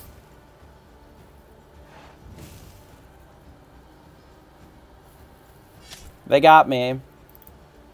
My Cerberus has perished. They are out of cards. They have a crab. So I guess we're probably not looking to do this whole new world anytime soon.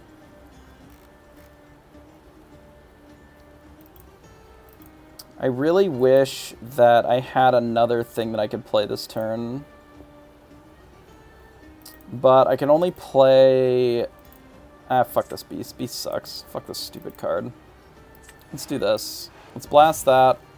And we'll play Mickey.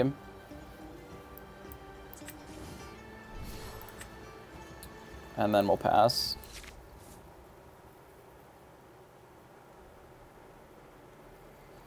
Yeah, it is a $60 land.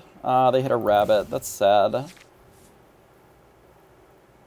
Rabbit and a crab.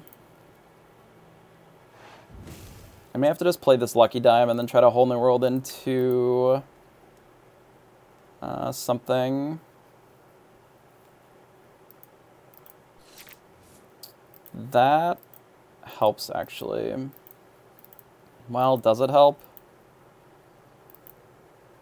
I'd have to get rid of this dime, then. Where is the race right now? I mean, we're currently not racing at all because we're just losing the race to this stupid crab.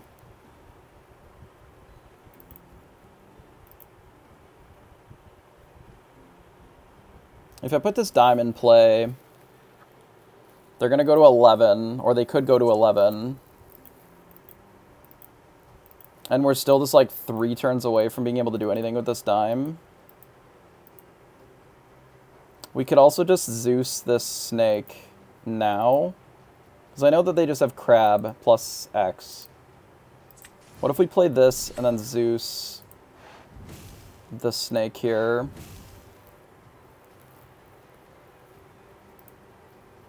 And then pass. I thought about inking the dime, but they just ripped another castle off the top. Neato burrito. It's good for us.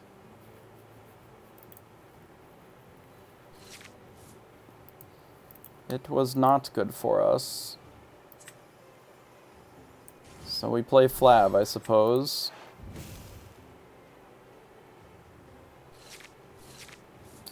So we ripped a Baboom. I really wish my hand wasn't so fucking shit.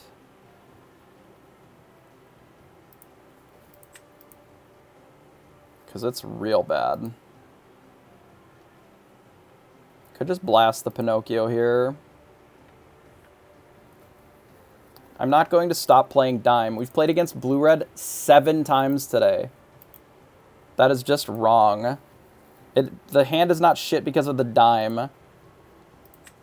The hand is shit because we've been on the draw.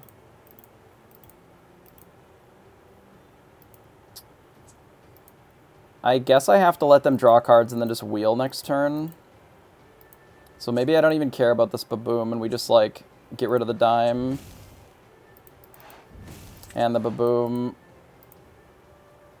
And then we play out Beast. And do this, and then I guess we just quest. Sure. Hey, Jane.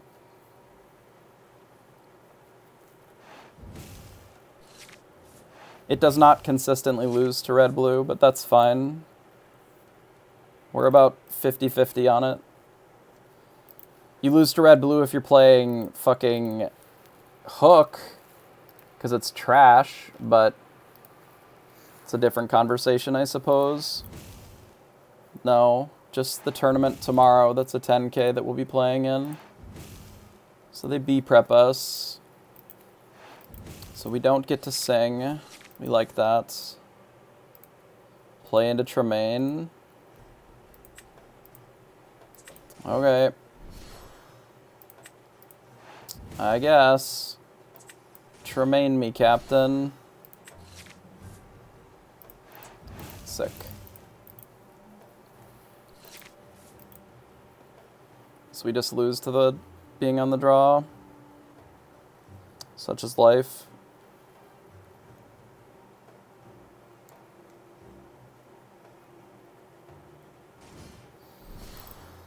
Jim Hawkins.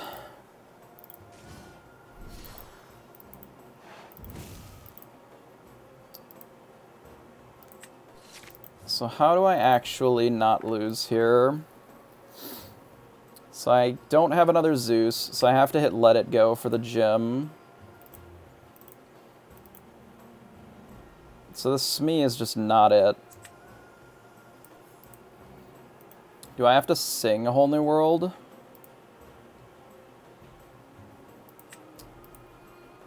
I likely have to sing A Whole New World, which is fucking terrible. But I don't really have a choice here. Okay.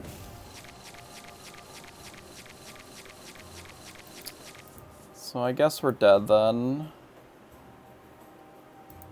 Why would you sing that? Oh my god, bro. Like... What? Do you actually see what's happening in the game currently? At all?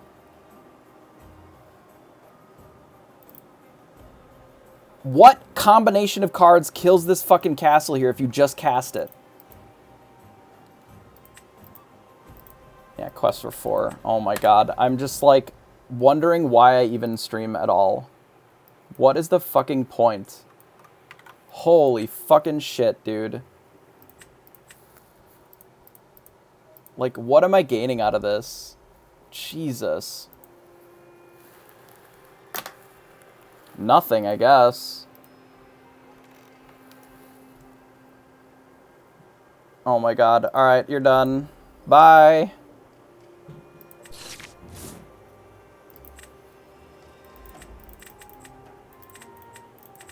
Bye. I'm just over it. We can keep both of these. We don't need to keep the Whole New World here. We could keep Tink, but I don't think we need it. We can just send these. No, I don't actually care. I don't even know how to unban though, so rip. You have to like do stupid shit to unban. Here, unban. I don't actually care if they say dumb shit. It is legal to be dumb. And also to say dumb shit. That is fine. That is fine. Yeah, 3v preps. Yeah. It's just an aggro deck now. I don't know.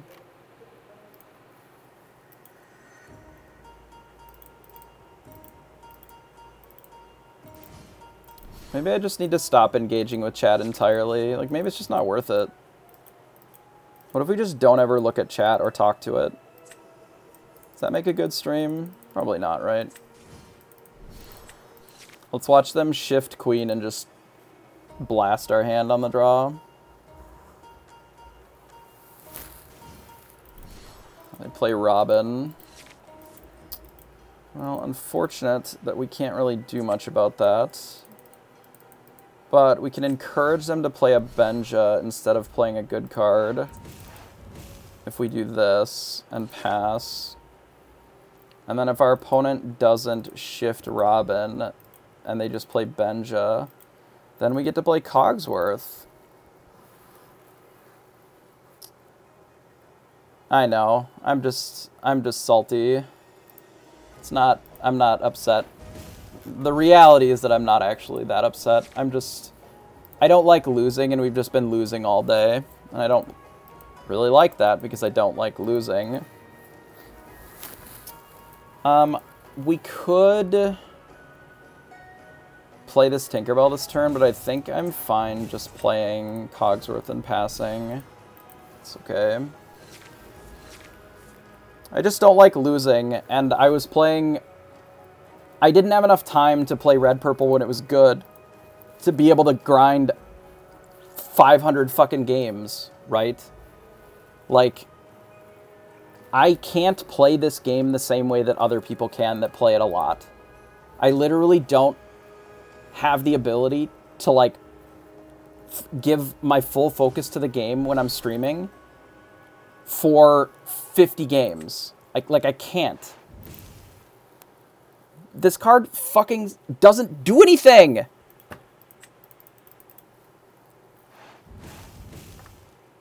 This card is fucking buns, dude. People keep playing it, and it's just buns.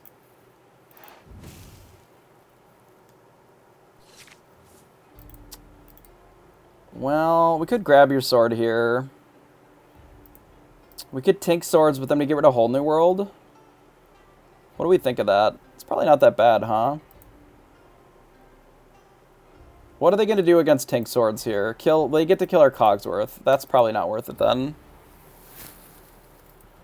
I really want to play this fucking Tinkerbell.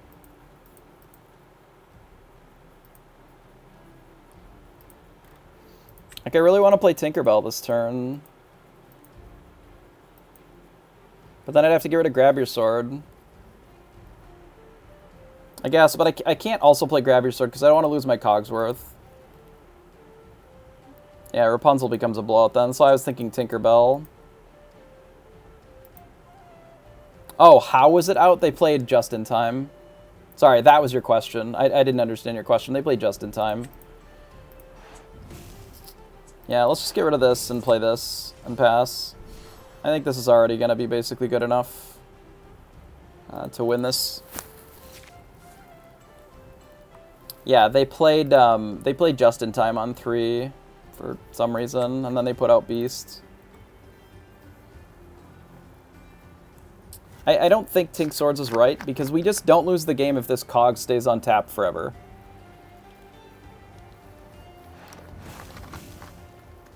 Like, that's the secret to beating this deck, is you just have Cogsworth in play, and then all their spells are fucking bad. You know? Like, every spell that they've cast so far has been literal buns. They had to Zeus our 3/3, because they couldn't do anything else. Like, they might have to Zeus this Tinkerbell. And now that this is sideways, I can just, like, kill the Beast, too. So it's like singing shit when Tinkerbell's in play. If they're not actually casting Zeus here, like, they just lose the game immediately. I'm looking forward to that. We'll see.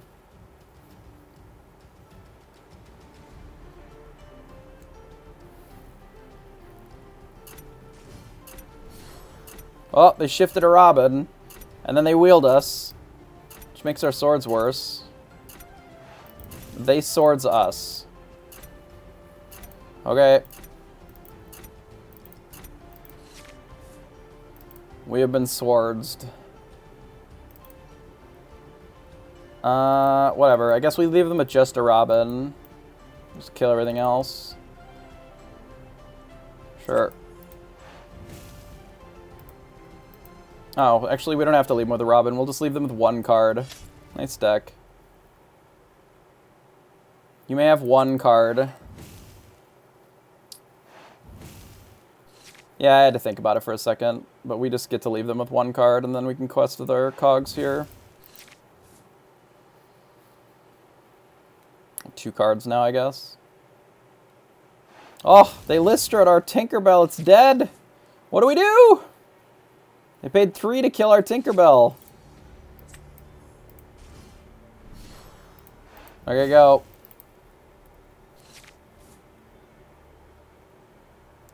Why didn't we play the Beast there? Because I didn't want to. Because I wanted to clear their board and then get in for 2. You could have played the Beast there and it would have been fine. Could have sang with the cogs instead. Would have been alright too. Chernabog. Shit. What do we do against a 9/9? We're so fucking dead. What if we just play more shit?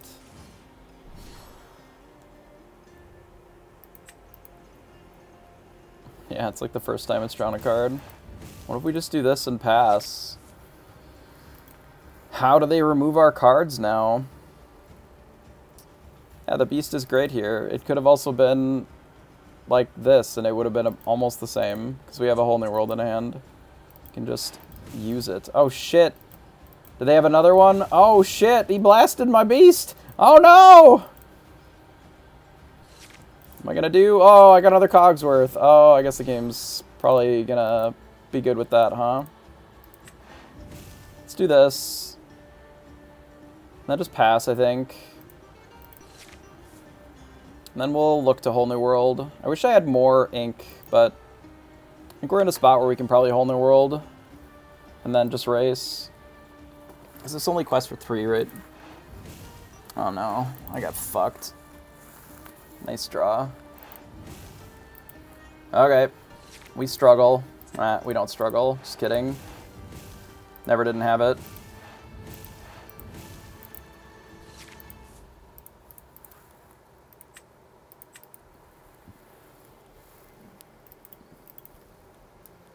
And even better draw. Oh, shit, a Robin Hood. What do we do? Alright, I guess I'll play another one of these. Ah, they're done. Okay. Deck's bad, though.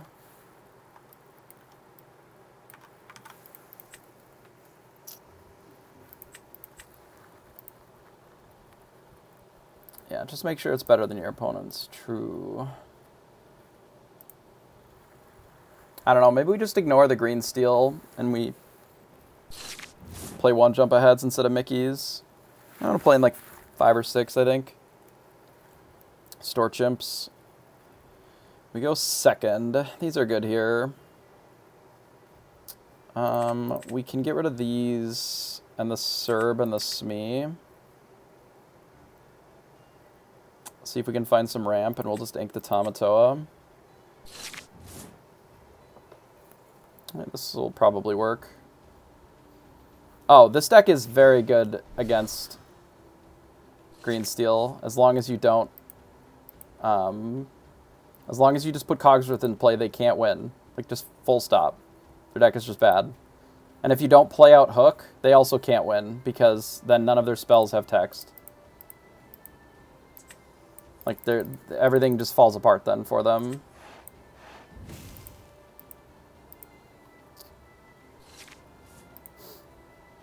Because you play 1 or 2 cogs, and then just, like, other stuff, and then they lose.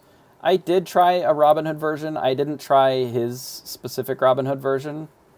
But I had tried Robin Hood at a point, and it was, like, fine.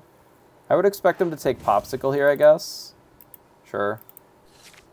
We've been Popsicle thieved. Big thievery. What did I ink turn 1 instead of the crab? So whatever it was probably wrong. I'm sure it was buns anyway.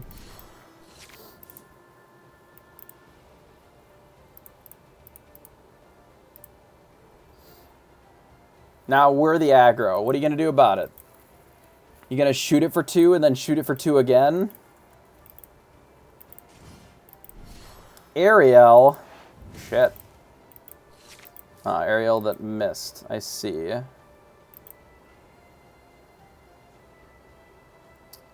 Yeah, they're all fucking buns. This hand is like the biggest buns of all, though.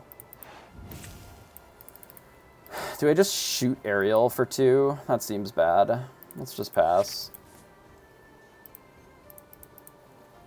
I would have liked a ramp of some sort. This game would have been good. Let the storm rage on. And this is why I think that Smee is just worse a lot of times than a Baboom. I suppose I didn't need to attack there, but...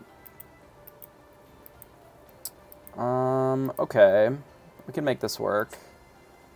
We do this. Quill, ink this thing. Hit that thing.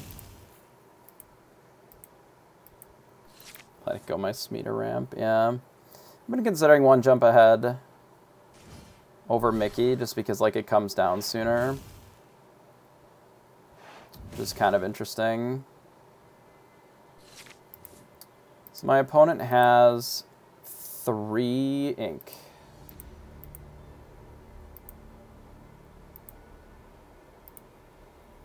But that means that neither of these are inkable, which means that they are either Let the Storm Rage On or Zeus. Probably Zeus.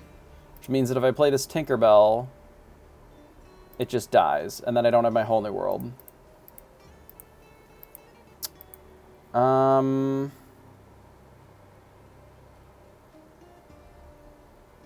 Maybe that's fine, though.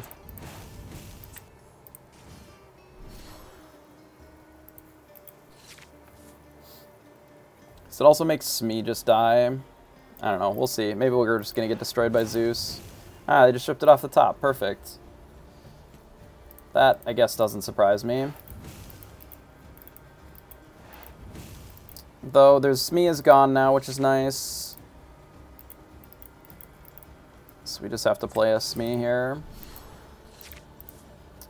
My only problem with one jump is that in the same way that, like, I don't like... Oh, is it just a bunch of those? Might just be 2 of those. It wasn't 2 of them. Guess I just kill their shit, huh?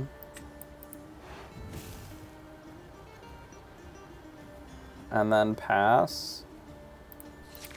Could have quested here, maybe, so that they can't do the thing, but... Do I Zeus that? Kind of feels wrong. Maybe it's fine to Zeus that. Nah, that feels stupid. I'd rather just smash it with my Smee.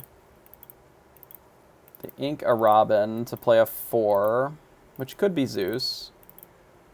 If they bear necessities, it's really awkward. Yeah, it's possible. It's possible that that's better. I think I do just trade here.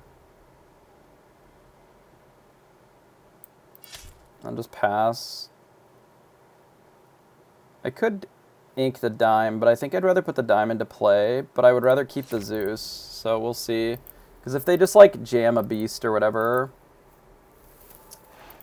Oh, they just whole new world. Yeah, so I got punished. It's fine.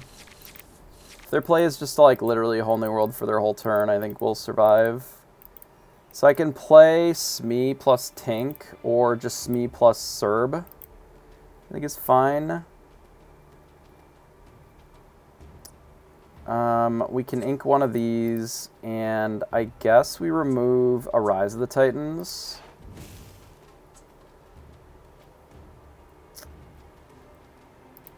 And then we'll just play out Cerberus and Smee, and then that'll give us Tinkerbell as a play that we can make. And we can also sing a whole new world with that if we want. Because we can go up to 10 ink versus the 6.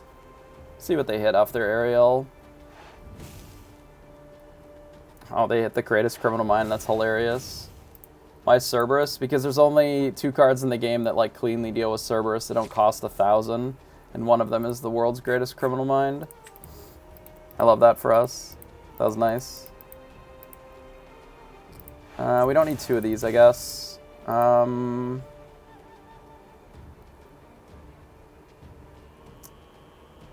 I think I'm going to get rid of this, and I'm just going to play these 2.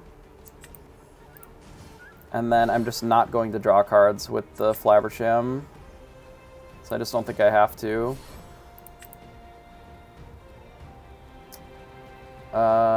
We can quest here, I think.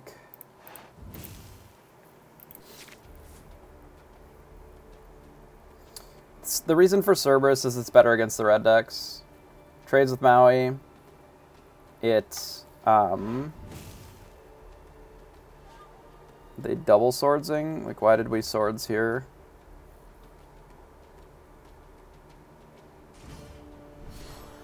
I see, just to play Robin. Okay. Okay, so then they know that we have Wheel. What are they gonna do about it? Are they gonna bear necessities me and then I get to draw cards with Flav? Like, what it does is it lets me keep Fishbone Quill in play. I can just play another Tinkerbell and then not Whole New World this turn. And that is A-okay. Can even attack this instead. If we hit here and then shoot that, This will have 3 damage on it. It's probably fine.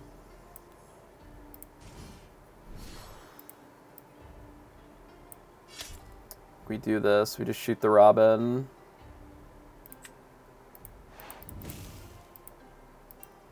And then I hold this back. So I don't need to draw this turn. I just pass. Like, yeah, it shows them what's in my hand, but... Okay. We've gotten rid of one of our Let It Goes, so that can be problematic. But I feel like...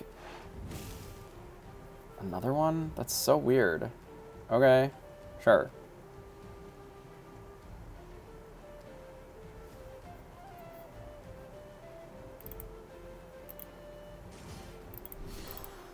Benja. What a jerk. Yeah, maybe I should have drawn the cards last turn. Wow, we've been blown out. I'm so dumb. But wait. We have a Cogsworth now. If I hit here, it goes to 1. Like the Benja does. I don't actually have to hit this necessarily right now. I just pass. I suspect we'll survive, but I think I should have done the Flav draw last turn. Kill the Singer? Why? Are they going to Whole New World me again? When I have 10 ink? That doesn't really seem like a great line to me. They can, but I don't think that's really a winning line. Oh, another Cogsworth, huh? Coggers, my dude. Now I guess I can do this. And then just pass. Kill the Singer. What are they gonna do? Zeus me? Another one. I got so many. Cogsworth. Man, Cogsworth is good.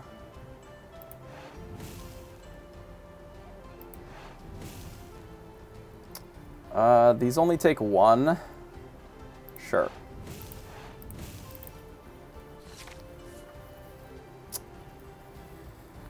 Well, our strategy to beat Steel Song is just play Cogsworths, which we have done. And we have coggered them. Cogsered them. Coggers, my dude. We've lost a lot of games in the last 2 days with our dime decks. And maybe the Ariel's too cute, and I just want to try it over...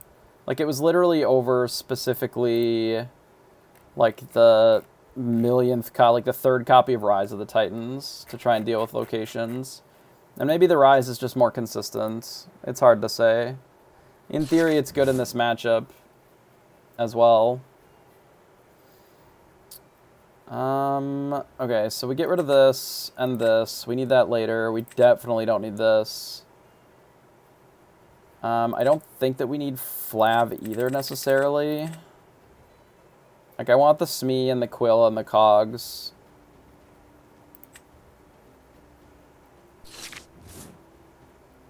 Two Sad Beasts? Ugh, alright. Unfortunately, we're on the draw. They inked a Quill. That's so greedy. Why would you do that? I don't understand. I guess. Alright. Sure. Maybe they just have another one. I would ink this 1,000 times before I would ink a Quill.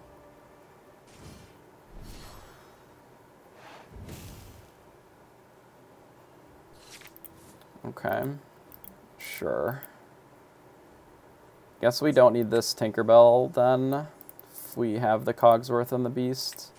Probably getting rid of the Smee. Could get rid of the Dime too. So we don't actually necessarily need Dime that much in this matchup. It's like okay. Wait. So they got rid of Fishbone Quill turn 1 to play this fucking hook. And then they missed on turn 3. What? The actual fuck? What? I don't understand. What? I'm so confused. There's just no world where this hook would ever be in play. I don't get it. I'm flabbergasted. Alright, Smee, get out of here. We play Quill, and we ink. I don't know. I guess the diamond's a little early. Just send it. I mean, I could bash here. I don't really need to. Like, it kind of is a horse apiece. I can just wait until next turn, and I can play Cogsworth. No, like, there's no world where you would rather just not have another ink, even if they play Benja. Like, I would rather just have another ink, even if they Benja it. Like, that's okay to me. Like, I just want ink in play. Their whole turn was Benja. Yeah, they have this stupid hook in play, and they don't have enough ink to ink shit. Hilarious. Okay. I guess we're quilling. We don't really need double quill with the way that this game is going. So we'll get rid of a quill, and we'll get rid of the grab your sword to play Cogsworth here, and then we'll just kill the Smee. And then pass. And then if they want to use their hook on this Smee, I don't care. I almost don't even want to play this. I'd rather ink it ink and then Whole New World. We'll see what they play, I guess.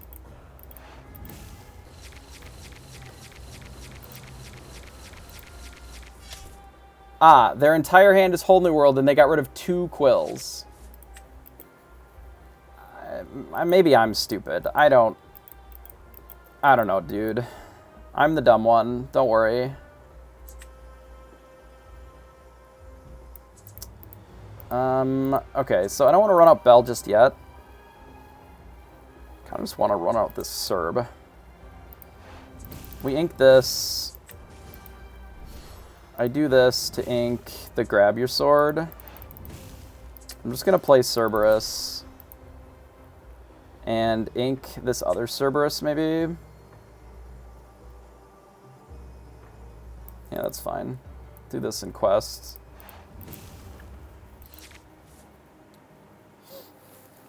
The reason that I'm doing it this way is then if they use their Flabbersham to draw for some reason, we can just punch it with Cerberus. Yeah, the deck is very easy. Their hand actually looked really strong if they had a Quill in play. Like with the double Whole New World. Like if they just have Smee instead of the hook in play and just double Whole New World, like... What if I have another Whole New World here? Is their hand really so bad that they need 10 cards in it? It's crazy. Who knows? Coggers. That's annoying. Now we have to attack it with both of our things to kill it. Rude. Sure. That's fine, though. We don't need another quill. This is plenty of quills. We'll do this and this. And then I think just attack here. And attack here. Oh, that's not enough because I'm stupid. Whatever.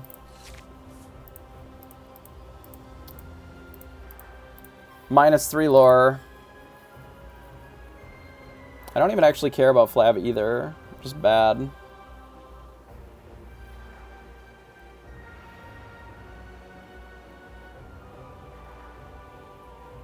We have so many cards.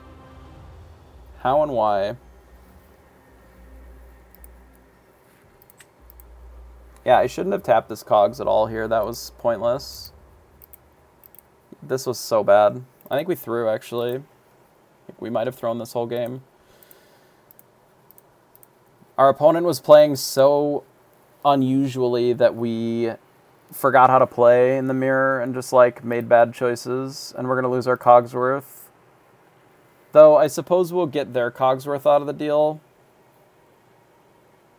Because they'll have to tap their Cogsworth to do it. So maybe it's fine, but still doesn't feel super optimal to me, the way that we played this. We'll see what they've got for 7.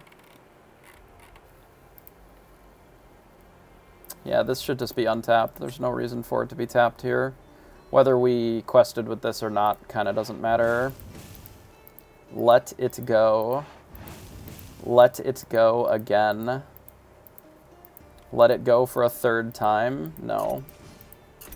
We do get to keep our Cogsworth then, so I guess that's fine. They lose their Cogsworth, which is also fine. Goodbye.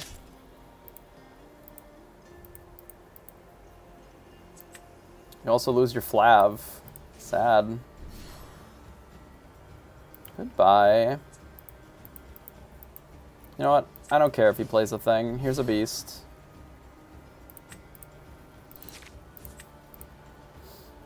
This is why we like Cerberus, right? Because it's just so much damage is there. Just punch the shit out of that thing. Oh, they conceded. Sad. We were having such a good time. Definitely did not deserve to win that game. But we'll take it, I suppose. It's deck or decks. Both of those work.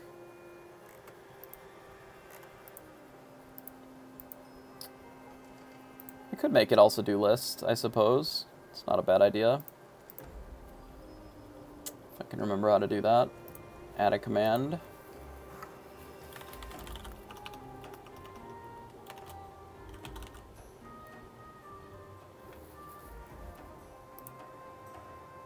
There, now list should work too.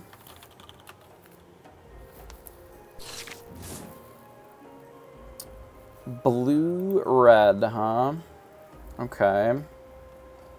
Well, we don't need this shit. We can actually ink one of them. Smee is, like, okay in this matchup. We are on the play, so it's a little better.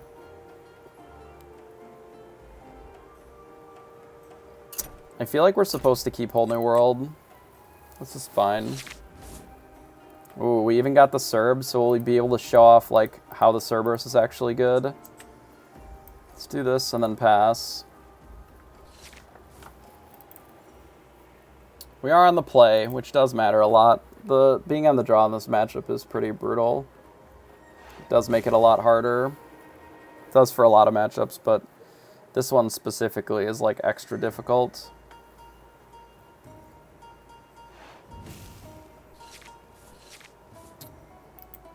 Okay, so let's dump the tank. I will play out the Smee and pass. Ideally, I don't have to ink this Rise of the Titans, and we still get to keep the Cerb. So I'd like to draw an inkable. That is not an inkable.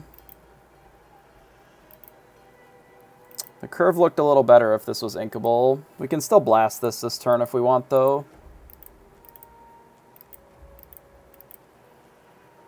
We don't necessarily have to, but we could.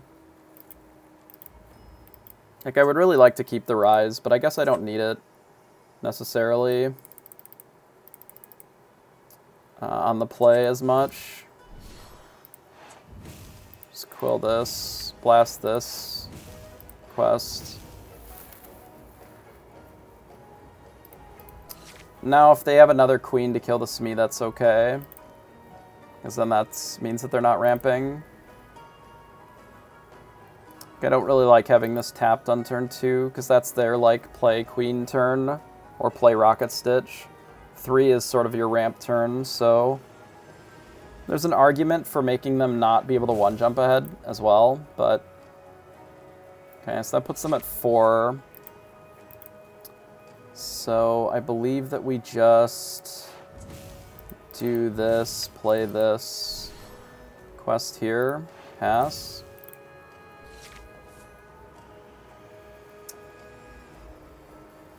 And then we'll see what they do. If they just run out of Maui or whatever. Nope, now they play their Quill, which is actually perfect. I don't love that they're ramping and able to keep up with us. Oh, they also cast one jump ahead? Okay, that's less good then. I don't think that we want to play this Cogsworth. I'd rather kill that Quill this turn if we're looking to Whole New World.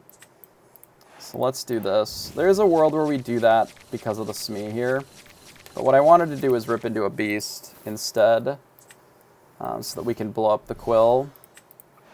We did manage to get rid of a Tremaine and a Medusa, which is of note. So I think I hit both of those. And then I will get rid of the additional Quill, probably. We might actually double Quill this game, unironically, since we have another Whole New World. This could be getting rid of Tinkerbell here. It could be a market where we quest with Smee just to make sure that we go up to 6. So this helps us play on Tremaine a little bit, but it's likely that they're going to be preps, so I think I'll just quest with it. Let it die. We'll collect our 3 and move on.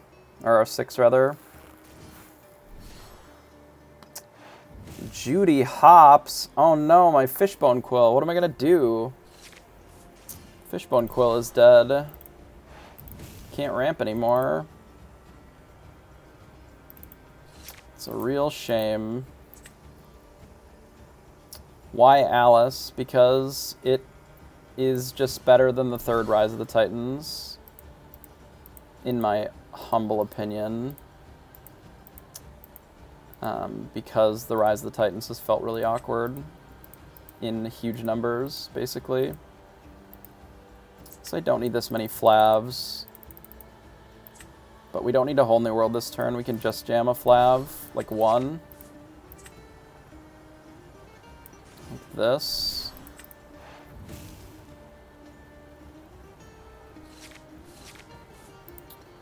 That's actually okay.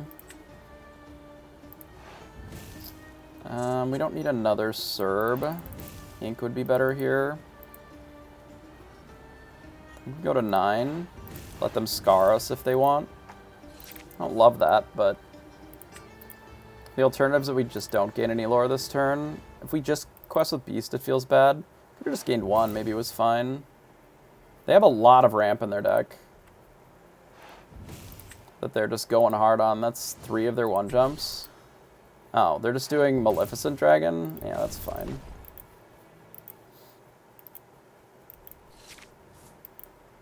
I don't think I want to let that go. But I could also just kill the Judy Hops with my Flaversham here. And play Beast.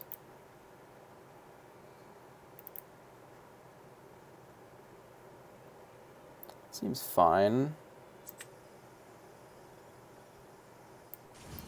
Do this. We don't need to draw the cards necessarily with Flav here. Let's do this. Buff here. Bash here. Maybe we do send this out to pasture.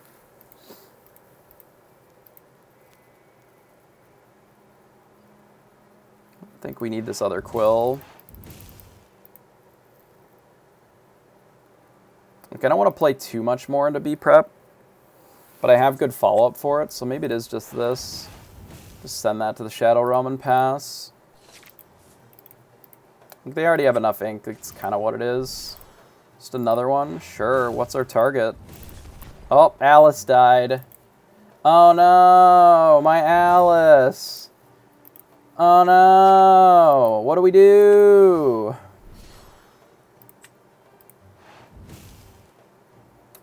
What a shame, our Alice is dead. We've drawn a lucky dime. How lucky.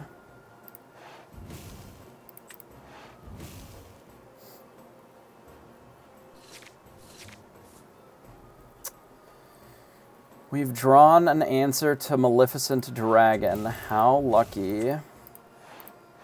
Pew!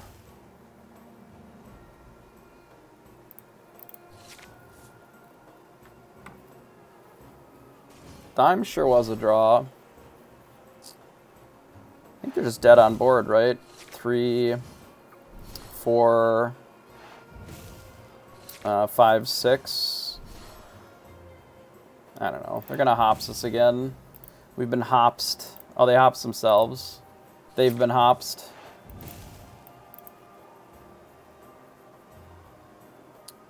Honestly, a popsicle wouldn't be a bad draw. Fishbone Quill's okay.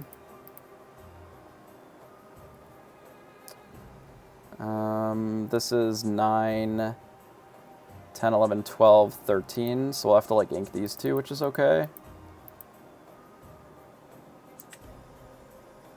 So play this and this. And then we'll quest here. Grab Popsicle. Play Popsicle. Draw a card. Ink this. Yeah, they can count to 5, too. There you go, RMB. You just play Alice and play fucking Cerberus because it's a 5/6. What do they do against? It's so big! It's so big.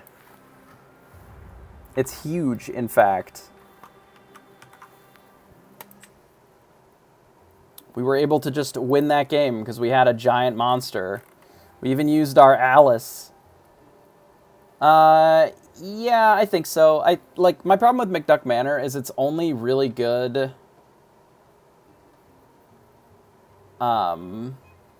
It's only really good when you are ahead.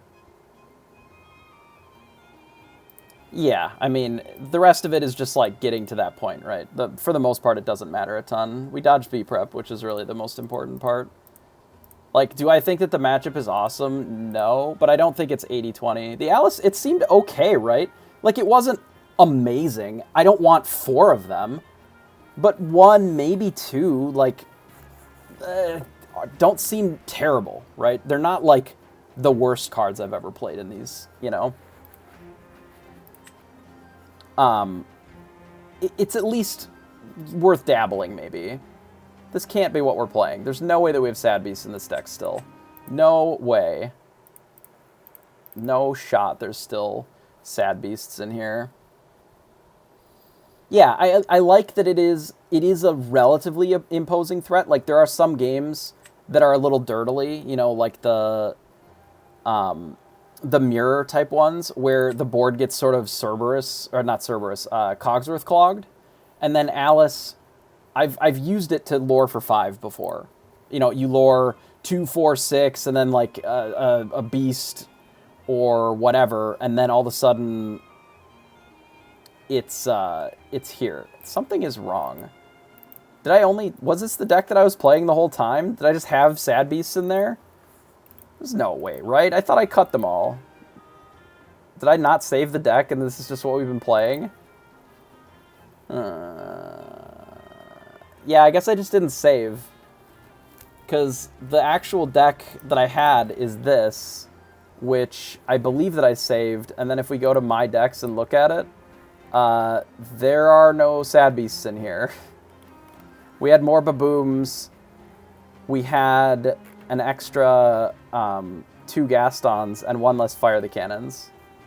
So I guess I just didn't load the deck. So maybe the 2 Cerberus and the 3 Sad Beasts is still fine. I don't know. Maybe it's fine. But yeah, Alice is interesting. But it's like over this. Like, it would just be another Rise of the Titans. And this, like, can do other stuff sometimes. It's kind of my thought, anyway. It certainly makes Mickey feel less shit. And it also makes Gaston feel a little better, too. Because your Gaston can just, like, quest for 3, and then you can still attack with the power. Or with the strength. Like, you just bash in on something else. Yeah, because I was on 3 Rise, and I'm like, this feels like a lot of a very narrow card. So then I switched 1 to an Alice, and it's like, I don't know. Oh, you're on 4? Yeah, I mean, there are a lot more locations. We have lost a castle a couple times today. It's not necessarily embarrassing. I don't know. Let's try the list that we had, which was like the 3 Sad Beasts, 2 Cerberus. Like, let's try this a little bit more. Give it a fair shake, I suppose, before I totally dump off of it. Yeah, no Benja. I'd rather have Hard-Headed. The Hard-Headed feels great on 4. You know, the way that you beat aggro is... Where was that? I don't know where that message was, but basically the way that you beat aggro is you interrupt, like, one of their things, and then you just, like, Tink Swords. You Smee and Tink Swords is basically the way. This is... These are probably not that good. Oh, I'm calling him a stupid piece of shit. All I want. I hate that guy. I would like an interaction spell, so I guess maybe we do this. Yeah, this is fine. This will do fine. We can get rid of Bell this early. Do this, and then pass. We might play it this game on 4. We'll see if they ramp. If they ramp at all, then it just, like, doesn't make any sense. And it is likely that they ramp. Yeah, we don't have an answer for it right now. A Baboom would be really nice, but we don't have one. The Smee can do well here to interact with whatever they ramp out, though, so that's nice. Like, if they ramp out Doc, we just kill the Pluto, and it's kind of a wash. Wendy Darling. The Swords is very good against this deck in general. Surfer, sure. That is a card.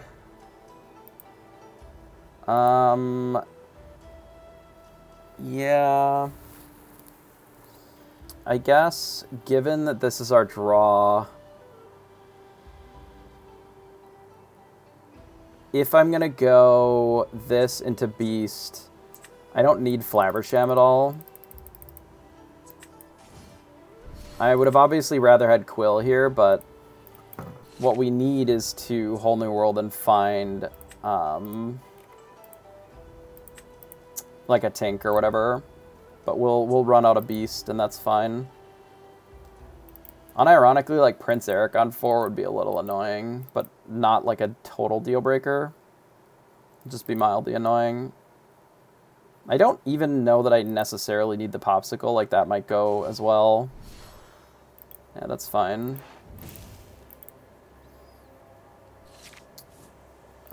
We don't need Rise of the Titans in this matchup most of the time here. Watch as they play Jim in 2 turns. So I guess we'll play Beast. And then we can quest out here. And then we can use the Popsicle to heal the Smee next turn if we want. A Tink would be a very, very good draw. But I'm also maybe in the market to Whole New World. We'll see if this Beast lives. Maybe I've been giving Beast too hard of a time because it feels like you just need bigger things. Because it just dies to Maui. It doesn't interact with the board here at all. Doesn't protect your characters. But, I don't know. Maybe Beast is fine. Like, I don't really like Audrey because it doesn't challenge the board at all. And I don't think the deck is combo enough to be able to get away with that. And I don't really necessarily think that Rabbit is better than Serb or Beast. Like, Robin is the only one that I would consider, but the only way for me to want to play Robin is if you...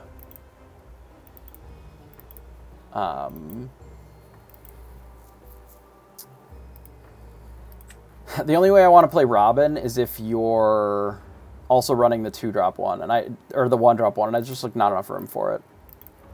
I could just blast one of these, but then they still get the Pluto, and I don't really want them to be able to play a 6-drop. It might be better just to blast this turn with the grab and look for a Tinkerbell. Like, I can just ink this.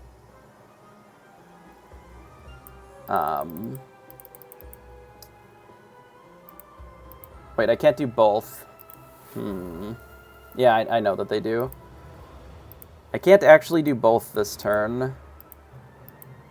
That's awkward. I guess it's fine then. I still just blast here. And then lose to Rapunzel, and that's probably fine.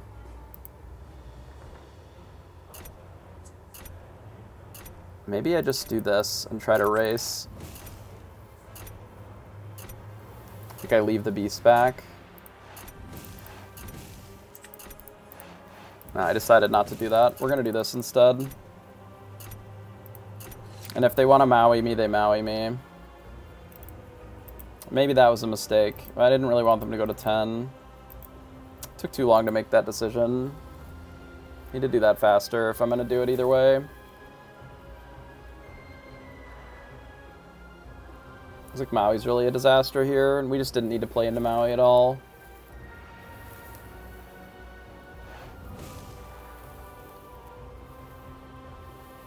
Like, if anything, I should have sang The Whole New World to look for a boom or something. I probably will, yeah. Ink a Stitch to play something. I would assume. Mufasa, maybe. I mean, if they had Maui, they would just Windmill Slam it, I suppose. Gothel. Well, Gothel is just not it here. Oh, nice. So I think the play is just we remove this and then we sing Whole New World instead of doing Cogsworth, and then we just look for Tinker Swords. Just clean up the board.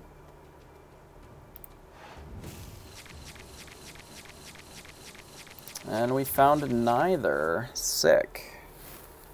We did find a Baboom, which is fine. I'd already inked the hard-headed, so that's a-okay. I guess we still do shoot the mini. I don't care if they draw off Gothel, really. And we can play towards Bell next turn, so maybe that's the solution. So let's do this. I think that's always happening. And then we play...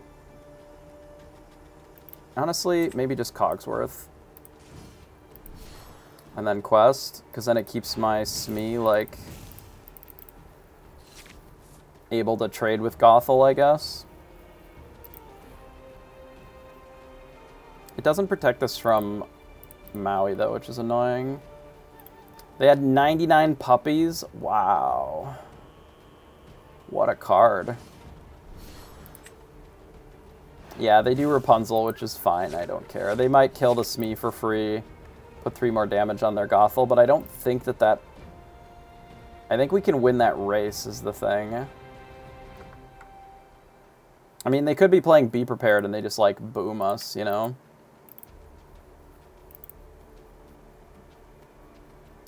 That is a possibility. How much is this to do? It's 13. A little far from it, but we could maybe just put Bell in play. I mean, we could also just, like, not worry that much about it. I don't know. I see. I don't actually care about drawing the cards off of Beast anymore, so that's okay. I would like to just ramp a bunch, I think. Because we can't play the dime and also do the thing. We could just not play the Quill and, like, ink, play the Mickey Mouse. Is that better? They would need to kill the Bell immediately then. I guess I don't have to do it that way. I can just not play the Bell this turn. I can just do this and this.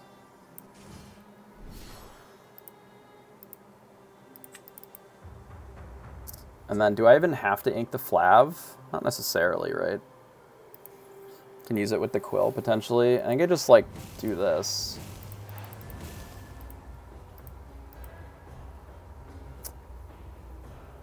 Yeah, because I can't do Bell plus the dime anyway. I may just try to set up for that in, like, 2 turns. Like, I don't need to rush it. Realistically, what I want to do is quest with this once, and then just get to 13. And then they're just dead to Dime Bell.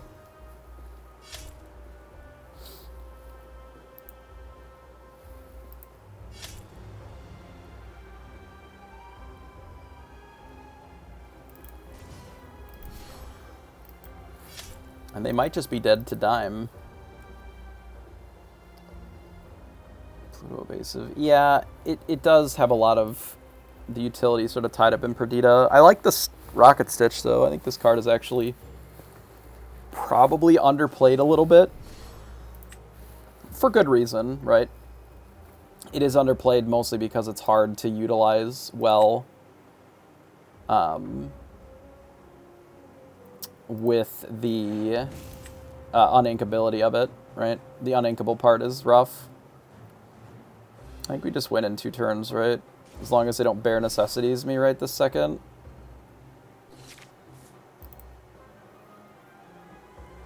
I don't even think I cast that. Just don't think that matters. I think I just Flav to do this.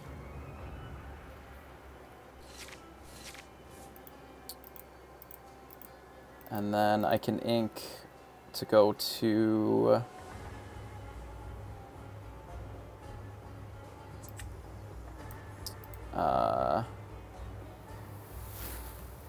seven here. So I need 2 more ink. So if we draw an uninkable, it's going to be really awkward. But if we draw an uninkable, also the game is over. 2, so I think I just pass. Well, yeah, because I could do this. No, I can't. I don't know. I don't care. I don't want to think this fucking hard. Yeah, maybe they can't remove Dime at all. Maybe that was the play, just to play Dime. I guess red-yellow doesn't really have an answer for it. Yeah, you're right. I'm dumb.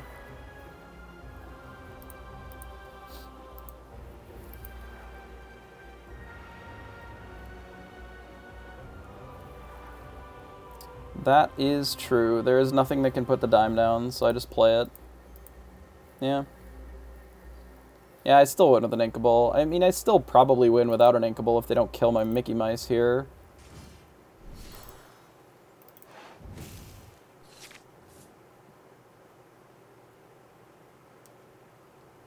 But yes, any inkable will be fine here. We'll see. Maybe they boom us. My Mickey. So rude. Oh, they're just not going to quest? Okay, sure. Then we're definitely fine. Oh, they got a Piglet. We're less fine. And a Chernabog? Okay. Maybe I fucked this game if we don't draw an Inkable. Never even needed it.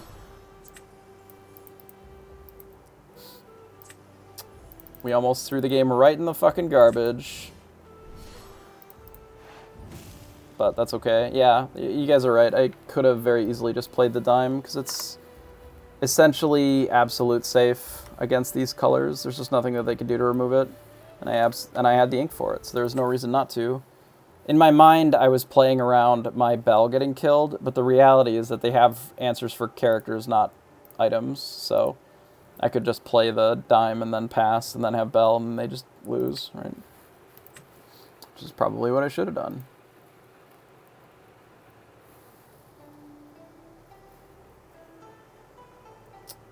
Gaming with Matt has abandoned their their blue steel dreams to switch back to red purple.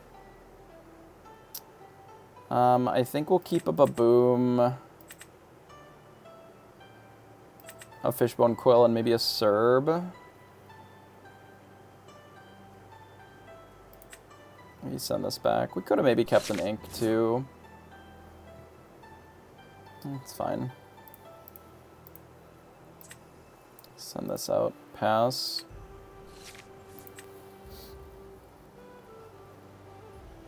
Yeah, it was terrible not to play the dime there for sure.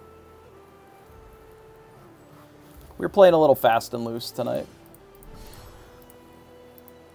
Like a little faster and looser than average, I would say. So they didn't play Rafiki, so we don't need to baboom that. Get rid of another Let It Go here and pass. We may end up inking this. We shall see how the next couple turns play out.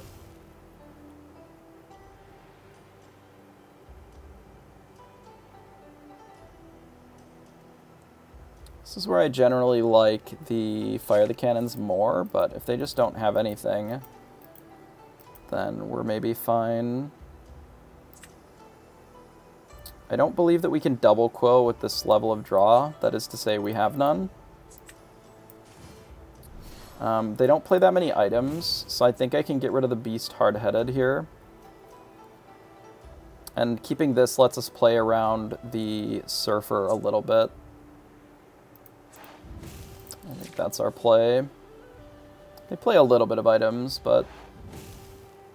yeah, there's, like, I played the aggro version of this deck. Like, it's okay. It's not my jam, but I've played, like, the Surfer and this whole fucking garbage before. It just isn't what I want to be doing most of the time.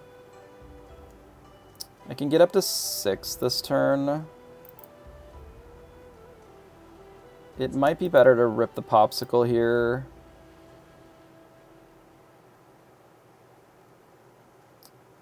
So that if we find a Flav later, it's better. Could just dump the dime now. Let's play the Popsicle and see. That's fine. We can get rid of a Cogsworth. And given that they have the Surfer, I guess we do have to get rid of the dime. It does feel bad, though, because they don't really have an answer to the dime. But if I don't have an answer to this, we're just going to lose too, so... do this and pass. Ideally, we rip a Tinkerbell, and then we don't have to think as hard.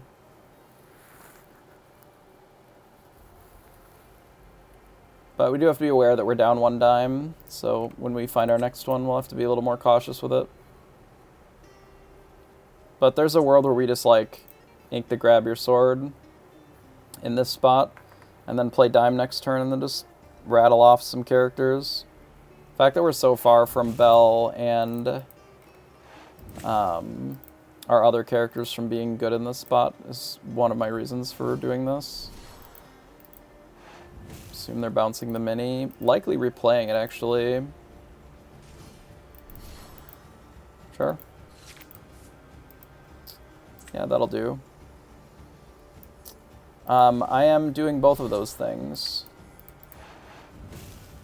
I am playing in Store Champs, and I am going to Atlanta. I'm going to go to, like, 5 or 6. I don't remember how many ended up being during the week. Ugh, Maui! Oh, it traded.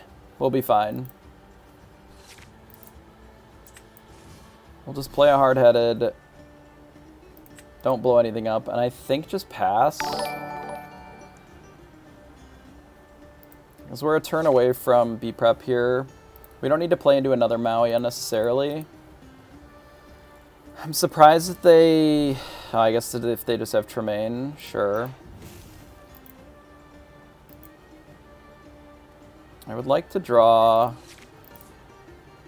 I guess that's fine. I mean, maybe I let them Maui me. It's fine. Maybe I should have let them Maui me last turn too, because I have the Baboom in hand. It just doesn't really matter. Because it's 2 lore, and then we need to get something on the board, right? Alice. Interesting. It's a Tremaine protection, I suppose.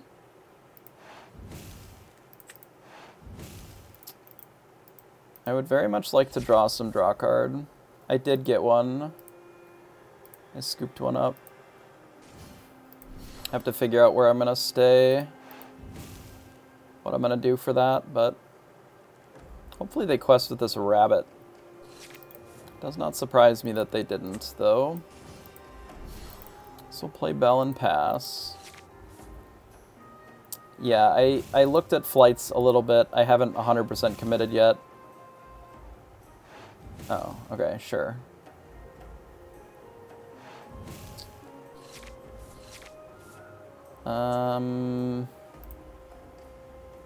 They already played 2 Tremaines.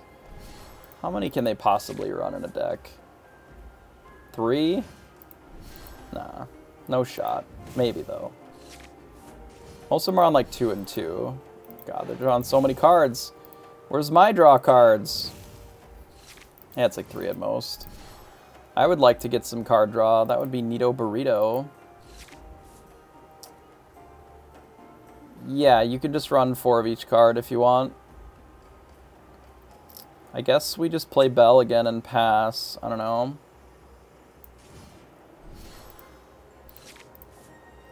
That's true. I mean, that'd be alright.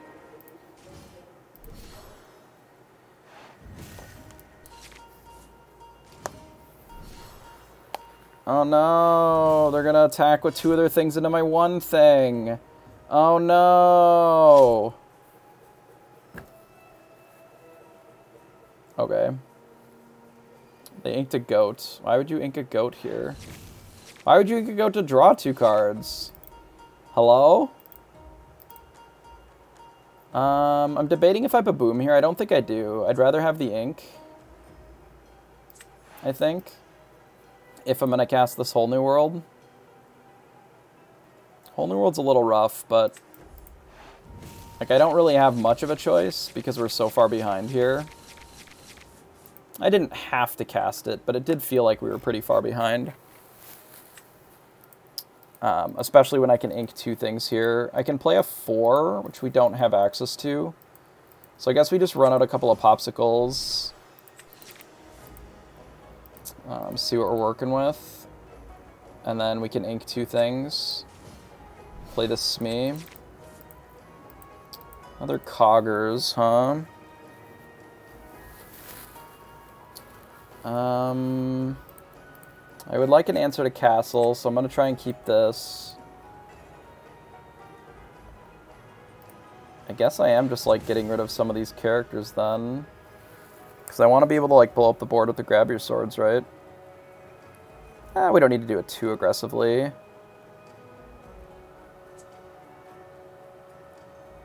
What if we just do Cogsworth, and then play Smee, and then pass.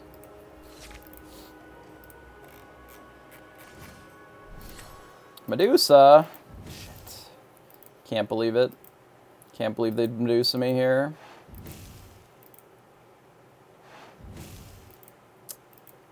Can absolutely believe that they would Medusa me here. I don't know, dude. I don't really value either of them at all for any amount, but like looking where we're at, like what's the alternative here? Like if I get rid of this, then we're just gonna lose if they play a castle after we swords them. And I can't really let them gain 5, so I kind of have to do the swords play this turn. But I would like to keep the Beast Bell, realistically. But maybe I can't afford to do that, is my problem.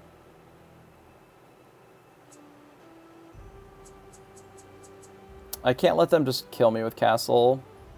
I'm gonna just do this.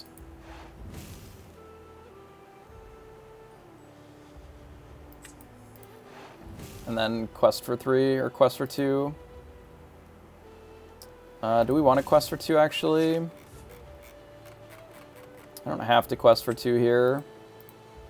I could just pass.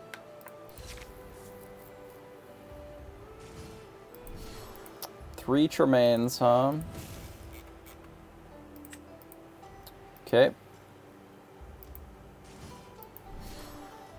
Well, it's more that you play Beast plus that so that they can only Medusa one of them. But our opponents just got it all because they have more ink than us, even though we're the ramp deck, so it's not a ton that I can do. Like, we're just struggling because of that. Our opponent has drawn 5 more cards than us because we have not seen a Flaversham at all, which is your classic Sapphire problem. Or if you don't have any Flavershams, you have no card draw.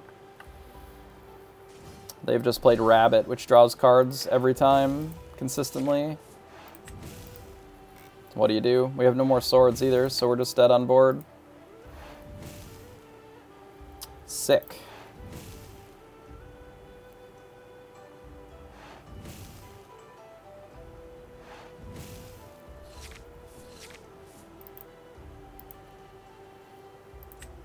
Why? I don't understand. Okay. Maybe they just have goat already, I don't know. Okay. I don't know why they would be prepped there, that's weird. Like, that was my board to have to deal with. I mean, they're gonna win anyway. But, like, I don't understand what they're... what are they doing? Like, they're just trying to drag the game out, I guess. I don't know. I mean, it just doesn't matter. So we do this. Maybe there's a world where I'm supposed to play that because it makes my Tamatoa better, but, like, I don't understand the choices here. BM, maybe. I don't know. I don't know what they're trying to do. Do they know they only need to get to 20? Confused. Yeah, I guess they want us to hang out a little more. They do know that they only need to get to 20, though, right? Who knows? They boomed me. Deck is bad, because it has fucking Sad Beast in it, and Sad Beast is fucking trash. Just like I thought it was.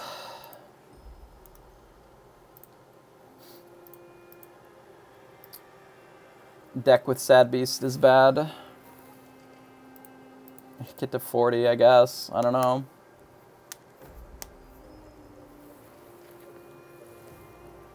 It was certainly an interesting choice from my opponent there.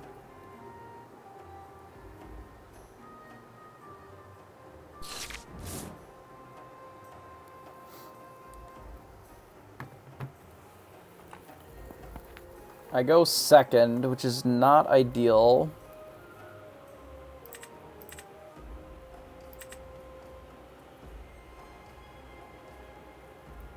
Like...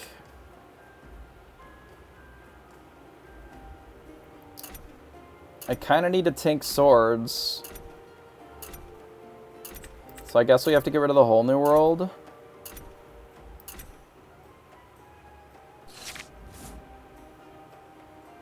I don't know if that's necessarily a better run out, but not having a removal early is annoying.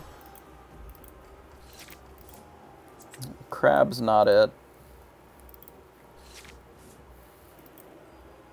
Could have played Hook here if I had one.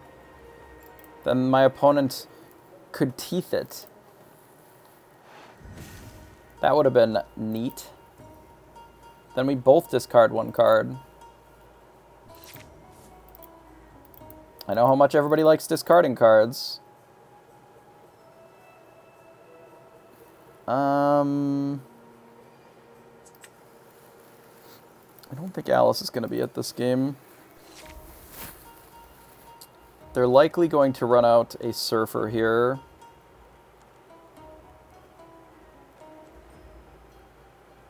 Because they're on the play. Okay. Sure. That's much less of a problem than a Surfer.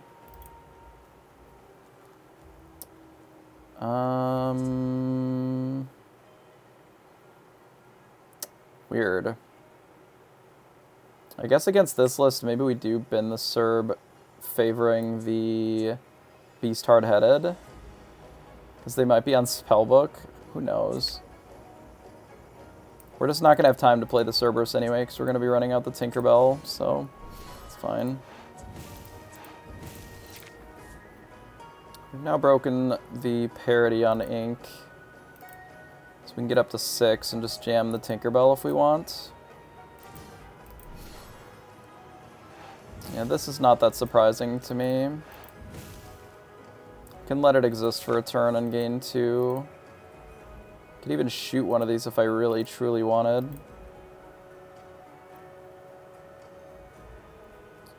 But I think the play... It feels really bad to get rid of Flav. Maybe we do just get rid of Fire the Cannons, because I have all this other stuff. Do that, get rid of the Beast Hard-Headed.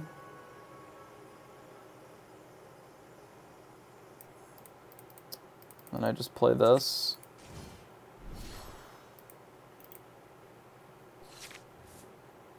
And we'll see what they do with their castle here. And we can do Flav plus Rise, or we can do Grab Your Sword if they decide just to put shit in the castle or whatever. Like a gym with another castle, or just another castle in general would be a bit annoying. If they opt not to quest at all and just put idiots in the castle, then we'll just kill the board and then hit a castle, I guess.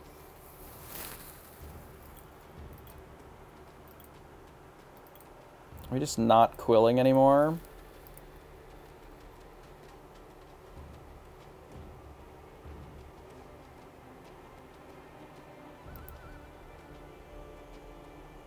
I don't have to hit a castle. Could just blow this one up and then they just gain 2 more while we develop. Maybe that's fine. Which means then we don't need this Smee.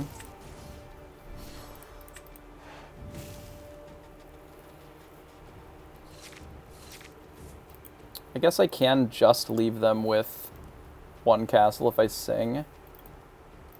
But then I don't know how we're ever getting rid of the castle. I mean, I don't really know how we're getting rid of it now either.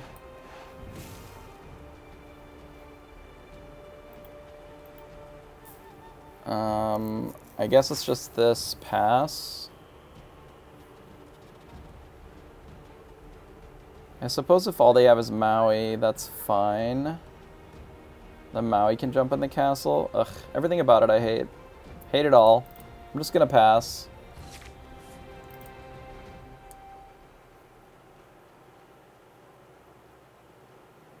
I wish I had my Cerberus back instead of this Flaversham. Feels bad, man. Maybe it was right just to attack the castle for 4 here. Let them hit it back, and then this plus Baboom can kill it, I suppose.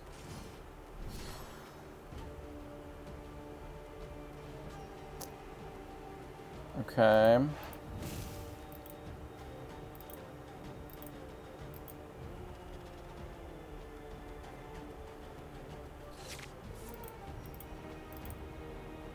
I guess we Cogsworth.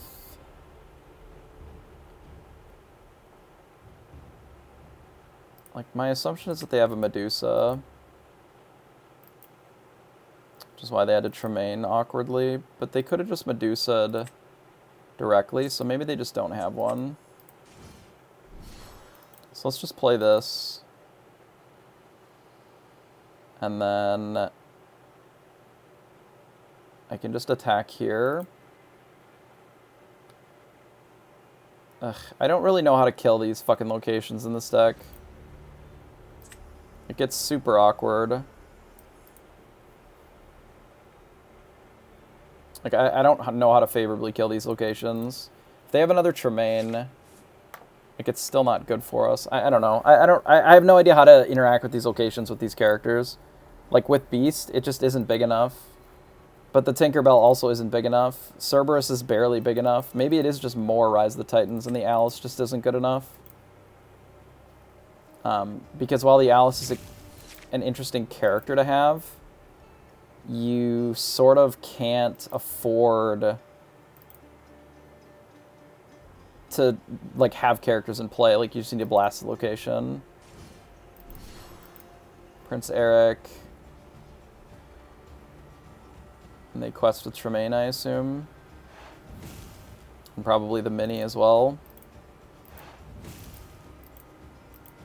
Okay, well, we'll draw our 2 cards and we'll see where we're at.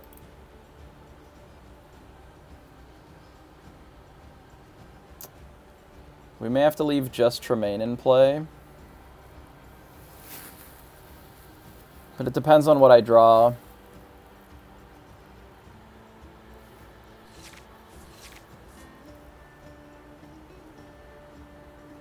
That doesn't really change what we can do this turn. Right? Like, I think we're supposed to attack the castle.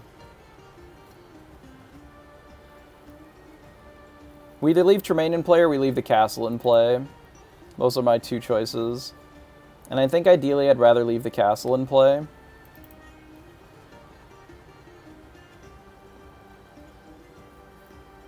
So I'm supposed to hit this twice first. Like so. And then we just grab your swords.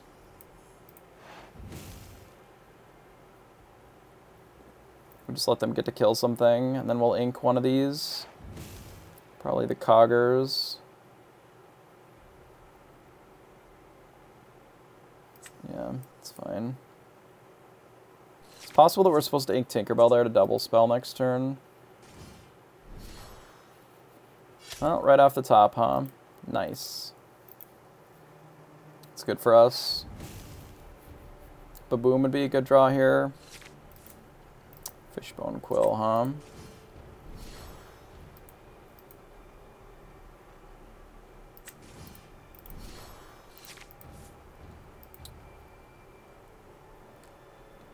Guess they just get to attack with their Tremaine for like the 4th time. Love that for us. Yeah, maybe we just do need more rises. Because the way that these games play out, it's just so brutal.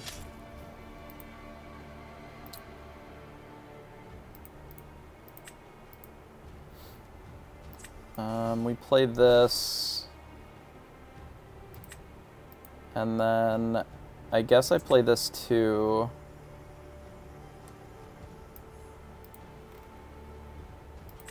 I don't need to play this. I'll just play this. Maybe it's right to play this. I don't know, this plays around B-Prep a little better. Oh, they're gonna teeth them both? No. Oh, they're just gonna present lethal and kill me. I see. Fair enough. Nice. Maybe we do just need more answers, like more hard answers to it. We just never seem to have a board that's ever big enough with the Alice. Outside of the mirror, like the mirror we've been able to do fine, like things like that. Things like the Alice are okay. But not having the additional Rise of the Titans has been pretty costly here.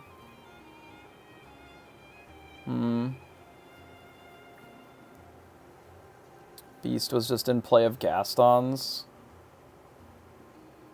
The deck feels very slow now without the Gaston. These new changes have not been so good today. But I have been winning against red-blue. I've just been losing to fucking red-purple, which is just the dumbest shit I've ever seen.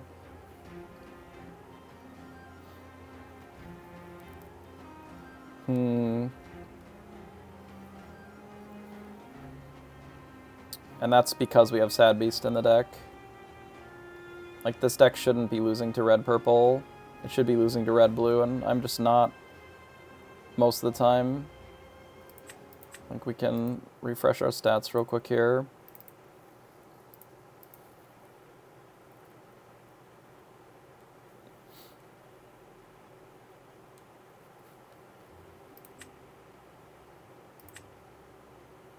Like, we do still have an okay win rate, just not with the most recent changes. Like, this list is fucking dog shit.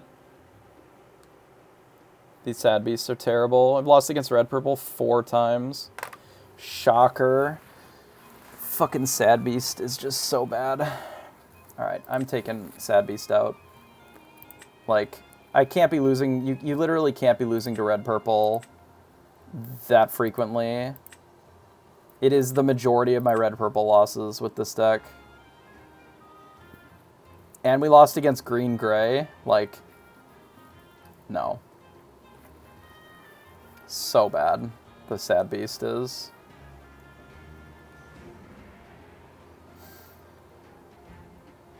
Okay, so let's adjust our deck here. What did we think we were going to do? Put in 2 more Gastons. Up our Baboom count.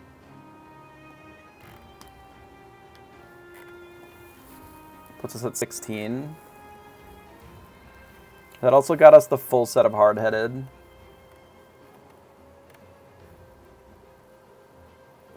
Which would be good against red-blue, but it's not great in most other places.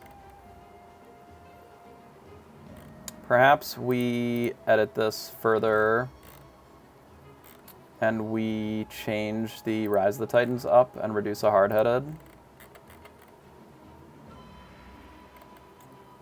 And then I'm thinking about another Along Came Zeus to deal with the Surfers, but maybe we just don't care that much.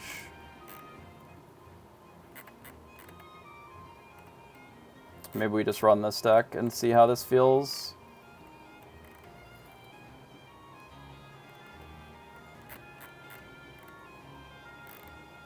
Maybe with so many less characters, this Alice is less good. So we're down to 33 characters. Is that... I don't have any real frame of reference on how many... I don't want newest. Let's go to popular. Sure. 32. It's okay, so it's not that unusual.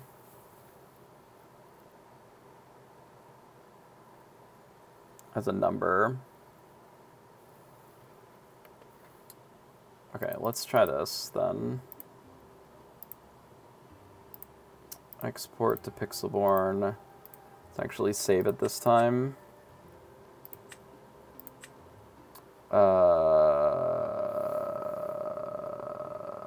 No, this.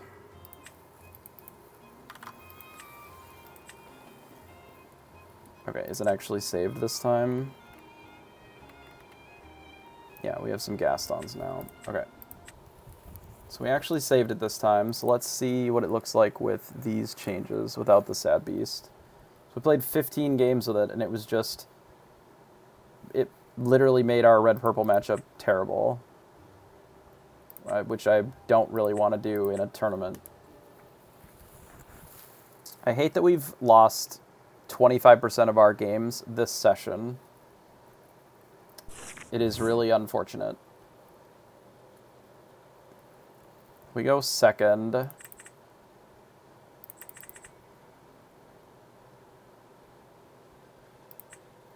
We'll send all this. The reason that I'm getting rid of the second cogs is...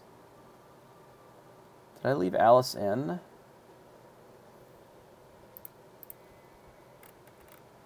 I did, okay.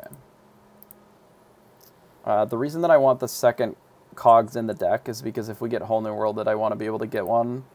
If I have 2 in my hand and they Whole New World, it's like a problem.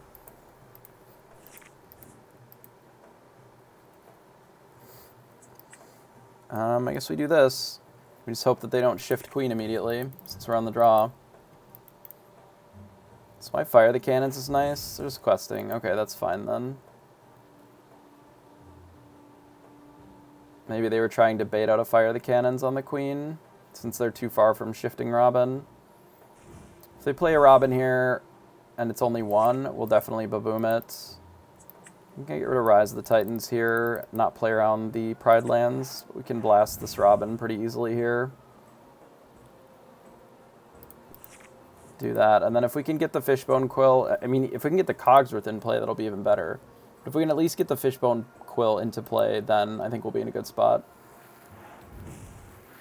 Which it looks like we'll be able to do before they can sing it at the very least, so that's nice. I suspect that we have disrupted their shift, and this queen is just mid, so that's good. Ah, goodbye, Robin Hood. They play Ariel.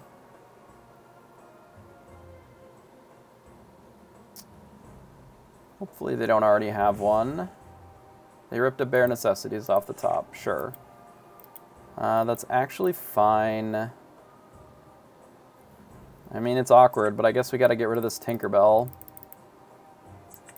But we can play our Quill now. Suppose we ink the Dime. It's just like the least important card in our hand.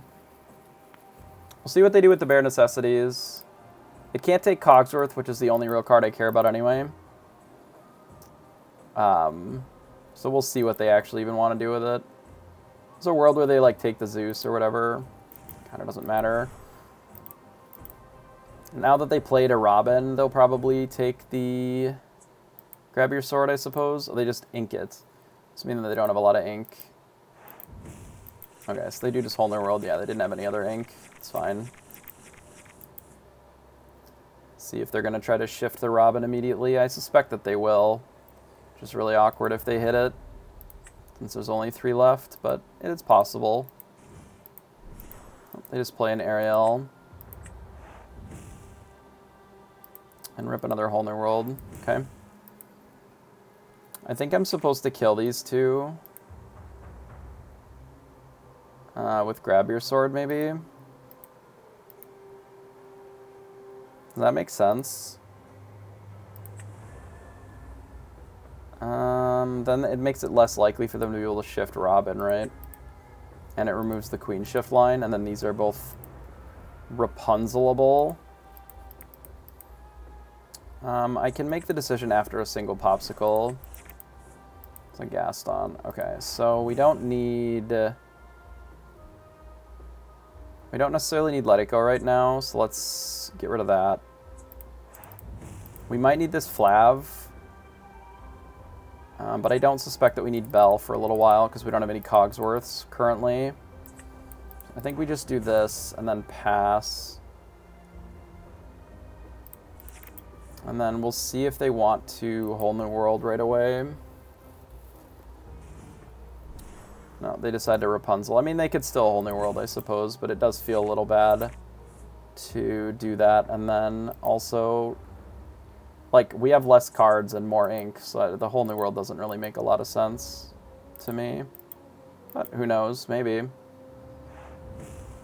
Bare Necessities is fine.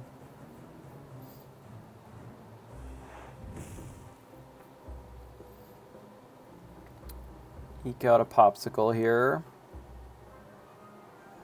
But that's basically their turn then. They can play one more thing. We are Cogsworthless idiots right now. We can get up to 8. Which unfortunately is not enough to do like 2 things in a turn. Let's see what they do with this Ariel here. Quest for 1, sure. Could look for a Baboom with the Gaston. This can let us get a little more. But it's pretty easily killed. I think let's look for a Baboom maybe with the Gaston.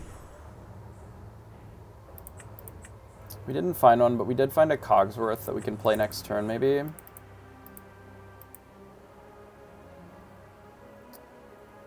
So let's get rid of this. Play the Popsicle. We found a Whole New World. Our opponent also has.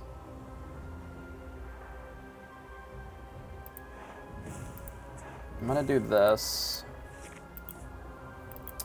My assumption is that they're going to Zeus this Gaston.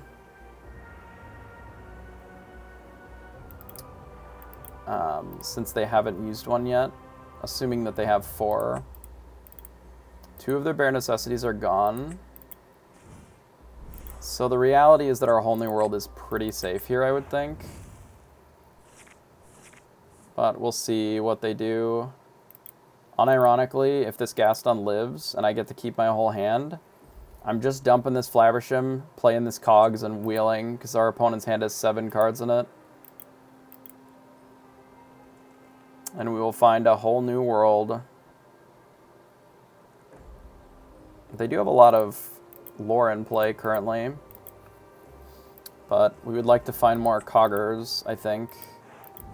Okay, so they did have the Zeus. I don't know what they were thinking so long about then. Like, if you have it, just cast it. Hello? This is literally the most obvious play in the world. I don't understand. Do this. Play Cogs. Play Flaversham. Draw 2 cards. Send it to my opponent. I could have inked. Fuck. Playing too fast. That may actually cost us this game. I don't know. Since we've already used 2 of our Grab Your Swords, I don't know if it would have mattered that much, but... You just have 3 Grab Your Swords. No, they have a Tinkerbell. Okay, I guess we lose then. So our opponent has all the resources and we don't.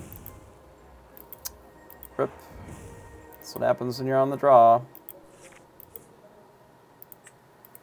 Okay.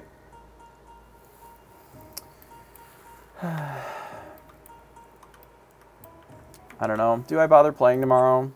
I just like... Everything about the deck and what I'm playing feels so bad. Just not enjoying it right now. And I just can't think of another deck that I want to play. So they all feel bad.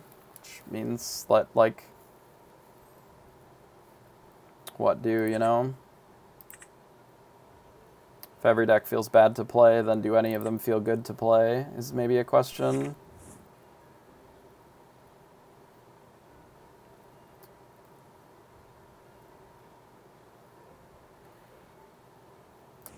Play red-purple again.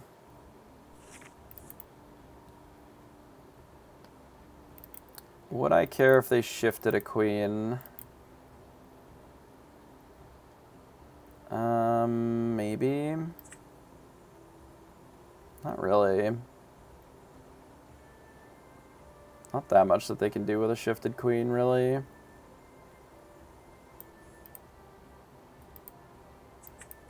Can always just play a Smee, right? What is this card back? Never seen it before. They run out of Pride lands. Well, luckily we have an answer for Pride lands in a couple of turns. Makes me want to kill this a little bit more. But we could also just run out of Smee and then attack shit, which is also fine. Perhaps we remove the bell, play out a Smee. Luckily, Pride Lands is not a particularly fast clock, but it is a little annoying here.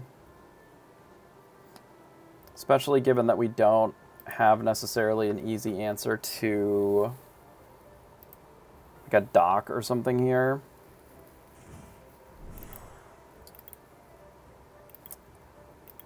We can hit it with 2 things. That's a possibility. Just ba-boom and fire the cannons on dock this turn. It would set them back like a full round. It sets us back as well, because we don't get the ramp. But maybe that's fine, because we have so many more cards than them. And we get to attack this for 3 then if we want.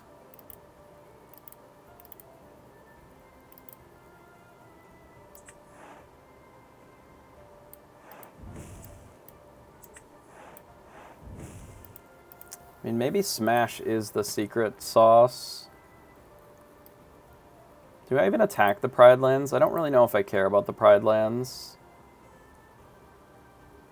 I think it's probably better just to pass here. Like, I don't attack it because I'm just looking to rise it, right? I would rather that they put something in there. Okay, dude. Sure.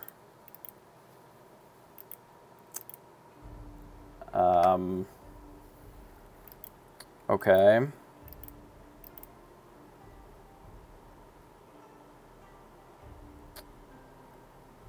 I don't know what I'm supposed to do against that.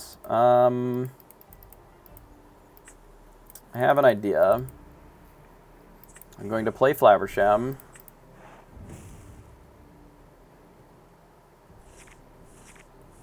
Okay, and then I'm going to, I guess, just hit one for 3.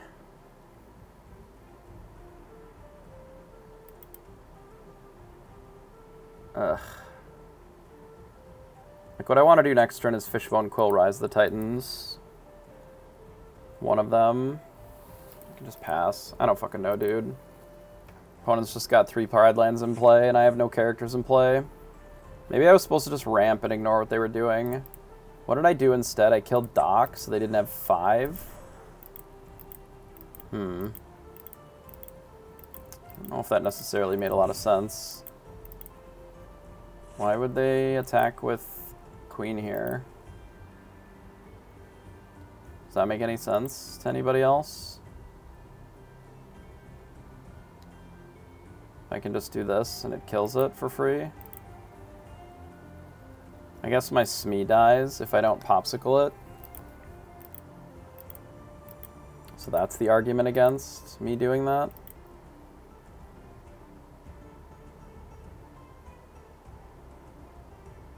Could just popsicle it though.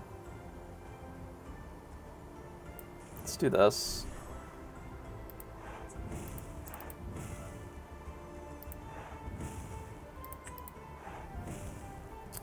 Let's draw some cards. Another Rise of the Titans. Okay.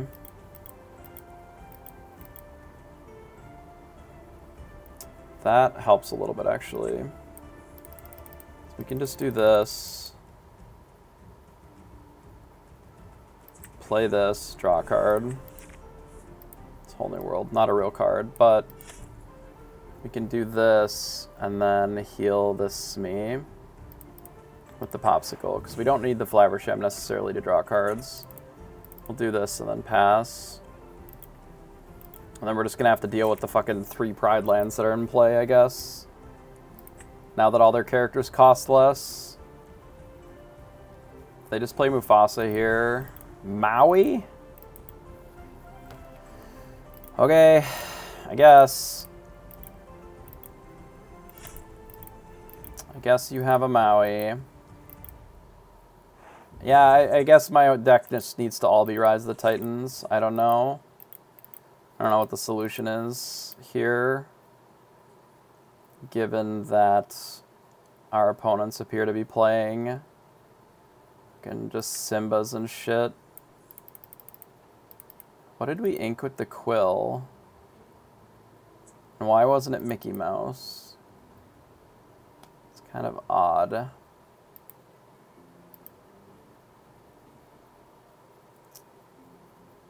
I guess I can grab your swords and attack the Simba. Lucky Dime. Oh yeah, that's also shit. Equally useless. I do this so that they can't put Maui into a Pride Lands, I guess. And then this I can do, and then just lose to a Rapunzel. But if they had Rapunzel, they would have just attacked into this last turn. Like, I'm not beating Rapunzel anyway. But this way, in theory, I can rise it, and then it just dies. Or the Simba just dies. I don't know, we'll see. I don't know what's in their hand. Nothing. Okay, we kill that. I, like, can't use the other one. It's super scuffed, because I want to play the Smee.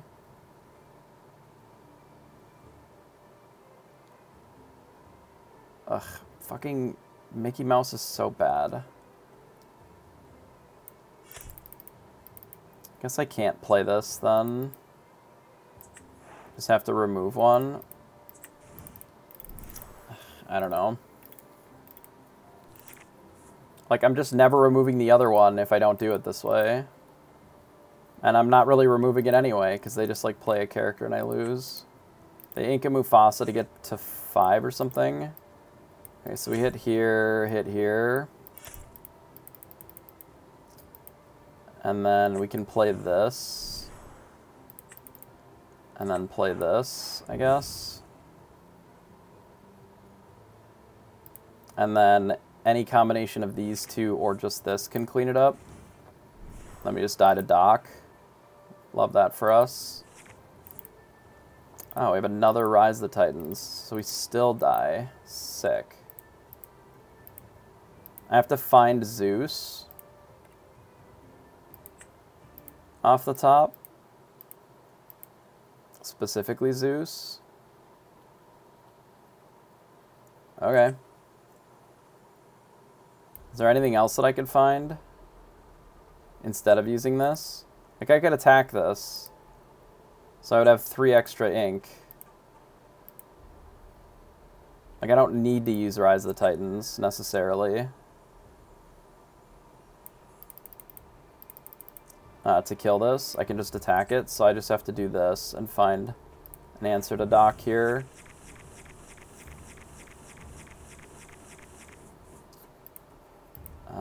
Which I did not. So I need to play this, ink this, or whatever, ink something, this, and then quest here and try to draw. Oh no, this doesn't matter. I fuck myself. Oh, it didn't matter. We didn't find it anyway. Okay, sure. I needed that to sing Zeus, so it didn't matter. We were dead anyway. I didn't fuck myself then. We were dead either way. Neat.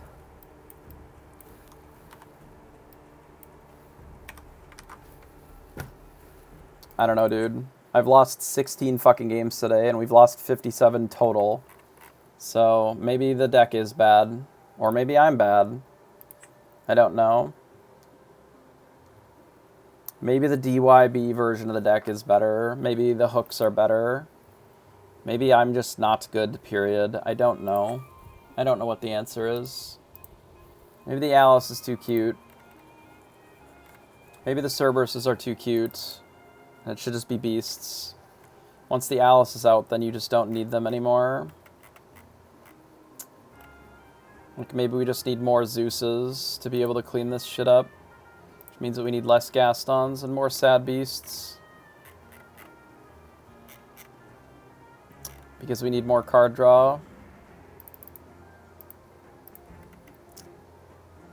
That gives us more Zeuses to find.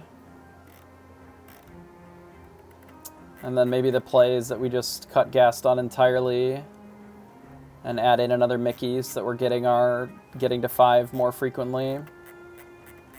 I have not tried the Robin Hood version more than a little bit. I don't like it.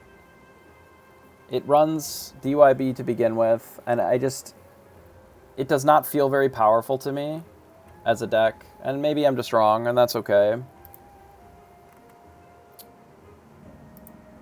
It just like feels like it's not running any cards that are good, and that's a problem.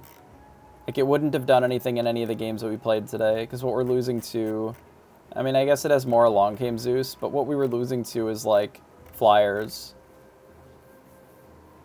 you know, big ramp, and that deck literally can't beat blue-red, because it just doesn't have the cards to interact with blue-red at all. And so we can bring up his version. This, I guess.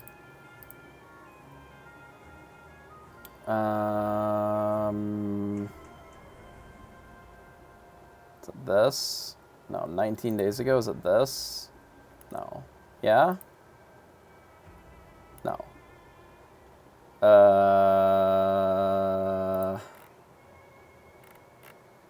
Wish it wasn't so fucking hard to find deck lists. Oh, I know how I can find it. It's even easier than this. We just go click on Robin, and it's like here. So it was like this, basically. Like, I hate the idea of only 3 Robins and 2 Smees. Like, what? It's playing 28 characters. Like, how does this deck win? If your opponent answers any of your shit, you just lose. Ugh. 2 grab your swords? No, I hate this deck. Just no fucking way. How does this not lose to aggro? Not only are you playing less guys, but you're also playing less AoE. Hello? I don't understand. What is the benefit of this deck? It has 18 uninkables. Less grab your swords.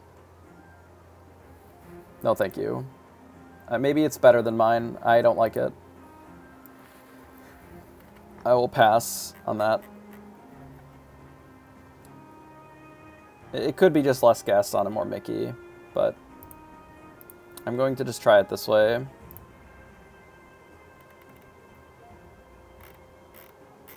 And see with the babooms. And we'll go all the way up on the Sad Beast, and we'll cut our Cerberuses entirely, and we'll just Sad Beast it up for the kids. Export to Pixelborn.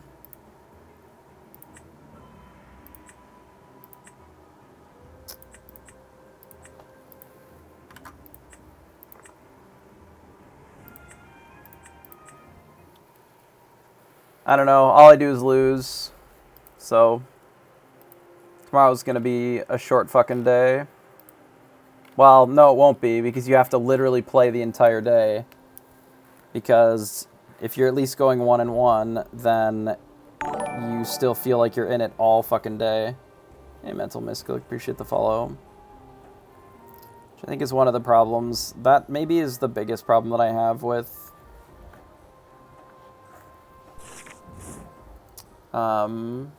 the 2-game format, is that because you're in it all day, like, and because it feels like you can still play and participate all day, you're like more compelled to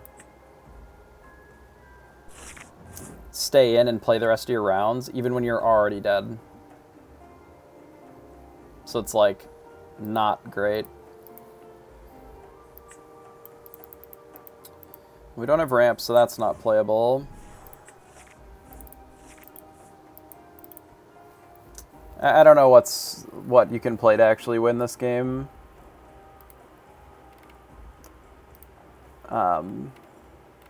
Like, I have not had any good success with either decks that I've worked on or just used other people's decks, so it's hard for me to really recommend shit these days because it feels like I'm just not out here winning anything.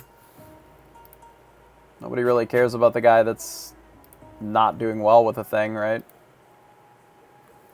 Or maybe we just go back to red purple and just play fucking castle aggro, and we just only win on the play. Just play Surfer on 3, and then hope that they don't have a way to answer it at all. Just feels like such a shit deck to me, but what do I know? This is my draw this game, so like, I know nothing apparently.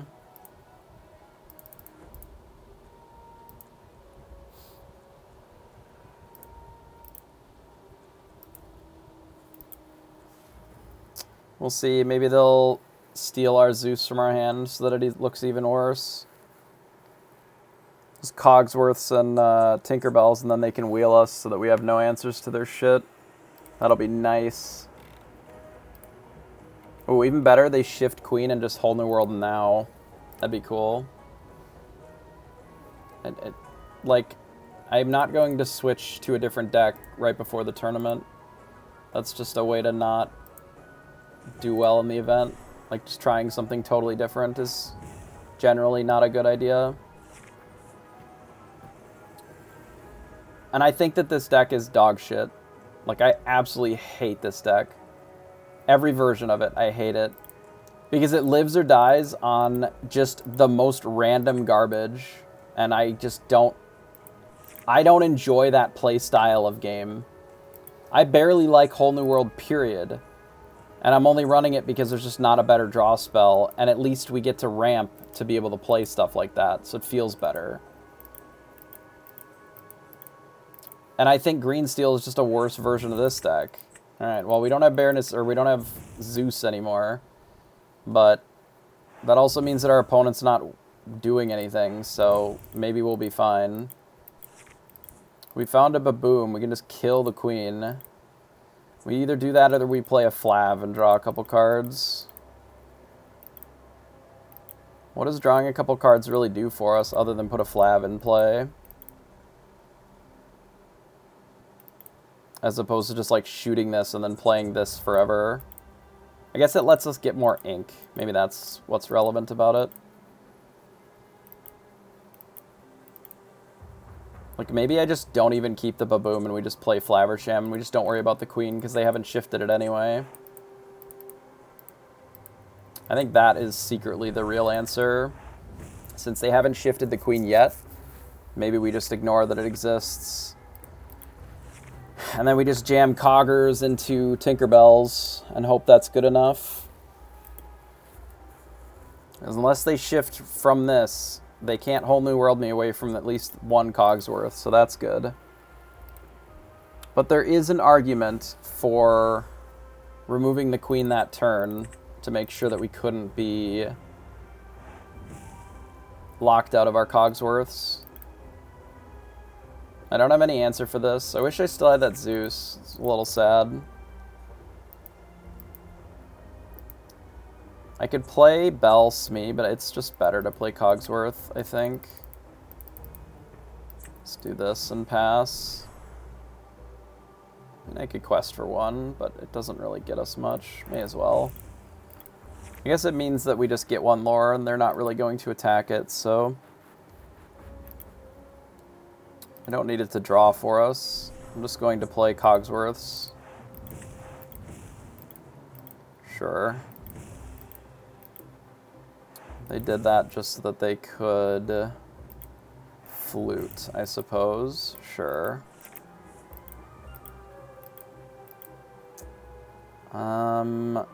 I guess our play is to Bell. Actually, I'm going to do this. We're going to get rid of Smee.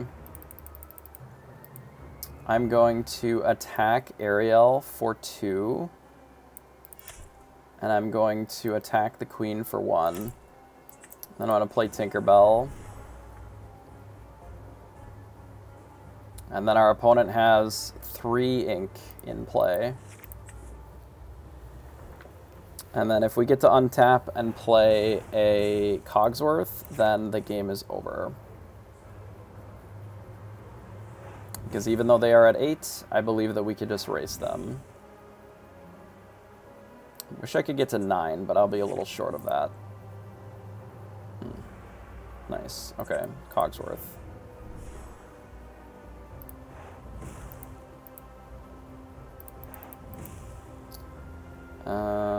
Pass, I guess. Kind of don't need this Tinkerbell anymore. So I'm going to ink it.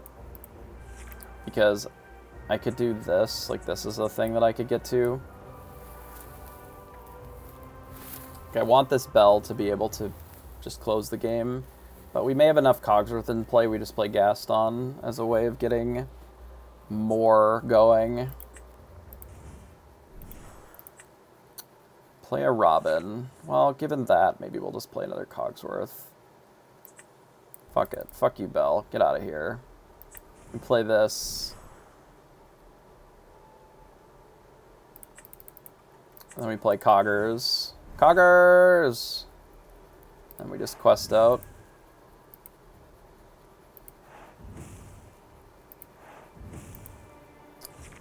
And then they're just dead on board. They can't beat triple Cogs. Coggers! Maybe that's the secret sauce. What you doing with that? Okay.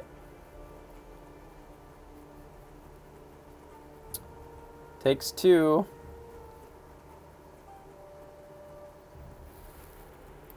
It is OP against steel.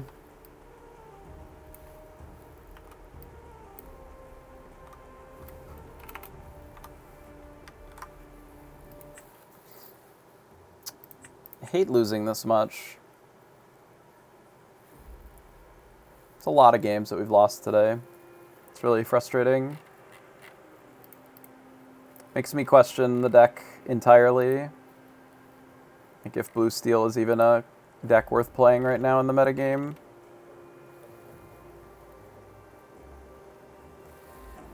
And maybe it's not. Maybe it's just not good enough. It's hard to know. We'll send all of this. We can keep these. I don't actually need this. Just send this.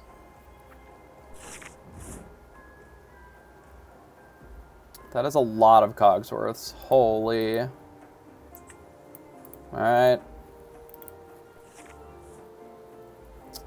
I mean, like, if you're talking specifically about the Dalmatian puppy, I don't think so. And the reason that it's not really competitive is because it's just, like, a generic...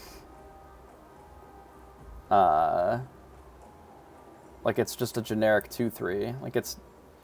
Until there's something that really is able to take advantage of the fact that you can have a lot of copies of it, you can just run other better cards in those slots generally. Because there's nothing that really leverages, like, oh, this is called X, so I can get advantage because it's called that. Like, there just isn't anything that does that. Well, this sucks. I can get rid of the dime, that's fine. But I really don't want to get rid of the Tinkerbell. And I like all these Cogsworths because they're very good in this matchup, but maybe 2 is fine. Like, 2 Cogsworth is probably enough.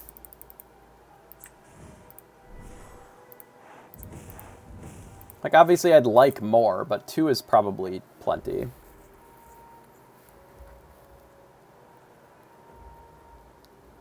Get rid of a Robin and play Ursula, I guess. Prince John.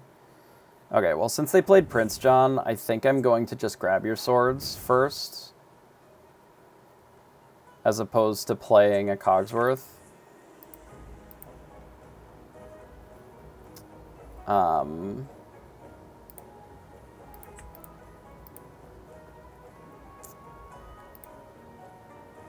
Because it just wipes the board. Does that make sense? Maybe I do just play Cogsworth, and then I can do both of these next turn, potentially.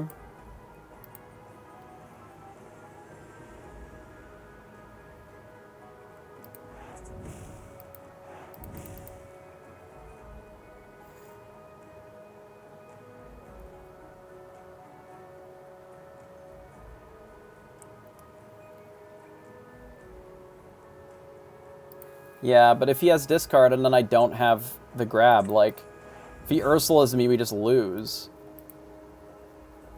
Like, I literally can't let him Ursula me here, so I have to just play it now. Because if he Ursulas, we just die, because then we can't wipe the board. Case in point, the Ursula that he has. Like, I don't think that he can make me discard all of my things in one turn. He can make me discard some. Yeah, he can make me discard 1. But I think the play is just double Cogs. Yeah, he has like a bunch of discard. But now I can just not ink the Baboom, and I can just play a Cogsworth and pass. And then if he makes me discard 1 more, we can get rid of this and just play another Cogsworth. And then we just play whatever we draw off the top forever.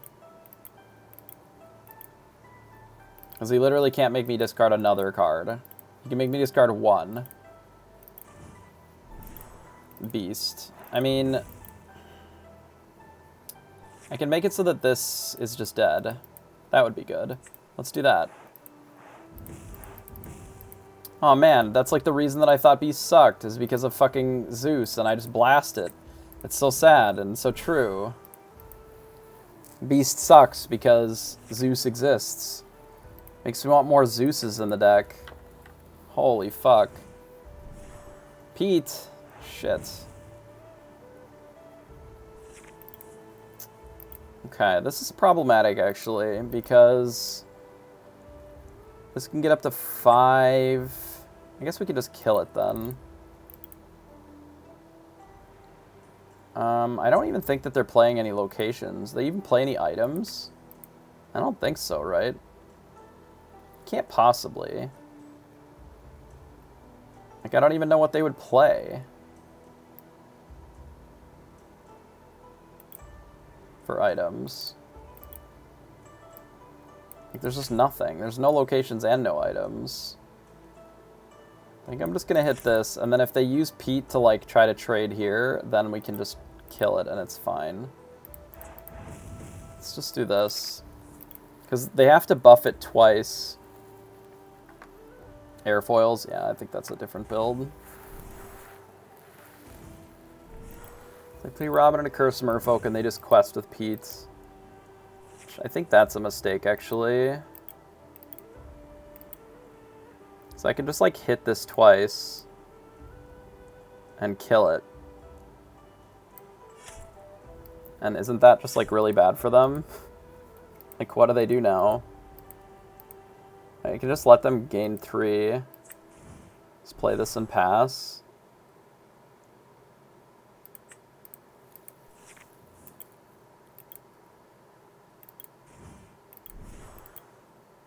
Unfortunate. But fine.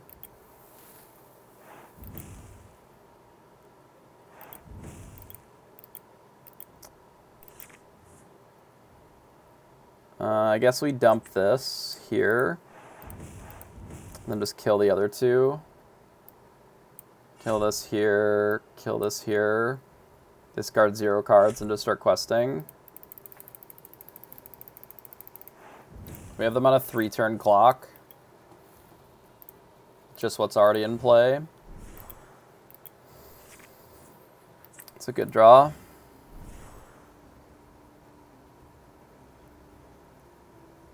I think that'll be good enough to win this, probably.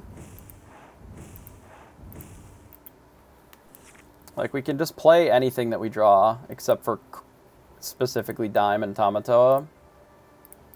Pretty well anything else that we draw, we can just play. Yeah.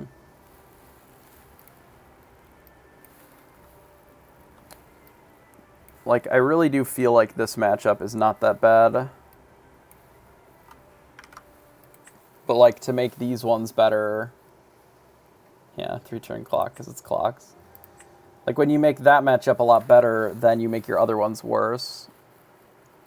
But I don't know how to make that one a little worse while making the other ones. I don't know.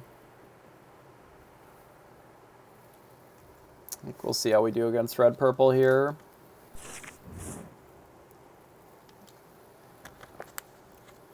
Well, we go first and we have Whole New World. So that's nice. It would be better if we didn't have Mickey and we had something else. Oh my god, please. We could keep this for ink, potentially.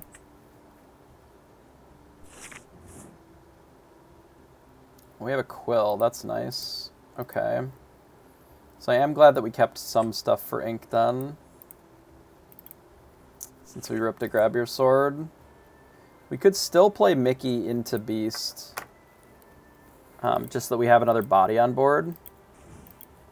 For Tremaine, potentially.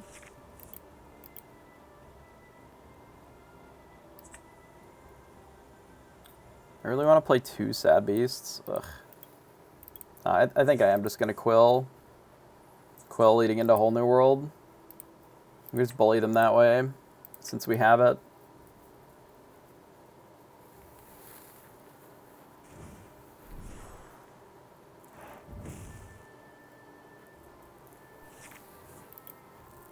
Okay, so we get rid of this. Play this. Do this and pass. We could even Swords the board, depending upon what they play. Especially considering that right now we're killing everything.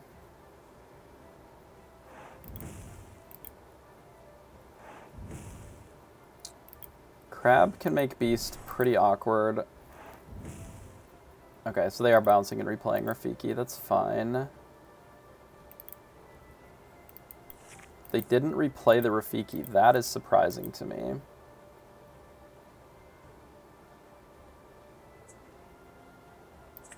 Okay, let's do this.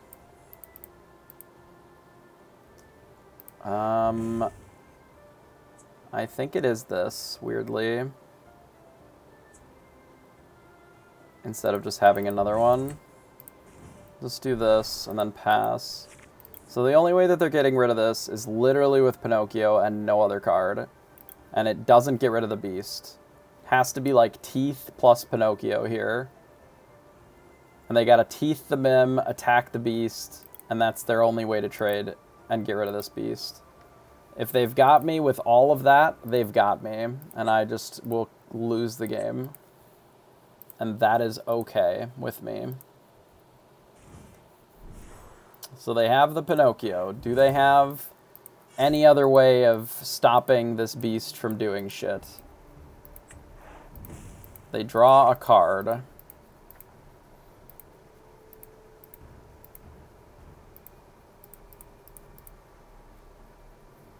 It's an Olaf.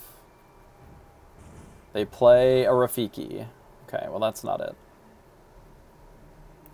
I don't actually care if this draws me an extra card. It would have been neat, but it's unnecessary. You've lost your Cuzco. Like,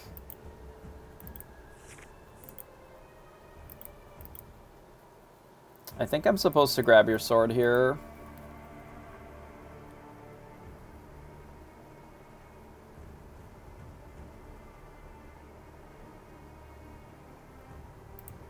They can just Maui me then. I could sing Grab Your Sword and just play Beast Hard-Headed. But then this gets to live? I guess that doesn't even matter. Let's just play Beast Hard-Headed and Grab Your Sword. Right? Like, that's fine. Like, if they want to Maui the beast here, that's okay. But then we can just sing with the hard-headed. It's like they can't play the castle here then either. Okay, so they Maui it. So this is where... Like, this is one of the reasons that I would rather have the fucking 5 power thing. Like the Cerberus over the beast. Because it trades with Maui here 100% of the time. And instead we just have this fucking situation, which is just dog shit for us. So I guess we can do this, and then Whole New World. So we got rid of a Be Prepared, so that's nice. And we did find another Whole New World. We should get another character into play. I think let's ink this, because if we're looking to Whole New World again, like, we don't really want to give them more value.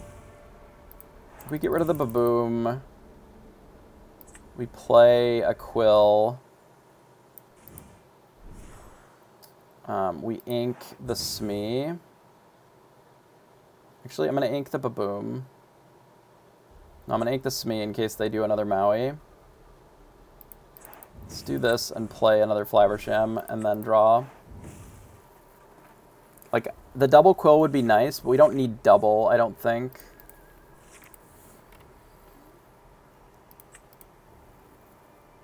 Ideally, our beast lives, but they have a crab, okay? Unfortunate.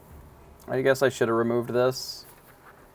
Maybe it was better just to Smee plus Baboom instead of playing the second Quill. Like, this was probably just greedy.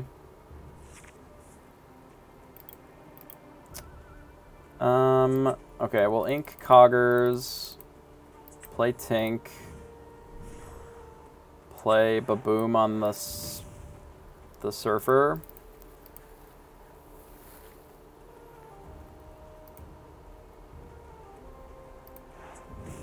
We'll Quill Cogsworth.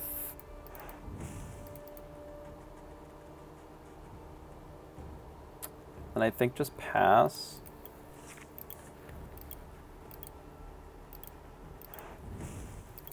Would assume they're going to be prepared here, but I don't know. It's okay if they do, actually. Okay, I still think we just whole new world. Could even play Smee, actually.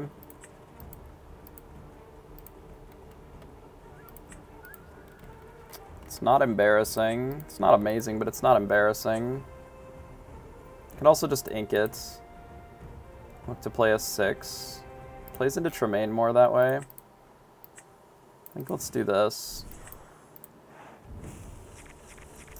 So they did have a Medusa.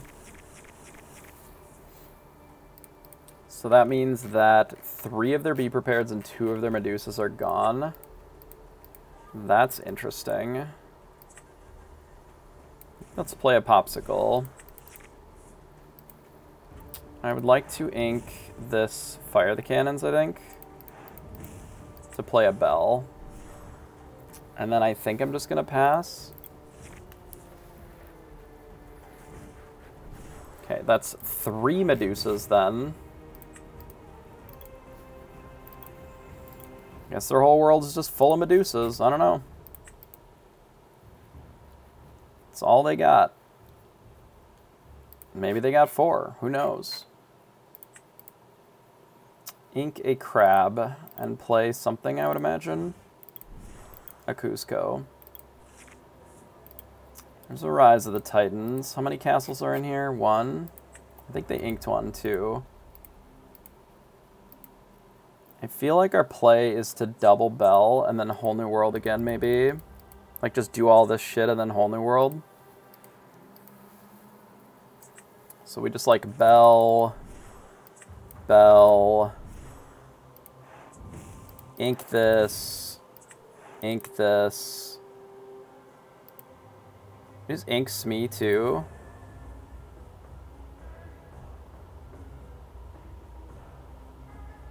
Yeah, fuck it. Get out of here, Smee.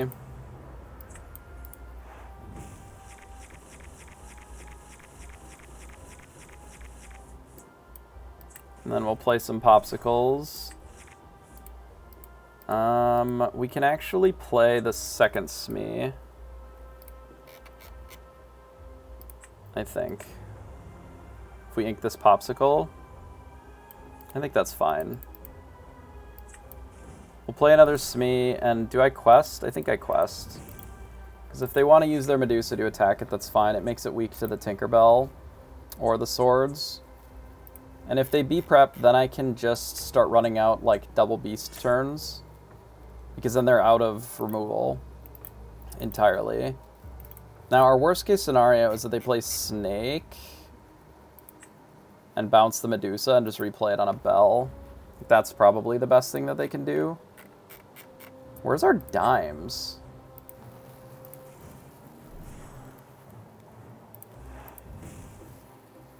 Like, seriously, where's our dimes? Did they just not have another removal for these bells? That would be hilarious. I don't know if they do. Amazing.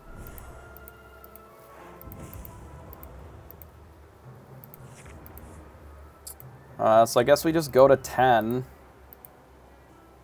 And then kill most of this board, or all of it. We can actually kill all of it with swords plus Zeus. And then run out Cogsworth, maybe. Do this, this. We'll do Zeus on this. And then we'll just grab your swords. Yeah, fuck it.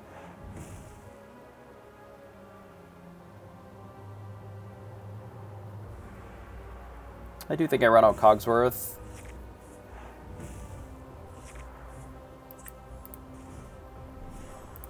Then we just force them to B-prep or die.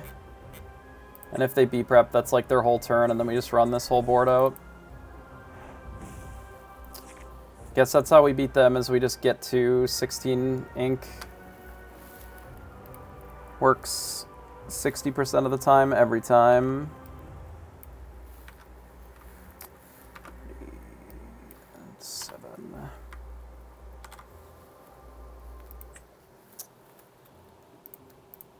Like, it makes me wonder if we just need more Zeuses, which could be why the Savage version is doing well with the Robins, is just because they have more Zeus, so they're not losing to red-purple in that same way. We would have to cut the Gaston down, or the Fire the Cannons down, probably. So I don't think I want to go below 3 Grab Your Swords. And then there's not really much else for Uninkables that we have room to cut. If we can't cut this, I'm not cutting this. I don't think I can cut this much lower than 3. So we could cut the Gaston to put another Zeus. Or we could shave the Fire the Cannons. It's not like the Gaston is particularly exciting, but it is another character. We're already getting kind of lower than I'd like. We are at more characters than most. I don't actually think so. There's just never a scenario where I want to wheel in this deck because everything is so expensive. Like, unless my hand is utter dog shit, you need like the Quill in play before you actually feel like a Whole New World is worthwhile. Because if you're not ramping, everything in your deck is too expensive. Your deck is a plateau at 5 and 6. So if you are like just shifting Robin and Whole New World, I really do think that you need ramp in this deck because you don't have a deck full of ones and twos, or a lot of free songs.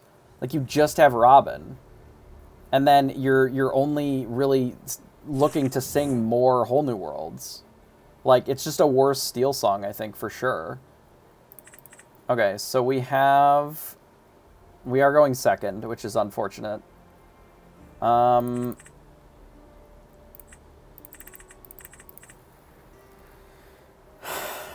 I don't know what to do going second in this matchup. Like, do we need to grab your swords more than the Whole New World? I don't even know.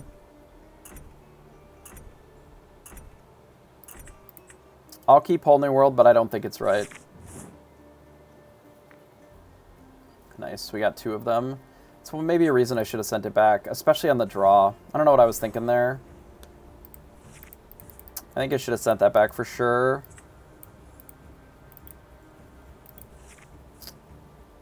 Because we don't really have... Yeah, that was stupid. I should have sent that back for sure. Like 100% of the time. There's no reason I kept this. Swords would have been a better keep, I think. And I don't think that the Swords was a super good keep either.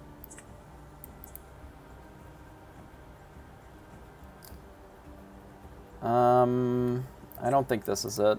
It very well could be that we play this on turn 4, and then we play this plus the Whole New World on 5. Like, that might be the line that we have to take this game. They have a really slow draw. Like, I may have to get rid of the Baboom here.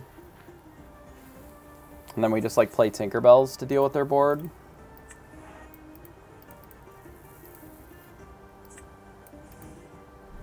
Alright, Quill getting rid of the redundant Whole New World. And then we'll be able to get rid of the Mickey and play a Tinker. Okay, that's good for us, actually. The friends on the other side here.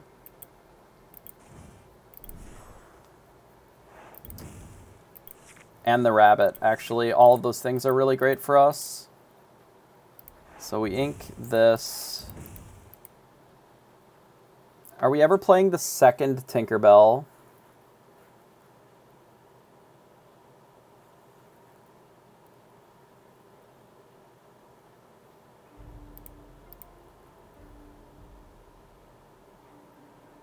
Over just like playing these two? I don't think so. Maybe though. But like what I'm feeling is playing these two or just playing this and maybe inking. So maybe given that, like the Smee doesn't make sense. It just depends on whether this lives too. Like if this doesn't live, then this play is terrible. Yeah, now I would have liked the other Tinkerbell. And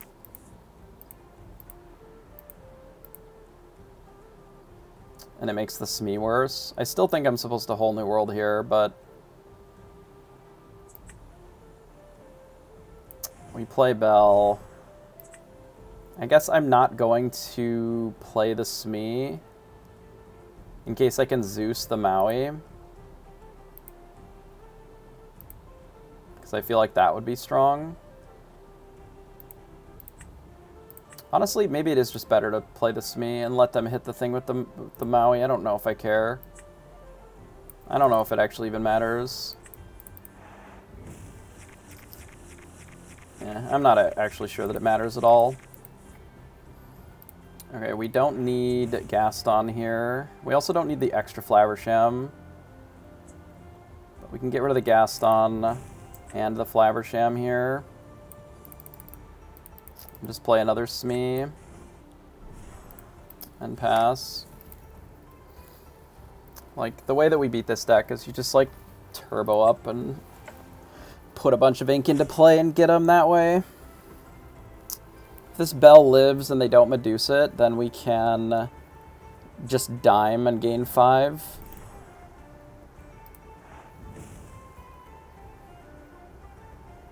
I don't hate that, actually. But we'll see.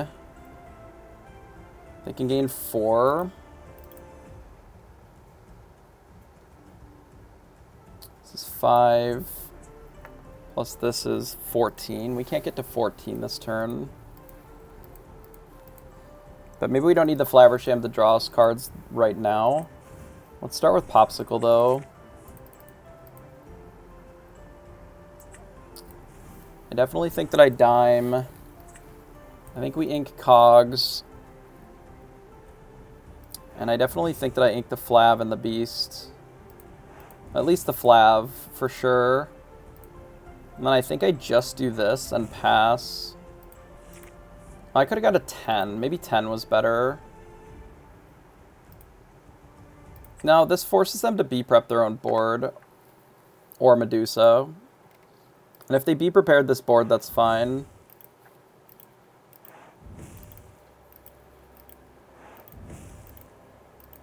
Yeah, maybe this is better. I'd rather trade 5 lore to have them be prepared here.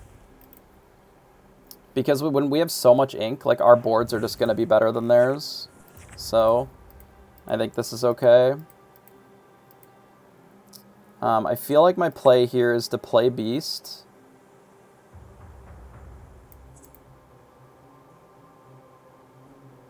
I'd like to Whole New World this turn.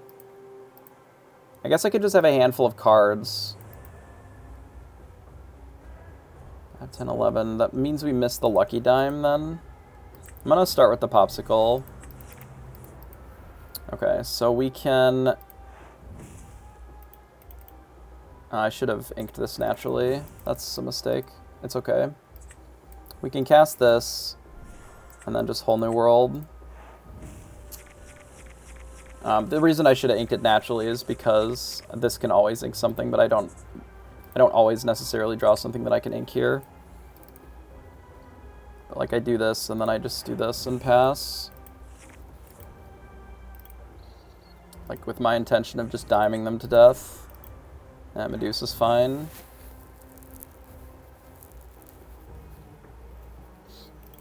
I have double their ink, so I can just do twice as many things in a turn. Now I would want a Flaversham, I think.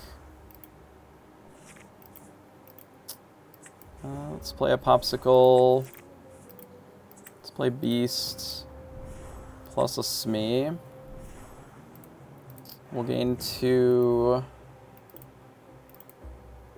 I guess I don't use these yet. I don't have to right now. I should have maybe killed this so that they can't bounce it. That was a mistake. Because now if they have Snake or Fox, they can kill the Beast for free. If they be prepared, that's fine. Yeah, that's okay. It's only 2 of their B-preps, but any character that we draw is just, like, very good for us. And now I can just zap the Rafiki. Popsicle's good as a rebuy. Just to grab your swords. I wonder if I grab your swords on this because of how expensive grab your swords is. It's a world where it's better to just do this, but I feel like we can double spell with that more likely. Yeah, castle's fine. Goat is less fine. Cogsworth, okay. Cogsworth is good. We rise this. And then I guess we Zeus the goat.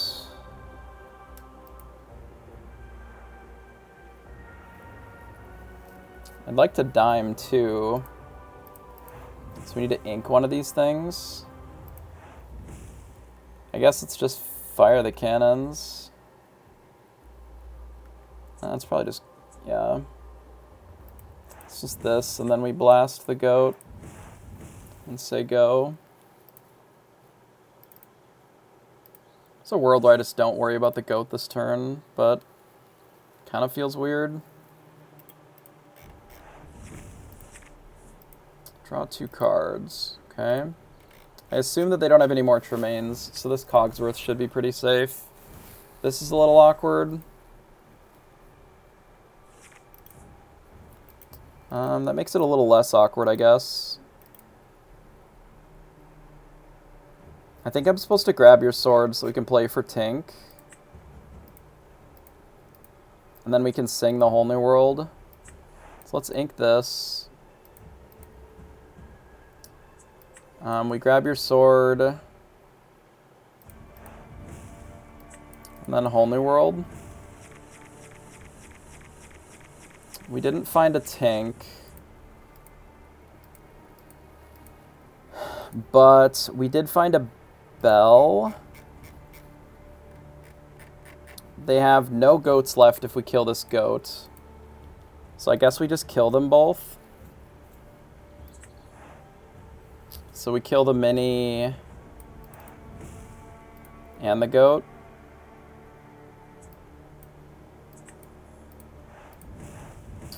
And then I could still dime the bell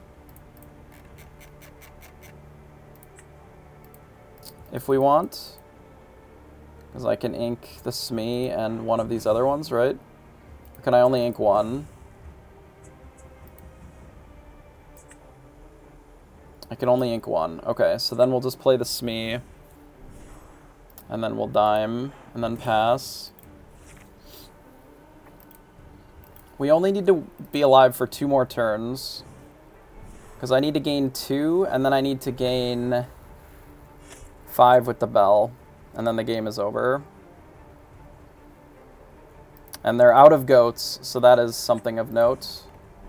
So they can go to 1, 2, 3, 4. Yeah, they're out of goats, so there's no way that we lose this here. I just killed them right now, actually, because the Smee lived, so that's nice. Sweet. Yeah, I mean, the answer is just go big mode on them, and then they don't have the ability to stop you, I guess.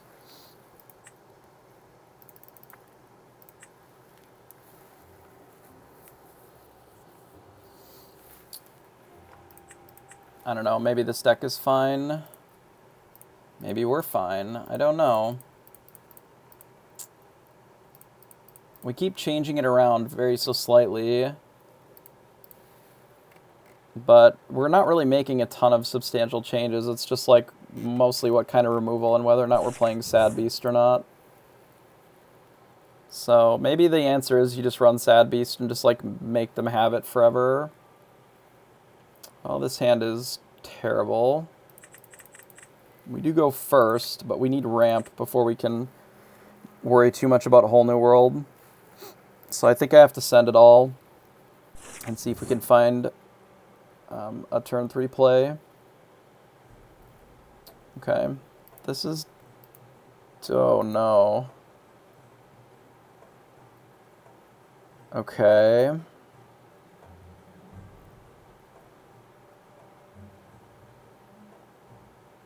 Alright, I guess we gotta get rid of Flav, and maybe we don't even play the Smee.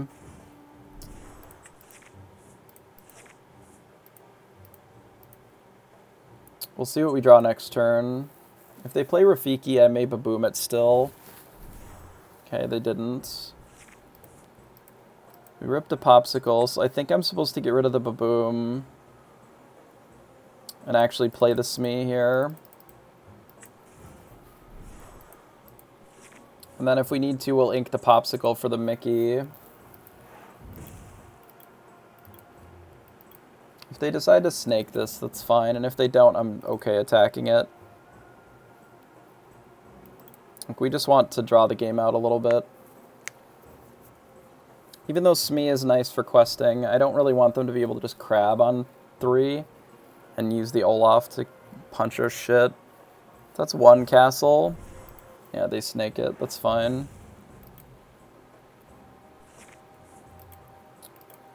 Nice. Okay, so...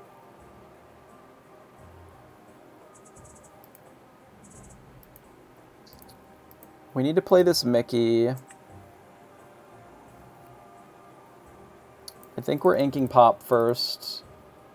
Play the Mickey, and then we quest here.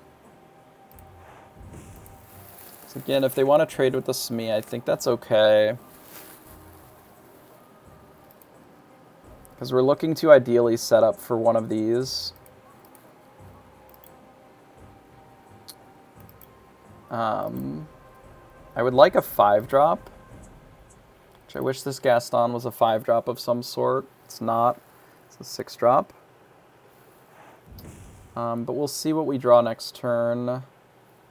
Maybe the Grab Your Swords can work. Because we can, like, Mickey the snake and then grab your swords. Or we can just play this. And ink the Tinkerbell, I guess. I don't love inking the Tinkerbell here, but... I feel like that's the only way that we can actually play the Beast. So...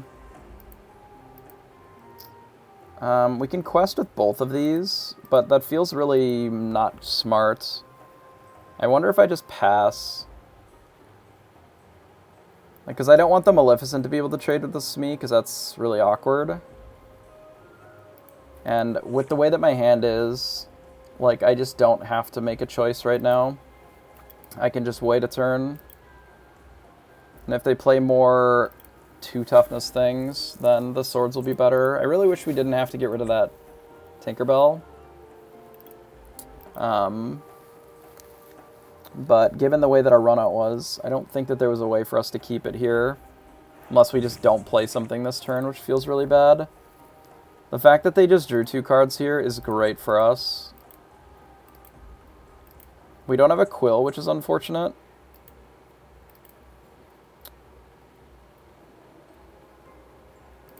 But we can probably draw into one. Hopefully. We'll see. See what our opponent does. They quest.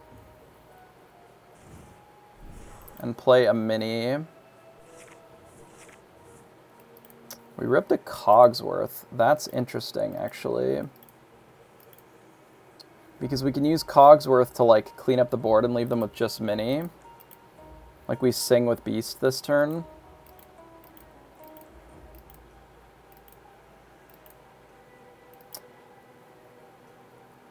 I really want to play this Popsicle, but if we don't draw an Inkable, it's kind of a disaster.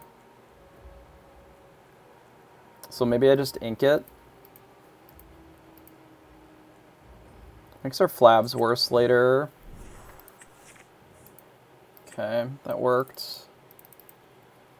So we play Cogsworth. We grab your swords, hit this here quest.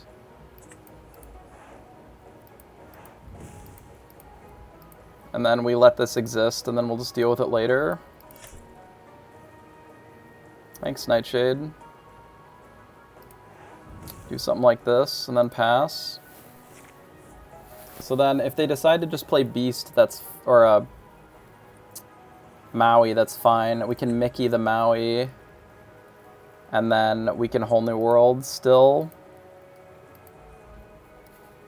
with the Cogsworth. But then that means that they're not really developing much more to the board, and we can still try to find something to deal with this mini. But we have a decent clock on outside of that right now. Oh, right, he's only a 3 power. Fuck. So I gotta use the Smee. Dang, that's a really fucking shitty draw. A really shitty draw. God, fucking Gaston is just getting cut. For just like an inkable. Literally any inkable, I think, at this point. He's just been such a disappointment. So we got rid of another Maui. And a Tremaine. And 2 Foxes, which is of note as well. We do have an answer to their board with the Grab Your Sword. Which maybe is better. So let's ink this. So we can go to 8, so I can play the Quill. That's nice. Alright, so that's perfect, actually. So we'll do this. We'll Grab Your Swords now. And then I can just quest again.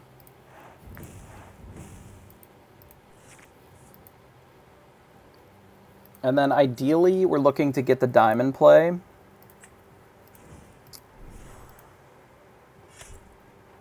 And I think we can do it this turn. And just like trade with the Maui here.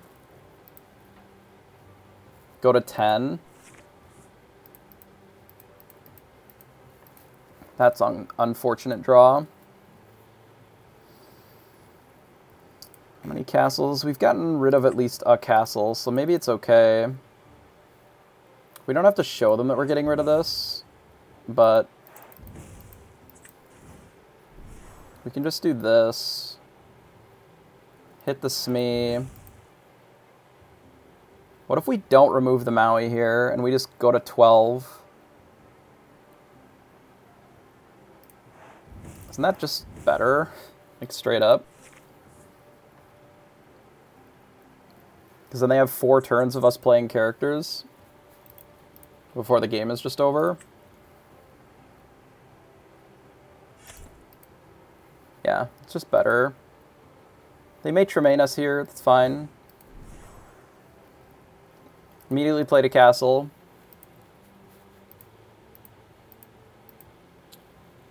But that's okay, because they are now in Bell range if they don't kill this Mickey.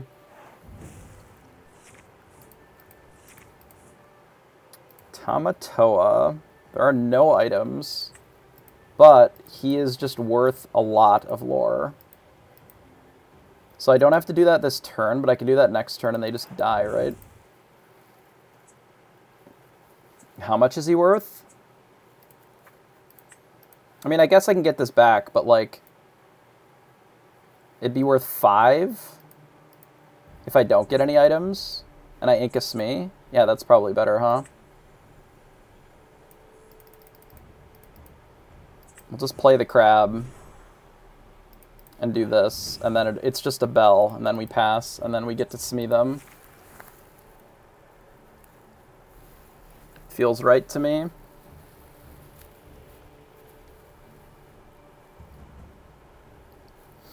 was like, we don't need to get extra card draw with the popsicle and all that nonsense.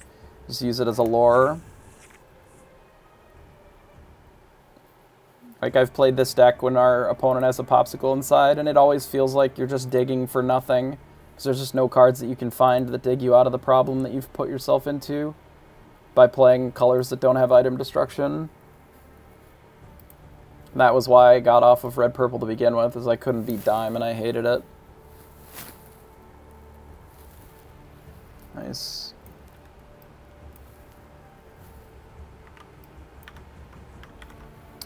Well, I don't know what changed, I guess, about the deck. But the latest changes seem to be better. Or we're just playing against different opponents because it's later in the day. How long have we been on? 7 hours? Yeesh, okay. So this is where we're at right now. This unfortunately cuts the Alice, which is sad. to bring in the Rise of the Titans, because people are just playing so many more locations now.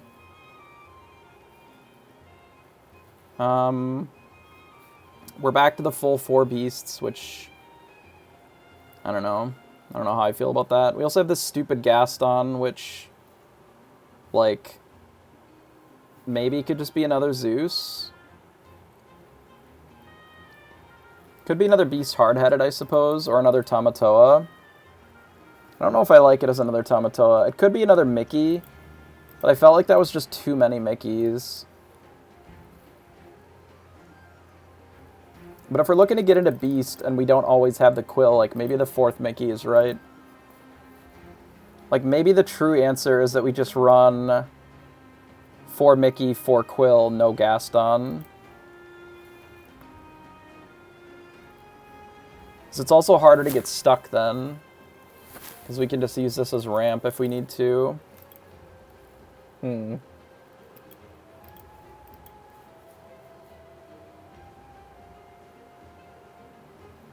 Could be another Let It Go.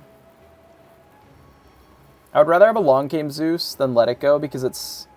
You can sing it with Flav or Bell. It's rare that you would have Bell in play, but you can sing it with Flaversham. And this is a cleaner answer, because, like, if your opponent is on red-purple and they play... We just, like, 5-0'd with this list, straight up. Just hammered red-purple.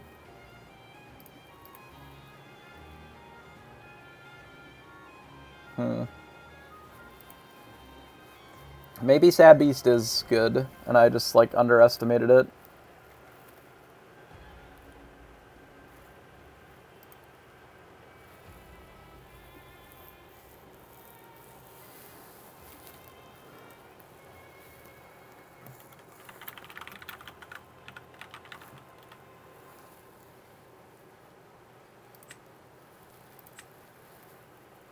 My problem is if I make any more changes, like, I'm not going to be able to really test them super well. I'm pretty happy with the Babooms and the Fire the Cannons, like, as my early interaction as opposed to Hook.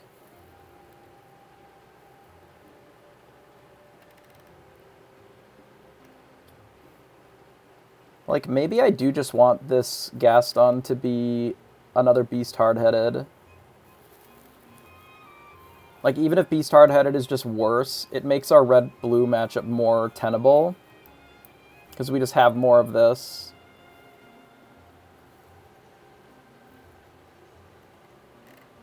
How many Inkables are we on?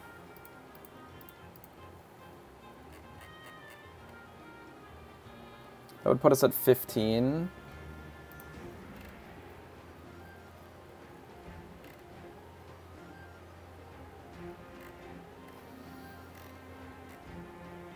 I think maybe 2 Zeus is good. Let's try this.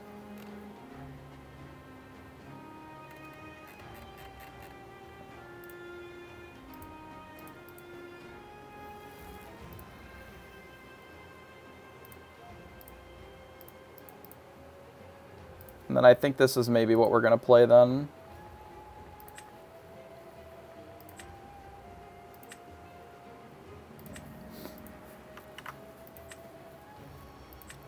Even though we like Cerberus a lot, we'll just make people have the answer.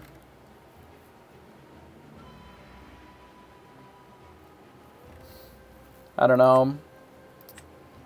Like, a lot of the mistakes that we were making last tournament and in some of our games, it felt like we weren't pivoting in the right situations. Like, we had some spots where we should have just, like, all-ined our whole hand, whole new world it again, you know, just with the intention of being way ahead on ink so that we can just do more shit per turn. And instead, we sort of leaned on Let It Go as a bit of a crutch to kill what our opponent was doing. And then by the time that we actually were, you know, used our whole new world, our opponent had more ink than us, and it just, like, wasn't helpful. And sometimes I think that people underestimate when they're playing this deck, like how important Cogsworth is in the steel matchups. It's like the only card that matters. Doing a little bit of, like against Steel Song, right? You do a little bit of early interaction to just stop their easy shifts into Whole New World. And then you just slam like 2 or 3 Cogsworths, and then the game is over. It doesn't necessarily end instantly, but the game is over in that you can just do shit now, and they can't stop you. You can just play a bell, and it's just going to quest, because they can't kill it anymore. It's literally a 2/7 as far as they're concerned, and it has to all be in one hit. And they just don't have that outside of, like, Queen, and you just don't have it tapped, so they just don't have a way of getting through it. But I don't necessarily know if those are all mistakes with piloting Blue Steel, or it's mistakes in understanding, like, your role in the matchups in the metagame sometimes, right? Like, knowing that you have to be the Cogsworth control because you have the Cogsworths in your deck, right? Or knowing that you are in a race because the way that you're closing out the game against your particular opponent is you just get a bunch of ink and then you force them to answer your stuff every turn while your dime is doing things. You know, once a dime is in play, then you playing a Smee and a Beast or a Smee and a Bell or whatever is like a must answer, because otherwise the dime, if you get to untap and quest with this, it's just like 12 lore. It's insane. So, I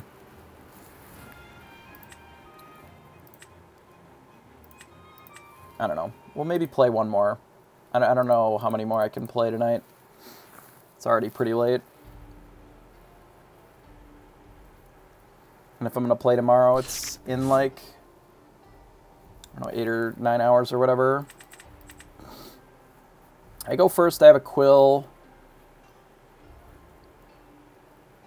We're against like Jafar or something maybe. So the Beast is a lot less powerful on its own. I think I just send the Uninkables back. Not a great hand, but maybe we can Whole New World them.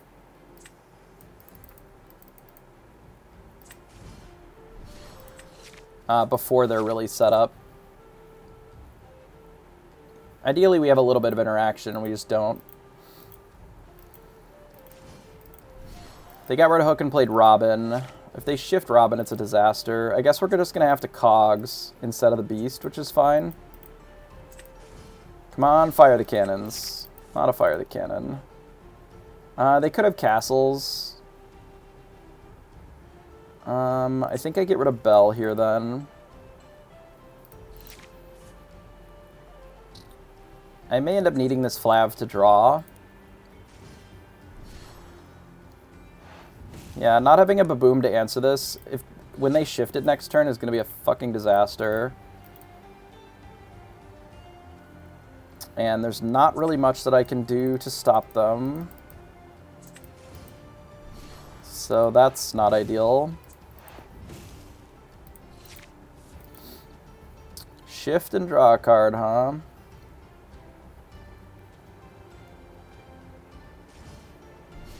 They Benja, sure. I don't think that's quite as good as shifting and drawing a card here, honestly. Maybe it is. So I don't get to just free ramp, I guess. My hand is a little rough then. I think they have Zeus a lot here.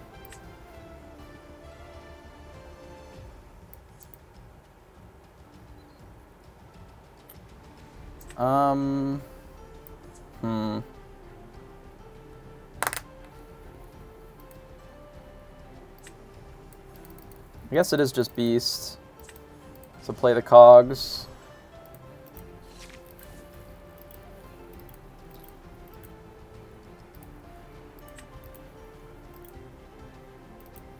Do wish I had a little more ramp though.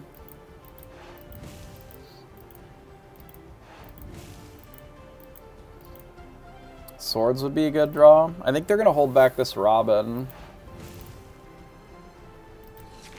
They don't. Interesting. Well, I guess we're going to run out another one. Do I just attack the Robin for 2 now? I think I can since I have the other Cogsworth. And I suspect that I don't need these Flav. Maybe I do. I doubt that they're going to whole new world me with double Cogs, I guess. Maybe they will. I'd suspect like Beast or something. Okay, so they did have a Robin, but they didn't shift it for some reason. Or they just drew it. I think the card is not very good. Is the reason that I'm not on it. What do I do here? This is fucking problematic.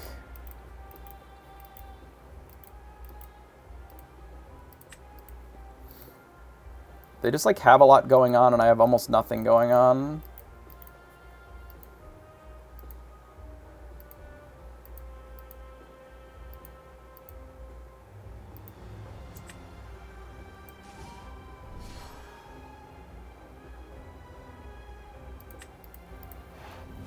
Okay, let's do this. Okay, we did find a grab your swords. Unfortunately, we have to get rid of this Tinkerbell, though, which really fucking sucks. And grab your swords without the Tinkerbell is pretty trash here, right? We could grab your swords and then also just attack the Benja. Then we don't need to play this Smee necessarily. Or we just don't need this Tinkerbell. Maybe that's the answer. Like we do this, and then I do attack Benja here, grab your swords here, and then we popsicle this thing. And then we pass. Yeah, I think that's our best way of sort of protecting our board. And then we can still try to challenge the Robin with our shit. Ugh, another one. Unfortunate. Guess I don't have to whole new world here. Fire the cannons. So let's quest with this first. So if I find Zeus, I can kill them both. But boom. So I still can't kill them both. I can kill this one. They can go to 14, but I can go 2, 4, 6. If I just like double blast this.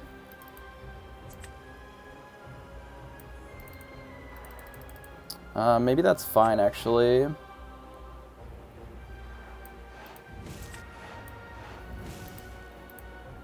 Just do this and then quest for 6, go to 7.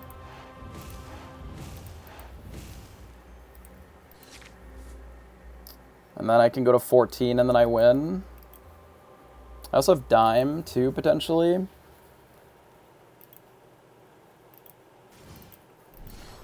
They play a Yzma to shuffle in Smee, I guess. Okay. I think that's reasonable.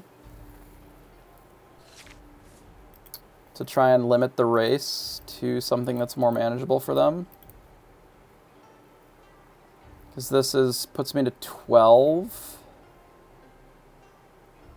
And that would put me to 17. I'd have to play one of these. Mickey's. And then none of my things would be able to be removed. But I could win. Potentially.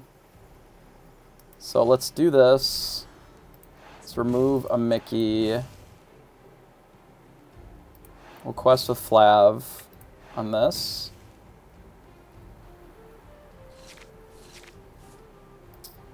Where many are playing red-blue. It is tough with this deck. You have to have a lot of item removal, and you have to try and like out-ramp them so that your whole new worlds are better than theirs. It is difficult, though. I think we play Mickey. Do this. Ink here. And then I just quest out. And then pass. And then I can win if they don't kill anything on my board. It's not great, though.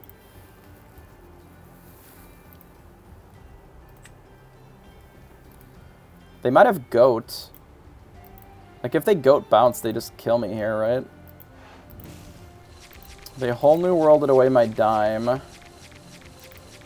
That's awkward. It also means that they didn't gain the extra lore this turn, but they may be looking for the ability to do that. Blue Fairy into Robin, and they go to...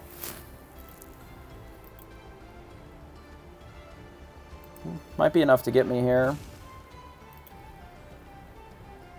So I'd have to remove 2 of these things, which I currently cannot do.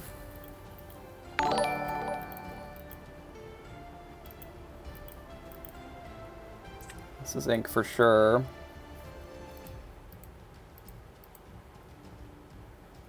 Deal 1 to everything. I'm going to have to whole new world again, I think.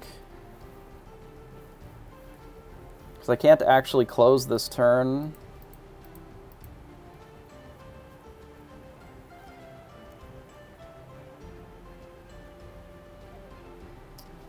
I can play this, actually.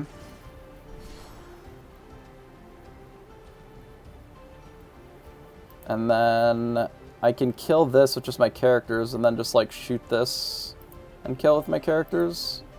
I have enough for that. 1, 2, 3, 4, 5, 6 damage. So I could do this, hit it, and then this is 5 and hit it. Yeah, that would work, right? All my stuff lives as well. Guess I can do it this way. Do this, hit here, ba-boom this. Oh, I should have played the bell. I fucked it. I could have played bell and inked something else and then had the same. I should have done the math. Ah, fuck. I fucked it, actually. Like, unironically, that would have been better by quite a bit, because then I have a bell in play. Well, we'll see if that costs us. My problem with Manor is it doesn't gain lore instantly, it doesn't work with Dime, and it doesn't do anything when you're not ahead. So, like, it's just bad on the draw. This is unfortunate because they get to kill a Cogs here.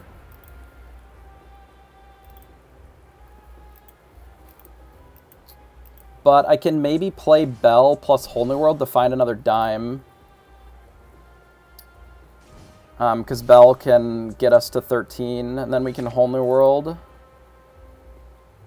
So I would need to kill 3 of these things. This can kill 1, 2. I can actually just not lose here. Right, I could just tank this. Shoot the Robin, shoot the Jafar, and then all they have is Crab. We would lose to Goat then. But I think that's probably better than gambling on the Whole New World, because, like, there's 1 dime left out of 27 cards, or 26 cards. We can also sing it here, and then we can just do more shit. So let's play Cogs. Let's attack here. Attack Robin, hit there. Hit this thing. So if they had Goat, they would have played it already, I think. So we hit this Robin and kill it. And maybe they're drawing into it, and then if they do, they do. They got me. Wait, we play this first.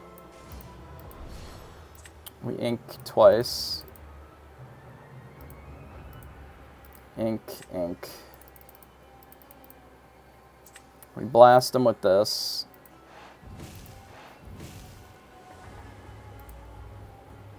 And then we quest out.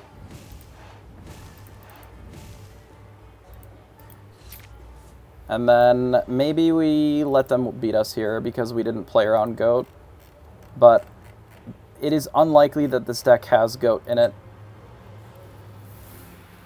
And we didn't give them that many draws to find it, so we'll see. They play a Jafar and then they concede. Yeah, that makes sense. So they did have the Jafar. Not surprising. but we played towards our outs, which is that they just didn't have it. But yeah, I think the turn before, if I had played Bell, double inked, and then, or inked an extra one and then baboomed, I'm pretty sure that we just win immediately, and then we don't have to worry about this as much. That would have been much better, I think.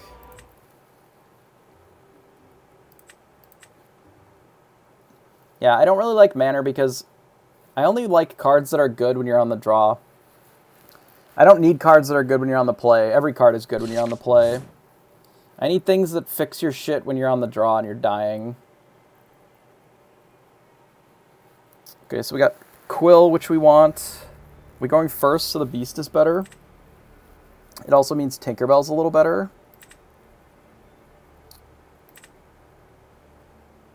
If we send all this back and get only uninkables, it's really bad. We can maybe do this. So I want the Bells better later. Thanks, Sleepy Gary. Have a good night. We'll try our best tomorrow. I'm going to ink a Baboom and play a Popsicle, because we don't necessarily have a lot of draw. We have the Beast, which is okay.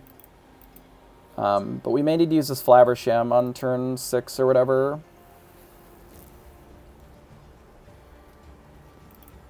But we'll see. This might be our last game.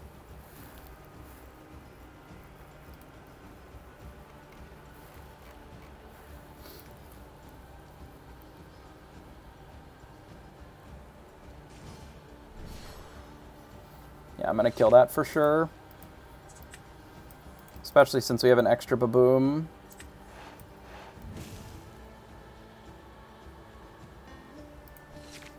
Slow them down. They don't have any bounce now.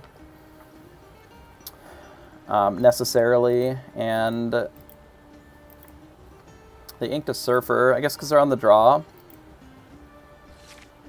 Ooh, they just do nothing. That's generally good for us. So this is our answer to a Surfer, but it's possible that we're just going to be going too fast for a Surfer, so it might just not matter. And we'll just have this instead. Now that we have the Whole New World, we don't really need the Flaversham, because I can either play the Tinkerbell or the Beast, and then I can just Whole New World. Probably the Beast, though.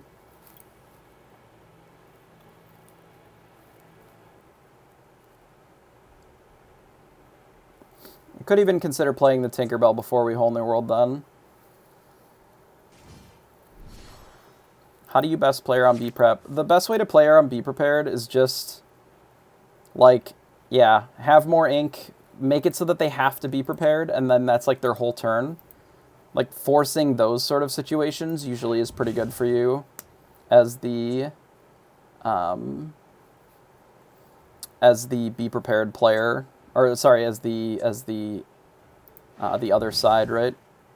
Maybe I do just ink the Tinkerbell. Now, we kind of need it to deal with this mini.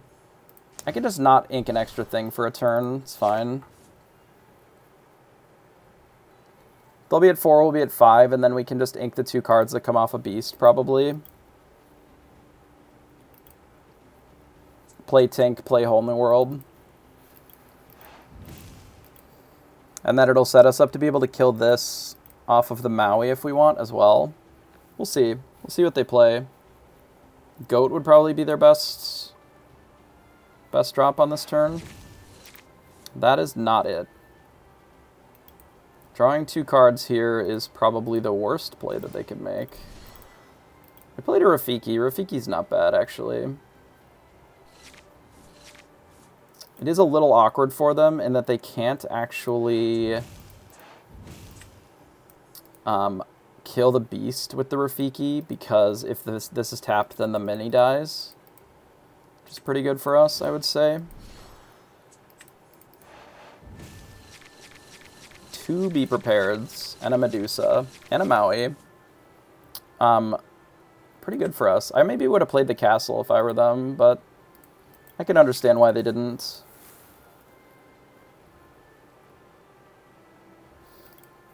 If our beast dies, it'll be a bit sad, given that we don't actually have any more card draw. But we may just be able to flood the board a little bit and make our opponent have to do something.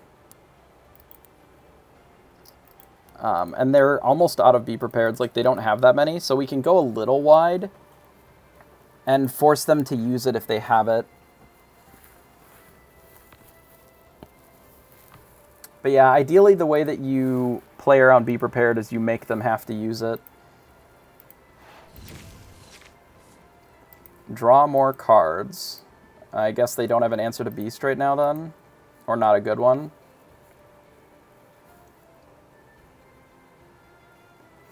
I don't know, maybe if the decks are as greedy as they've become, like just having more Beast on 4 kind of shit is fine.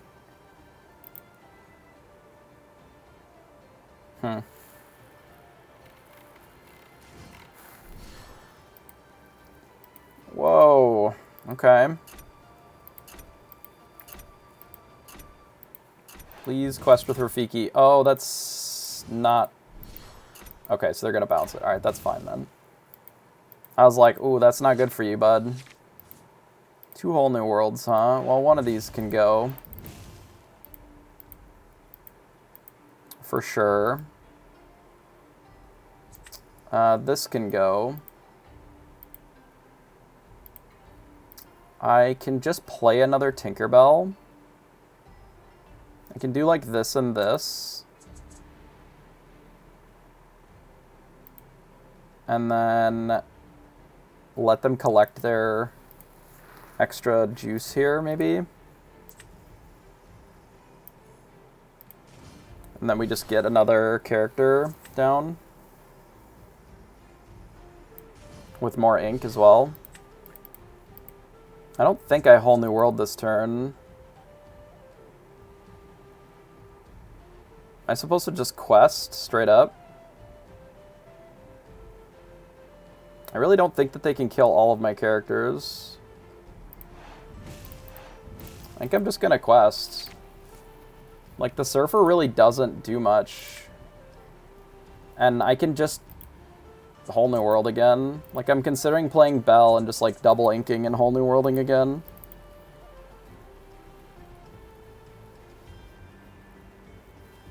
Like, I can just play twice as much shit as my opponent. They can do 1 spell a turn, I can do 2 or 3. So I want to just dig until I find Dime, because that's how I'm going to close these games, right?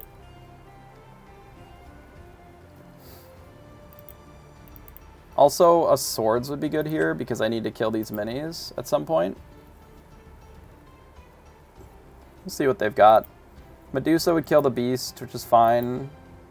Then I still have double Tinkerbell. They can't really use the Snake. They just can only do one thing, I think is their problem here. Draw 2 more cards. Deal. They choose to bounce a mini. Okay. They're gonna double hit the Beast. Double hit the Tink. Do something with one of them. Okay. They double hit Beast to kill it. Okay. And then they're going to replay the mini, I suppose. Nope, they play a Maleficent to draw another card. Okay. That is a choice that they can make. I'm going to play Belle. We're going to ink Smee. We're going to ink Rise of the Titans. We're going to ink Fishbone Quill. And I'm just going to Whole New World here. So that is 3 of their Be Prepareds, and I believe 2 or 3 of their castles. Unfortunately, I did not find an answer to the Mini Surfer this turn. They could use their final Be Prepared if they want, which I'm maybe fine with.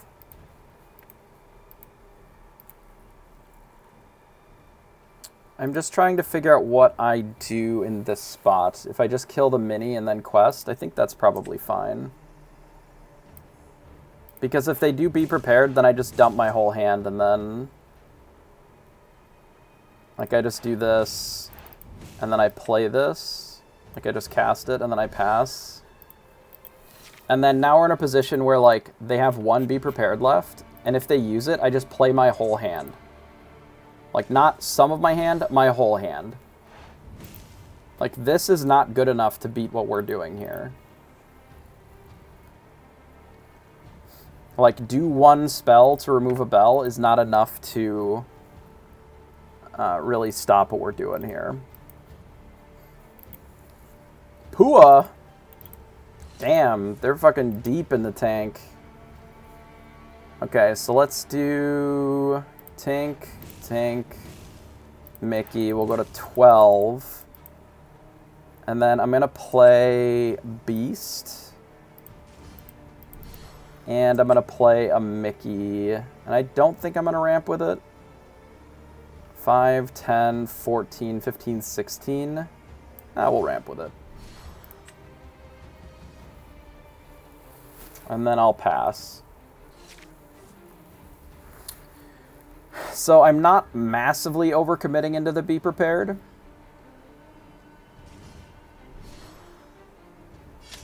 Like, I'm committing a little bit more. So if they have it, we don't get blown out, because we still have plenty of shit to follow it up. Ooh, they're going to use the Maleficent to trade. They kill all my shit. What do? I do. All of my things are dead, except for the things that I just played. Tragic. We get to draw 2 cards here.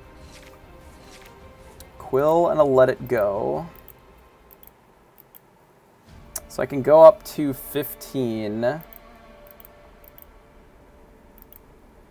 Which makes Bell lethal.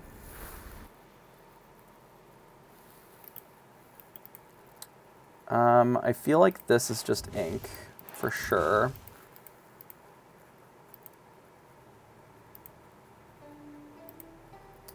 I can also kill this. I mean, they can kill the beast kind of no matter what. So I think what I'm going to do is we're just going to quest. We're going to go to 15. I'm just going to, like, play some dorks. We're going to play Bell. And I'm going to play this. And then I'm going to play this. And then we'll see. I don't know. If they only have not be prepared, they're dead. And if they have the be prepared, we at least still have beasts. So we shall see if that's good enough. But yeah, looks like they perish.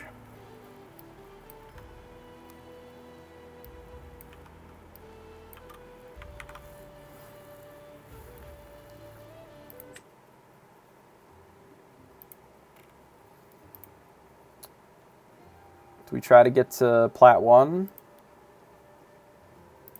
Maybe one more. We're on a roll. We try to get to Plat 1.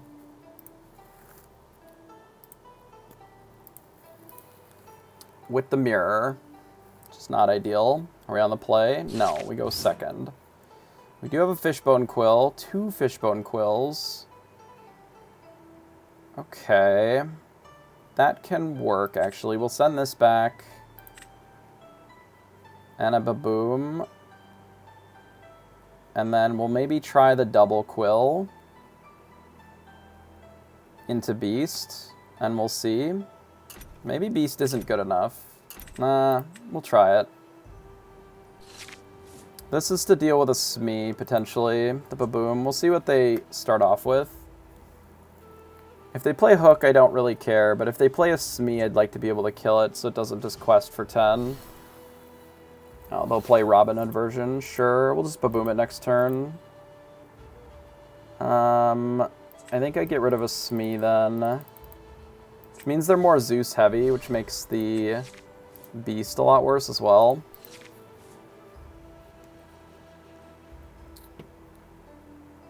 But this is fine. We'll just blast their Robin and be okay with that. Obviously, if they play another Robin, it's a little awkward, but that seems unlikely. Even better is they got rid of it, assuming that this is going to live, which is good for us.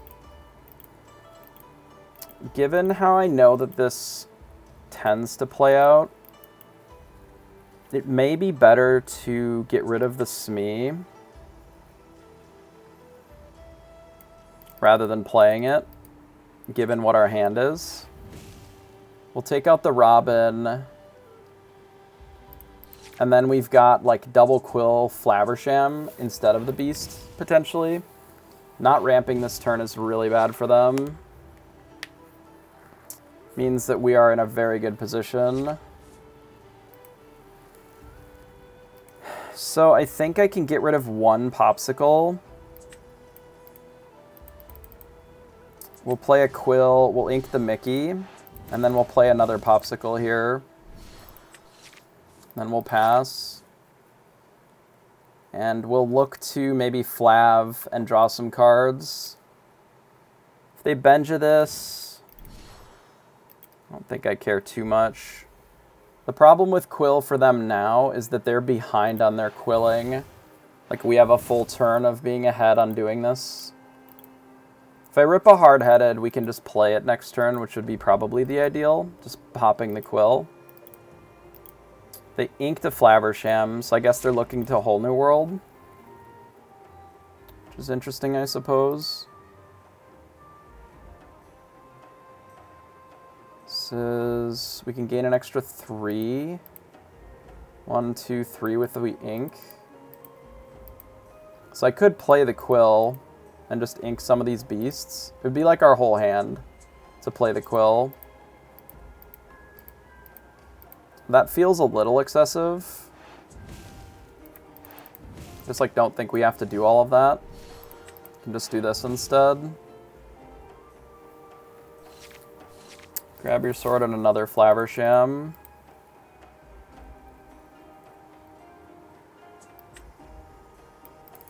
We'll dunk a beast and pass. Next turn I can play out another Quill potentially.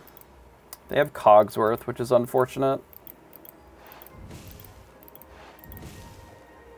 So they're gonna whole new world here, which means we definitely want to play another Quill. So we're gonna Quill. Let's Flav this. We'll draw a couple cards so that we can make sure that we get up to 9. That's a bit unfortunate. We don't need to let them know that we're losing our Let It Go here, I don't think. So Let It Go, we can ink this. And we can ink a Flav and just play a Sad Beast. And then pass. So if we assume that they're going to whole new world,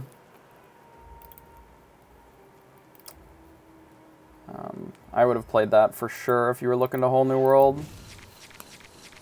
But I can understand, since they already have a Cogsworth in play, they feel pretty ahead here. I get that.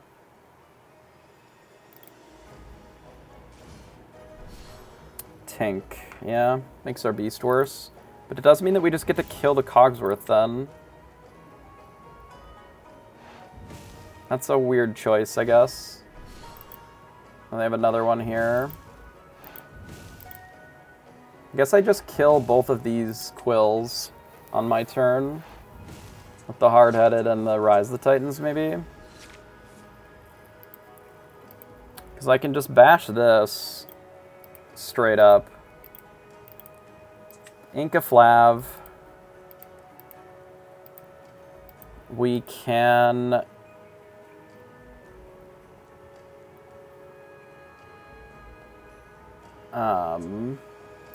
play Hard-Headed, break a Quill,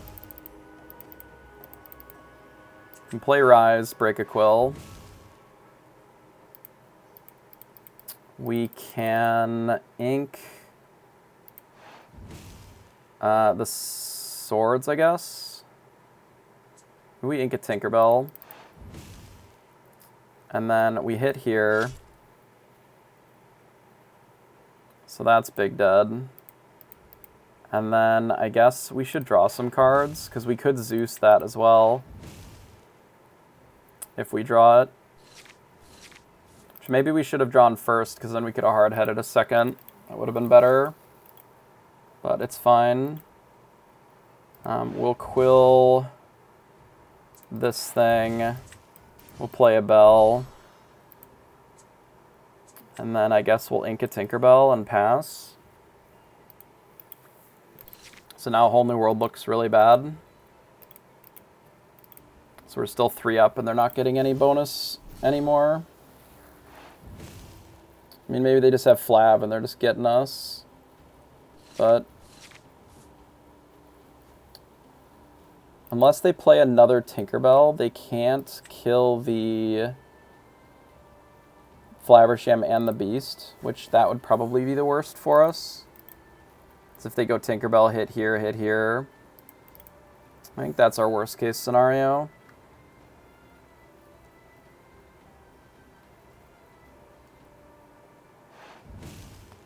Grab Your Sword is not great either. Because now they can do that and just like hit one of our things. Probably Bell, I would assume. No, they don't. They leave the Bell. Okay, that's fine.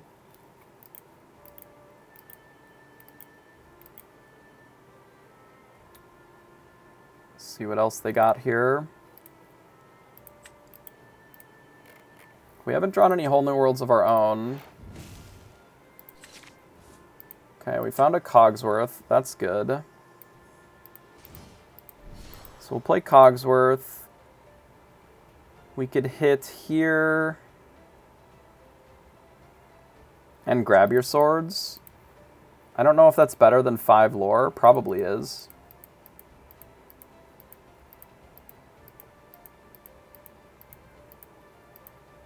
It probably is, actually.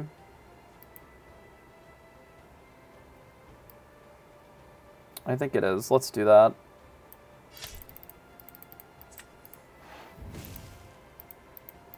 So let's do that, and then I don't think that I do any of this. I think I'd rather play one of these, so I think I'll just pass. And if they Whole New World us and they pay full for it, that's fine. Ideally, they don't have a Quill when they're doing it, but I guess there's not much I can do about that if this is Whole New World. Oh, it's not. Nice. Okay. So that's good. Oh, they just get rid of it. Okay. I would have liked to have destroyed it. I can pop their Popsicle, which is nice. Or Dime, or whatever else they play. Oh. Well, I just need to stop commentating because they just, like, can do more stuff, I guess. It's fine. I would like to play more Cogsworths, but we shall see. Our opponent has a Cogsworth. We're a bit behind here. Play a Bell, and I guess we'll play this since they don't seem to have any items for us. If we quest with the Cogsworth, they can do attack, attack, attack into it, and then swords or whatever, or just these two, and then that's bad. So I think we just pass.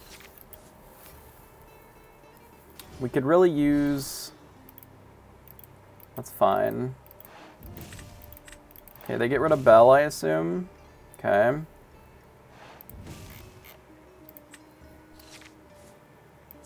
Another Beast hard-headed is a good draw here. Because it's a relatively large character on top of being able to destroy their thing. So I think we just quest and pass. So it's not like we're particularly ahead. Okay, so we'll find out if the double Dime is enough for them here. Whole New World would be a disaster, but the swords isn't, because we can blow this up. Because we have so much item destruction. We can play another Cogsworth. And then we can just quest out here. We can also quest with this one now, because they can only deal 1 to it. So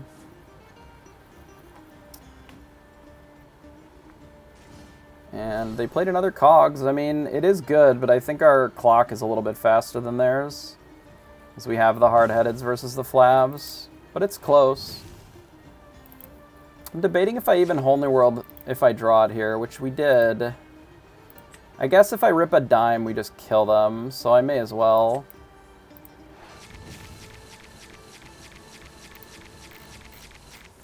Which I didn't do, but this is still fine. Because they can only gain 6. It's fine. Alright, so let's do... Yeah, we'll just quest out here. Play another Cogs. And play Bell. And then pass, I guess? Sure. Why hardcast? Because if I find a dime, then I can just win without needing to do anything else. I can just play the dime and then win, because I can go to 18. If I sing it, then I can't necessarily do that. Like, I'm not guaranteed to have a character and a thing. Like, what if I just draw all spells? A Whole New World. Where are my dimes? Maybe I hit him with the Mickey or something. Must be on the bottom of the deck. 0. 0. Yeah, feels about right. So they do have the Tamatoa, so they can get the dime back. Who's closer to decking? They are. I double-checked that earlier. To make sure that it wasn't a problem. I will probably mill them out if they don't concede, because it's funnier.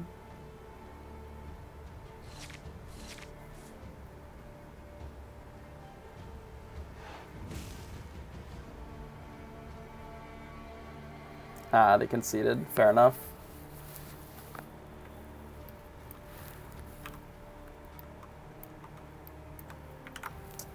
I really do think that the 4 hard-headed is probably it. Oh, yeah, mine was 13. Oh, it's behind my fucking donkey head. Just say it's behind your fucking donkey head, idiot.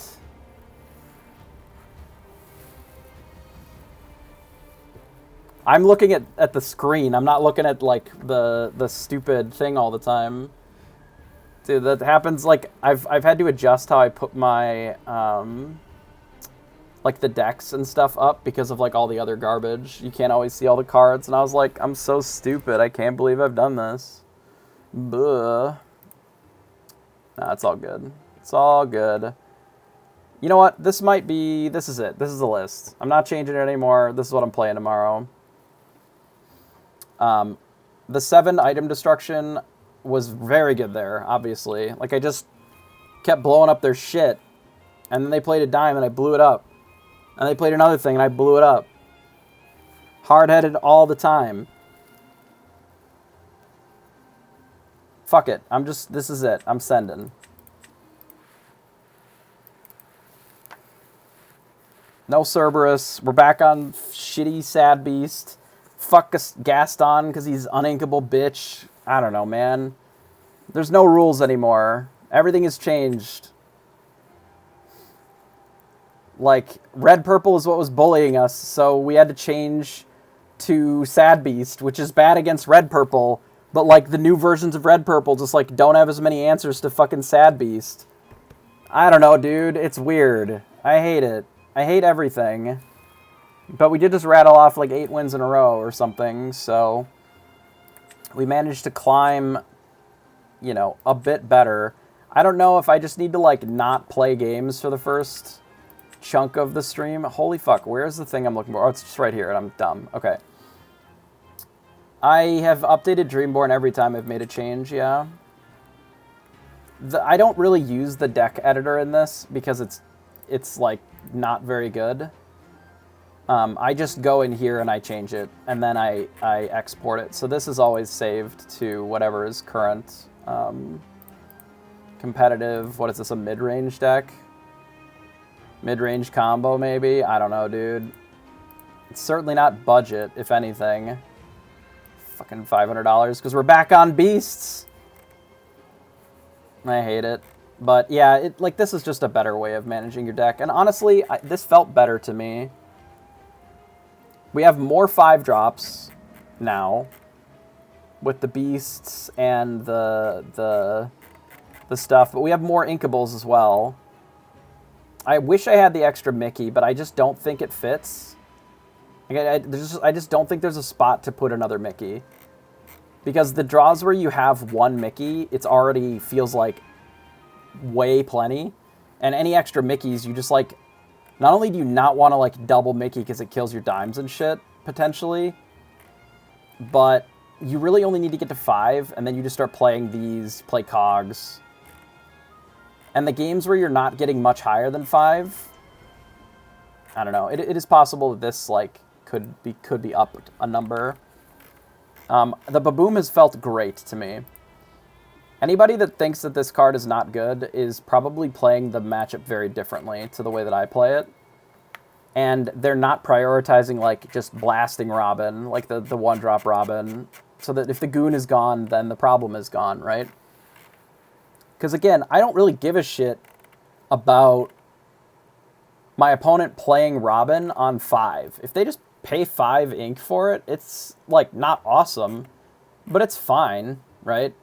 Like it's just a 3-5 or a 3-6, whatever. It's when they shift it and like do another thing with it in the same turn, that's when it's a problem, you know. So throwing them off their curve a little bit is usually enough, you know, to get to the point of being able to do some of this other stuff. And I think that's kind of how we've navigated these games. You know, we haven't played a ton of games with Blue Steel, all things considered. You know, between this and like, I think I had another Blue Steel at some point. We've got, what, maybe 70 games with it or something? There's 50, 70, maybe 80, 85 games. We've been improving our red-purple a little bit. We're 4-0 on red-purple with the latest version of the deck. Now that we have better inkables, you know, more removal for this kind of stuff. And like, honestly, the fact that this and whatever are 4-ofs feels like you can just send the first one away and you don't have to worry as much about it. Like, if you only have 2 bells, you have to be really careful with them.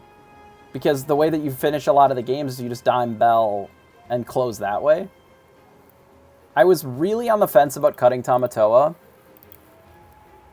Because I was like, do I really need this? And after the games that I played today, the times when Tamatoa was awesome means it probably needs to be in the deck. You know? Like...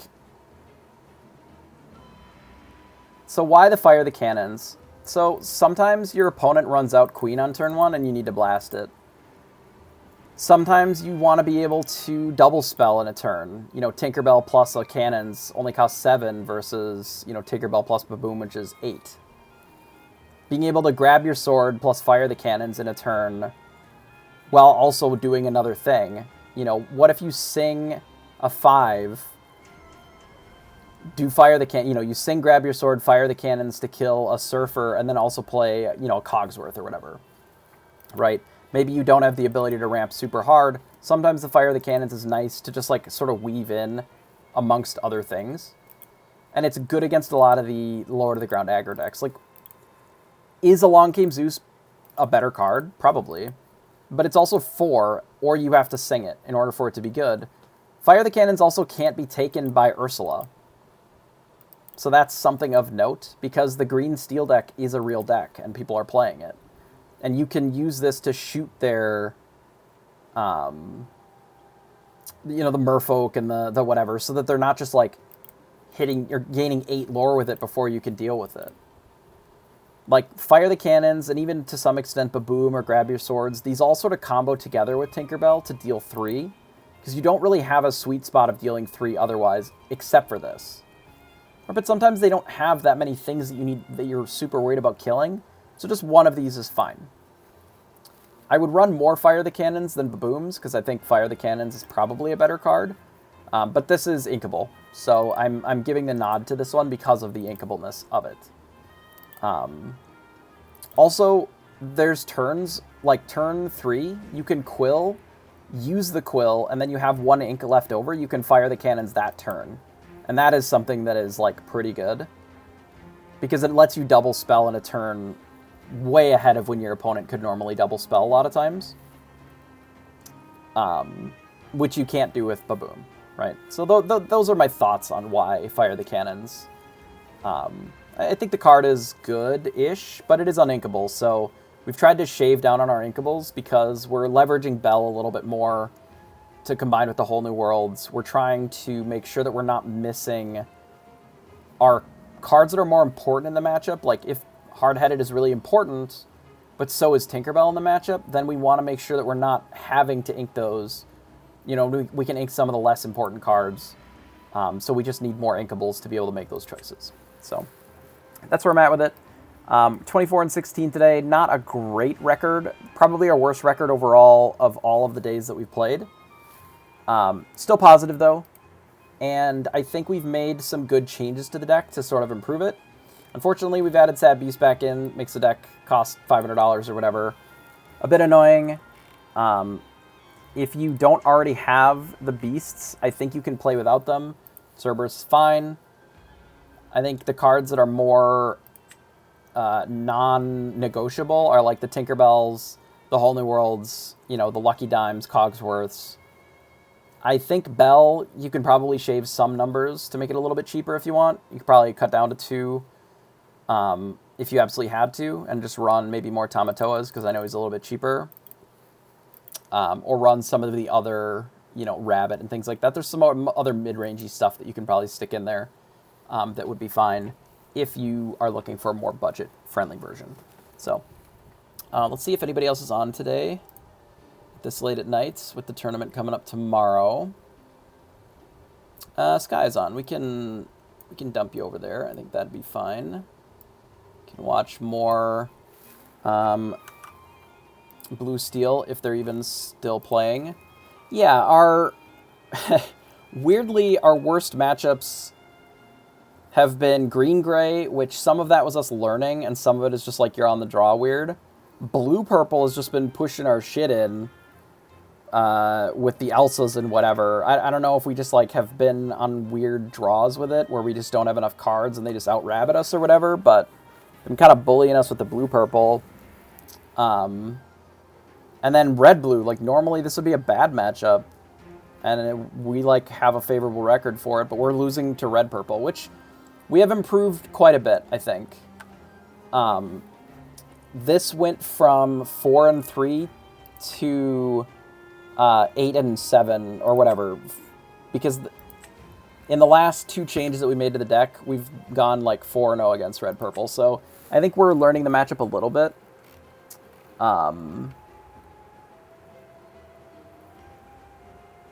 So like,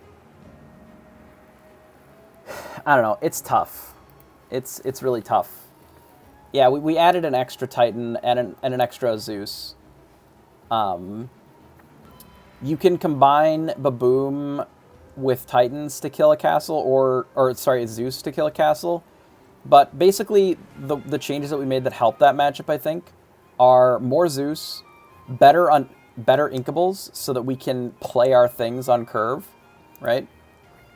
And then more Rise of the Titans to be able to just deal with the castle outright, as opposed to letting it exist forever. So. Yeah, I think it'll be fine. We'll try again tomorrow, and then see where that leaves us, I guess. It is a 10K, so it's gonna be a lot higher stakes than normal. It is still the first to 2 format, so we'll have to see what that looks like, I guess, for our games. And then, yeah. I think we can probably get to Grandmaster maybe next week, maybe the week after.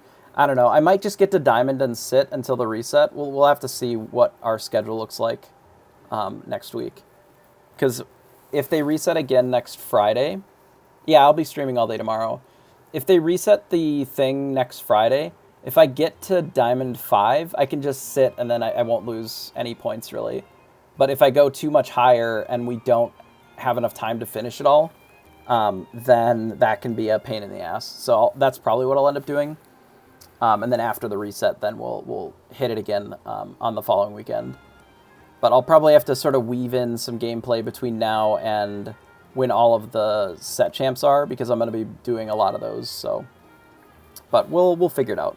All the tournaments, vacations, set champs, all this other crap has just been taking up a lot of my time. So, thanks everybody for watching, and I will see you next time.